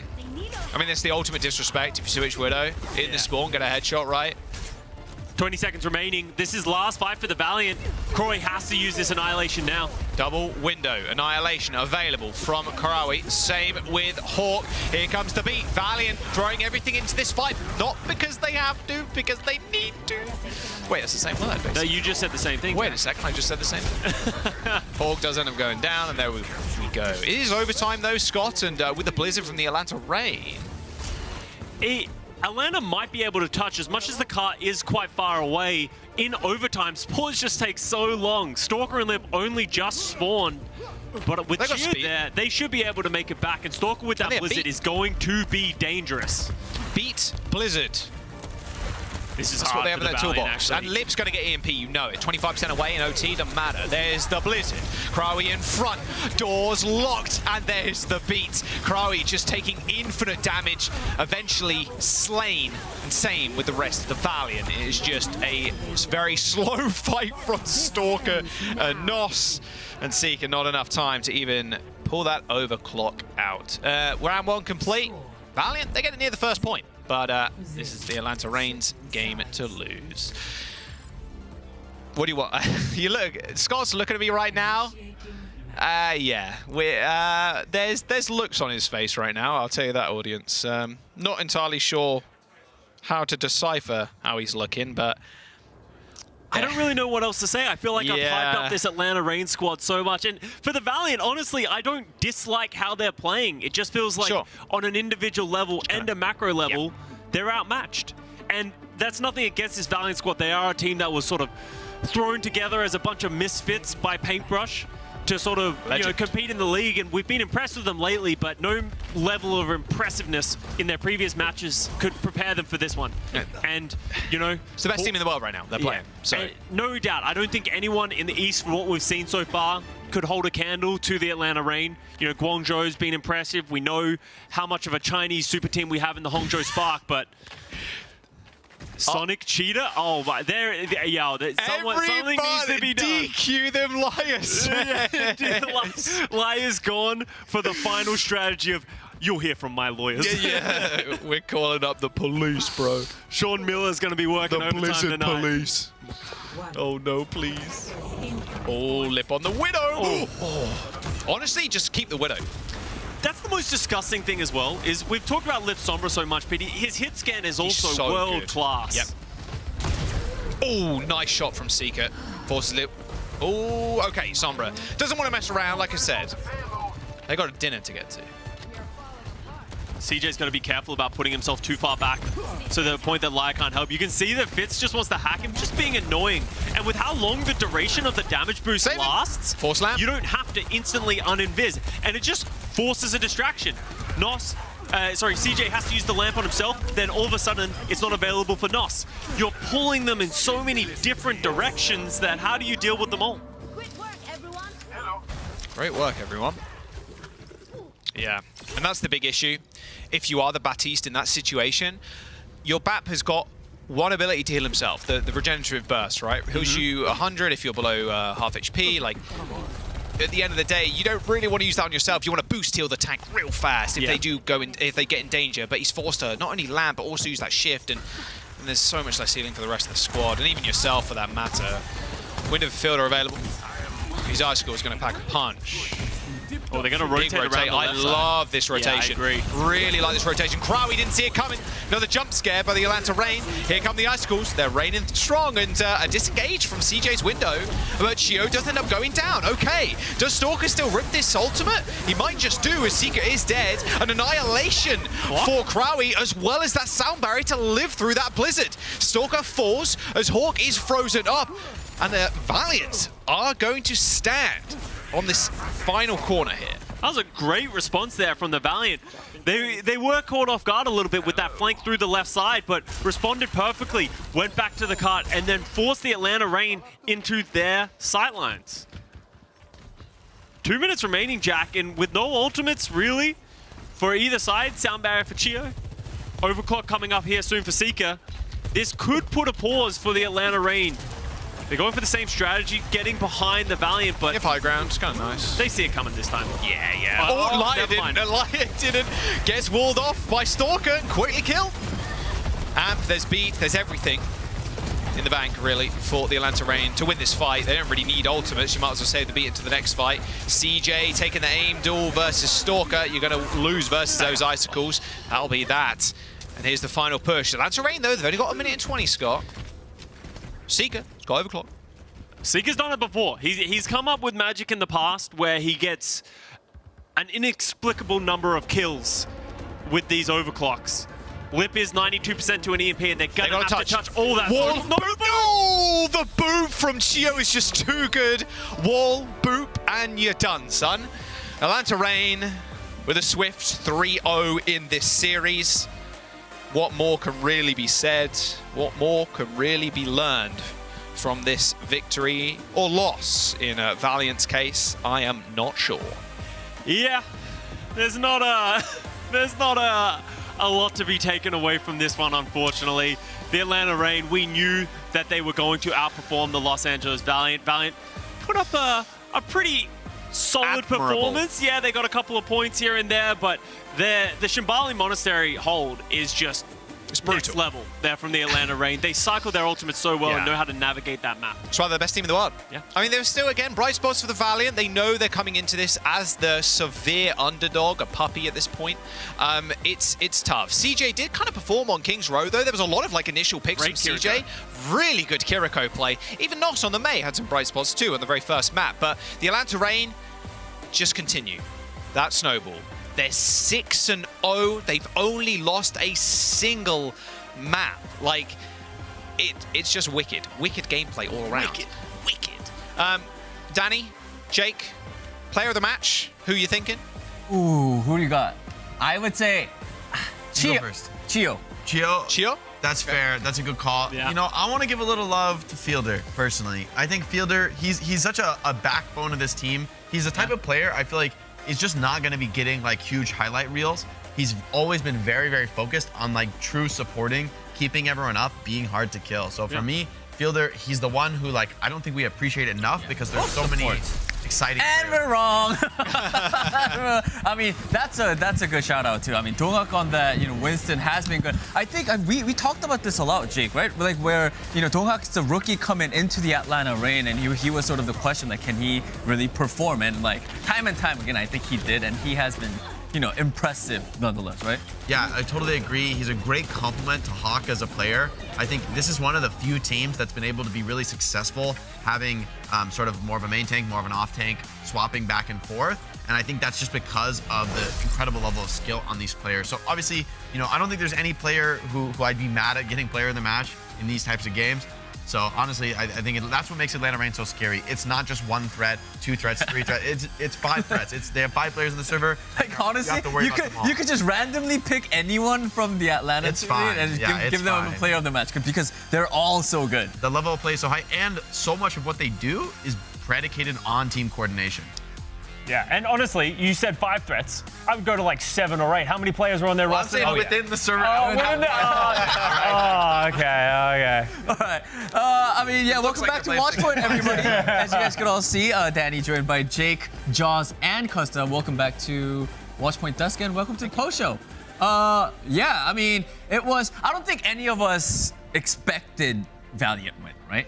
I did say 3-1. 3-1. did. It was like a hopeful thing. I In wanted. fairness, Danny, that was a respectable. There were respectable moments. Tay-Zonday believe. That's what's important. Is he He's still in there. I'm sure he was in the YouTube chat at some point. Tay-Zonday, if you're the real fan. Tay-Zonday got me. Let's go. But I mean, I think Valiant also had very good moments as well. Like you guys were talking about how CJ had his moments on Kiriko, right? I think it's a respectable loss, right, Jake? We were saying. For the caliber of team they're facing, this was a great performance from the Valiant. I think still showing they have a lot to be excited about. Honestly, even though they're 0-6 now, I'm still putting the Valiant above some of the other teams at the bottom of the power rankings. I think they still have more potential, and I think most teams would not have looked this good against Atlanta, or at least this passable, right? Even some of those rotations on offense, even though they got pulled on Shambali, they kept fighting down to the end, and that's what we've been hearing about this Valiant squad. That's what you exactly want to see from these guys, trying to make a name for themselves in the Overwatch League. And also, just watching them, I feel like it's apparent that they, really care. And they're trying their best, every team fight. And I think that speaks a lot. And I also think the important thing to keep an eye on, every single one of their compositions made sense at the right time, which you think should be a simple thing. We just watched the San Francisco Shock, and Jake was talking about. That's not as easy as you think. And I think that Valiant are doing the right things at the right time, but just outmatched in this one. Yeah. Just outmatched, but nonetheless, great job from both teams. But it was the Atlanta Reign getting the win. And we're now going to head into an interview with Stalker. So I'm going to move right over there. Ozzy on down. Yeah, give me a high five. Let's go. Let's go. You got this one, Danny. Pop off. I feel like I'm the winner here. But hey, we got Stalker on the line for the post-match interview. Hello, Stalker. Stalker 선수 안녕하세요. 안녕하세요.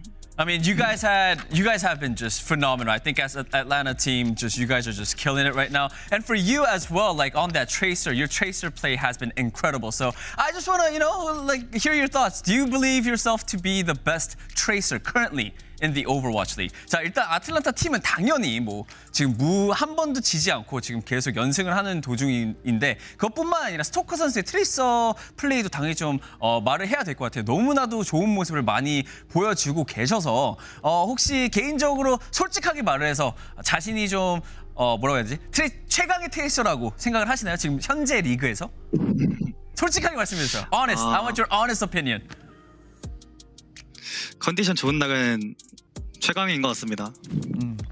I'm just going to say when I'm, feeling good, when I'm in a very good condition, I am overpowered. I am the best.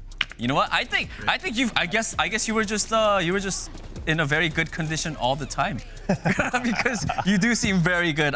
Following with that question, we were talking about how you guys are, Atlanta Reign is the only team that has been, that hasn't been defeated. You guys are undefeated. You guys are 6-0. Stalker, how long do you think the Atlanta Reign could continue this winning streak? 자, 아틀란타 레인이 지금 일단 서부 쪽에서 무패 연승 뭐라고 그러지? What's the Korean word? I'm forgetting my Korean guys today. Jake, help. 아무튼 그러니까 한 번도 지지 않고 지금 계속 연승을 하는 중이신데 이 연승을 좀 계속 끌고 나가실 수 있을 거라고 생각을 하시는지 언제까지 연승을 하실 수 있다고 보시나요? 미드 시즌 끝나기 전까지는 가능할 것 같습니다. Probably up until the mid-season. I think we are going to be undefeated up until mid-season. All right. I love the confidence, Stalker. Thank you so much for your answers. And again, big congratulations on the win. 자, 오늘 승리 다시 한번 축하드리면서 보내드리도록 하겠습니다. 감사합니다. 감사합니다. My Korean needs some work today. Oh, too much English. You were flawless. Too much English. You're doing well, Danny. Look, you've been working so hard all this week, bro. I'm having fun. It's great having you guys a little bit. Yeah. A little bit. Not too much. That was too much. Don't get any. That was really nice until it wasn't. You had me in the first. All right. Well, we are done with the matches. Let's check out the scores one more time. We got the first match was Washington Justice versus Devil's Advocate. San Francisco. You guys San Francisco Shock. It was 3-0, and then followed by Vegas Eternal versus New York Excelsior. Excelsior getting the win 3-1, and of course Atlanta Reign versus Valiant. Atlanta 3-0 victory. Any favorite matches? Vegas got a map win. True. That's big. Let's go. Let's go, Vegas. I enjoyed watching the Reign and the Valiant, honestly. I felt I like to see Valiant putting up an effort to the end. I thought, when they got filled on Shambali, like, oh God, this is going to be a crumbling. Like they did so good in the first map or two. Like there were moments, okay, now it's over. But they still, they fought really well in the defense. They had great counter rotations to what Atlanta wanted to run. So they didn't make it easy on them in the end. Pretty respectable. That was a good match. Yeah, I mean, I think all three of the matches were interesting and very fun. So let's move into our best of the day. And I'm just going to start. And Costa, you sort of took my best of the day because I was going to talk about Vegas, getting their first map. Oh, I'm sorry. But here it is. Yeah, my best of the day. My best of the day, it is Vegas Eternal getting their first map win. I think it's good. Am I work in progress? Marbles over here, or am I just becoming like an angry old man? This not enough. This not enough. Yes, it is. That's why they lost, Jake. That's why they lost. But I mean, it is their first win. It's only going up from here. Right? There's no way down. There's no way down. The way down is you don't win any more maps. That's the way down, Danny.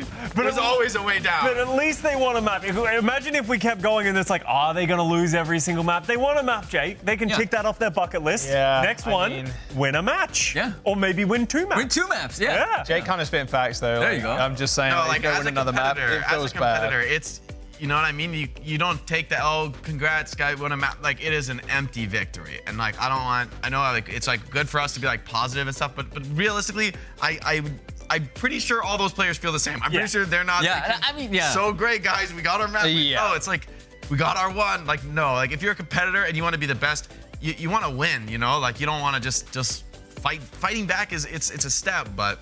All right, man. Hate on my best of the day. Debbie Downer, I thought that was a great best of the day. Thank you. All right, Jake, what's your best of the day? Let's hear it. Better be good. Mine, we've titled it Alpha Yeet because this is my favorite thing in all of Overwatch, guys. This is like, it's my favorite thing ever. I'm a Genji player. Ooh! Like, what do you do as Baptiste here? Exactly. What do you do as Baptiste? Look at him. He's like full HP. The Genji's like max 15 range. meters away. What are you gonna do? Are you gonna drone yourself? You're just gonna be like, oh, I guess I'm dead. Like, no. But like, I mean, there's nothing you can do to play around this. You're just dead because the Genji's better than you. And so I love this play because, theoretically, if you could do this every time, Genji would just be the most broken hero ever. Yeah. But it's so hard to execute, so rare to do it. That animation That's my favorite too. play. Favorite play of all time. Okay. In Overwatch. Did they win that team fight? Oh, yeah. They did? Oh, if it wasn't, I was going to say it's an empty victory. I think he kind of overheated popping the plane. I think that was like an easy team fight. Well, I think we can all agree that the one thing we should take away from that is that Genji needs another nerf, right? Being able to one-shot lots of targets, I think that should come through Nerf next. Genji. Yeah, I agree. Please don't. The community's on fire right now, Scott. You just lit a, I'll match at the Burning Building. Yeah, okay. All right. Who's going next? Jaws, Costa? You're up. Go ahead, Jaws. Or together. The Jawster. The Jawster, The Jawster player of the match. Fusion. Power. Is going to be Lip. Getting the 5K to start out the series with a random right click to kill CJ. Oh, look at this. He's dead. Yeah, we were talking about it. It was the mate. Like a fire 100%. Like, 100%. This is like a classic 5K. It's like, it is. Everybody's on 1 HP. Let's go. Like, that's pretty chill if you guys I'm saying. I said it in the cast. It doesn't matter. You got the 5K, it's in the stats. Yeah. It's My yours. play of the game, dude, I popped off. Hey, didn't Nas get a 5K in the next Yeah, he did. too? In the team fight after that, Nos just went... Respect the hustle. But it still counts. It's a 5K as well. It's a 5K. Oh, easy clap. Easy clap. I mean, come on now. All right. Big plays. Big plays. All right. So those were our best of the days, and yes, we are done with the matches. But hey, if you're sad that the day's over, don't be, because we've got more Overwatch League action for you coming up tonight in APAC. And these are the matches. Infernal against Charge versus Dragons. Yeah, first one's gonna be good. Second one's gonna be good too. Dragons are improving. Yeah. Dragons are improving. Let's go flood a tank. I believe right now. Jake, I'm not going to say they're resurging to you because you just tore the Vegas apart, but we're seeing something better. And of course, tomorrow, our final day of, is this week 3? What is it? Yes, Spitfire versus Mayhem, and followed by Justice versus Outlaws. Ooh, that's going to be an interesting one. And Shock versus Excelsior. How far can Shock fall? Do you think That's the big question. That's the big question. Where is the bottom? Yeah. Like, they have gone, and also, like, how is this rock bottom yet? Yeah. It's not clear. And how high could Washington go? Yeah, is Washington truly hopeful? I mean, maybe their loss to Boston, maybe that was a erroneous thing. Like maybe that's not really going to continue to happen. Maybe that was unlucky for them, or they messed up, or they had bad preparation. I don't think they really have much hope beating Houston. Yeah. But this is another situation where it matters so much how they perform. Boston kind of tore them apart to where I was like, okay, I guess we were overhyping this Washington team.